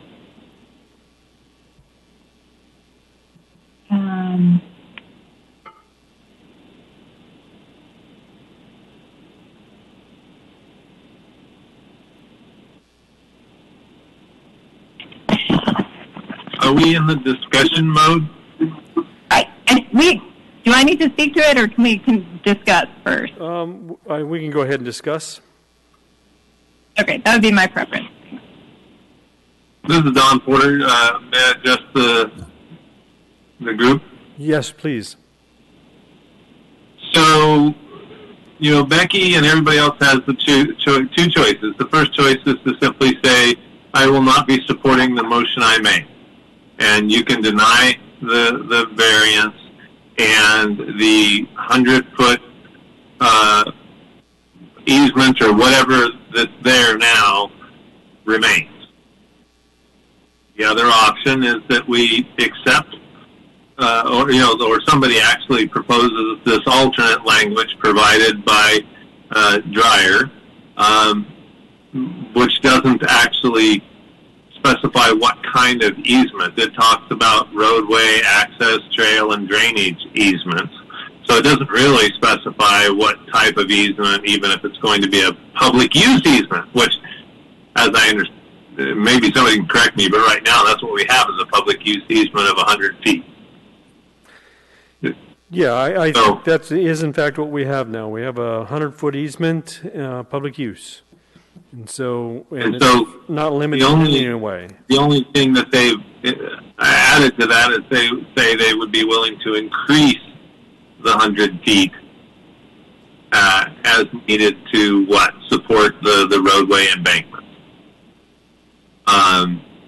So interestingly, our choice is leave the BUE in place and deny their variance entirely, or somebody can propose this alternate language, which says they'll do 70 feet plus 30 feet of easement. So,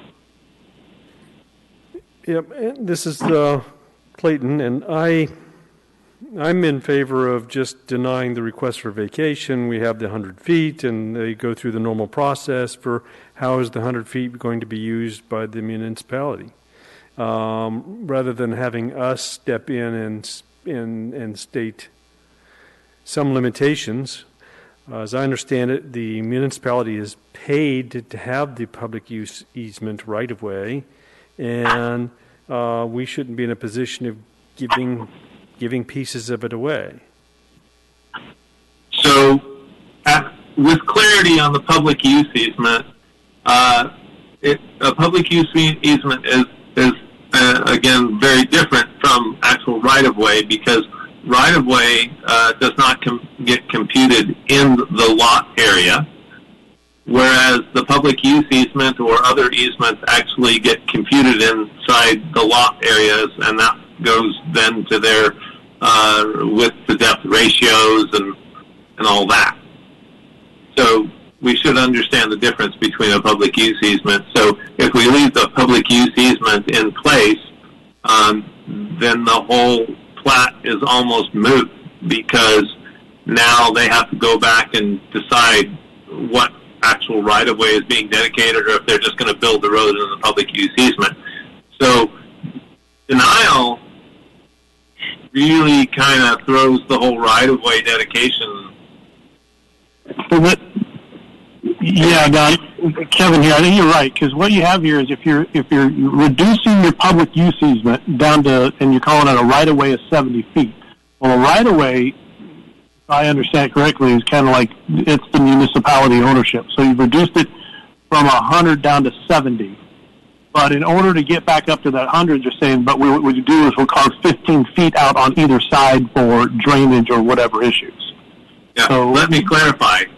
They only have a public use easement at this point in time. They do not have right-of-way. Yeah, that's correct. So if we deny their variance to get rid of the public use easement in favor of dedicating right-of-way, then the plat, as it sits right now, whether it's asking to dedicate 60 feet, that's where it stands now. They'll have to somewhat go back to negotiation, I guess, with planning. Maybe staff can clarify how that works if we deny the variance. Through the chair, Mr. Porter, Dave Whitfield, Planning Department. The Official Streets and Highways Plan classifies this as a 1C collector roadway with a minimum right-of-way width of 60 feet. The plat proposes to dedicate 60 feet. The municipality of Anchorage is requesting, at a minimum, a 60-foot right-of-way dedication.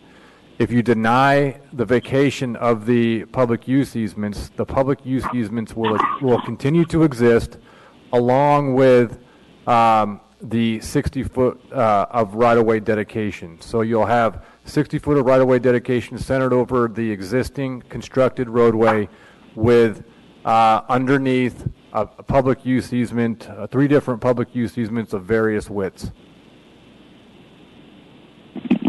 Are the various widths basically 100 feet?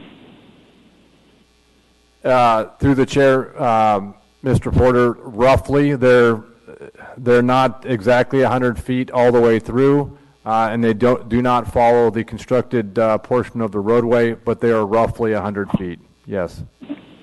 So through the staff, it sounds to me, unless I'm missing something, Mr. Whitfield, that they're proposed of offering a 70-foot with 15-foot wide easement sounds like an improvement over what it's, unless I'm missing something, sounds like a dramatic improvement over what would otherwise be required.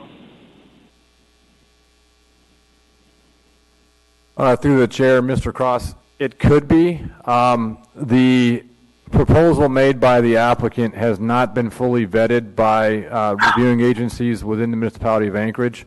It's my understanding that the idea was posed to private development, but it's not been routed and reviewed by other agencies.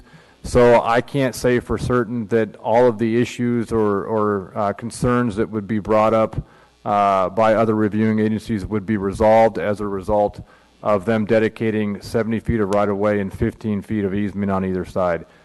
It may be, but I can't say for certain. Through the chair, I'd like to ask one follow-up question to Dave. Yes, sir. Go ahead. Dave,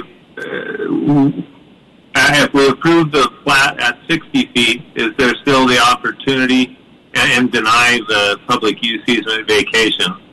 Is there still the opportunity for them to come back and offer 70 feet?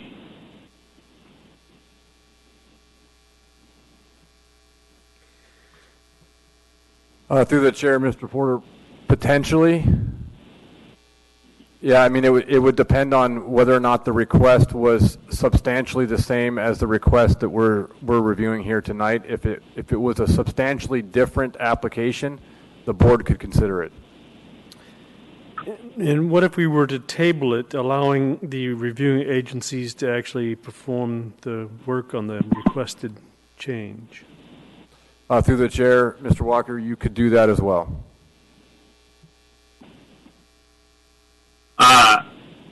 Again, this is Don. So can we, I know they're all possibilities. Just simply direct it to work it out with planning as to whether it be a 60 or 70 foot width as part of the denial, but I guess we're just denying it. So, Kevin Cross here, and I just want to make a statement. I'm hesitant to even vote on this considering the size of this packet, even though I spent hours reviewing it and how much has changed. I'm not confident I fully have my head wrapped around it in order to make a wise decision.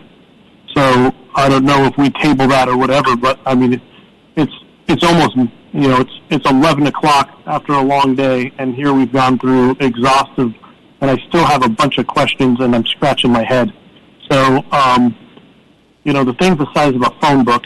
I'm just wondering, how do I vote to give myself more time, or we just sit here until 2 a.m. until I figure it out? Through the chair, this is Jana.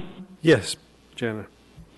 That was kind of my point earlier. It wasn't that I didn't appreciate the fact the developer made concessions. It's the fact that this is a large volume of documentation with a lot of reports and a lot of agency comments, and I just don't think we have the time to fully consider the changes. And so I would support a motion to table this matter to the next meeting so that we can fully absorb this packet, including the changes that are being implemented. And so that would be my position. I'm uncomfortable voting on this until we've had more time to think about the changes. Is 1 month adequate time for the reviewing agencies to review the changes? Through the chair, we could, if the applicant were to provide us with a formal request to modify the plat dedicating 70 feet with 15 feet of easement on either side, we could then route to reviewing agencies and request comments back from them in short order. Yes, I mean, we could do that. But that request would have to come from them, and at this point, we've closed the public hearing. So the matter now rests with us, and we have to make a decision. Well, you could request, because the offer, I'll say, has been made to you, you could request the planning department to go back and request comments on this issue, dedicating the 70 feet with 15 feet of easement on either side. Thank you. All in favor, say aye. Well, I need a motion. Aye. I think Jana has made one. I'll put you down as having seconded. Don has seconded. And therefore, are we ready for a vote on that issue? So can we restate the motion so we're clear? The motion is to continue or table this matter for the reviewing agencies to review it. Through the chair, to the Platting Board, it would be a motion to postpone to the June meeting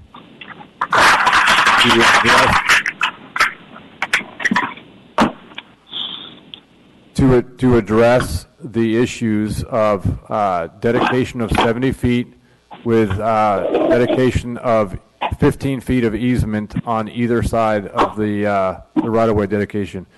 Mr. Cross, you've got a lot of reverberation back there. It's hard to get this across. If you could maybe mute your phone. My phone was muted. I think that was another individual. Thank you.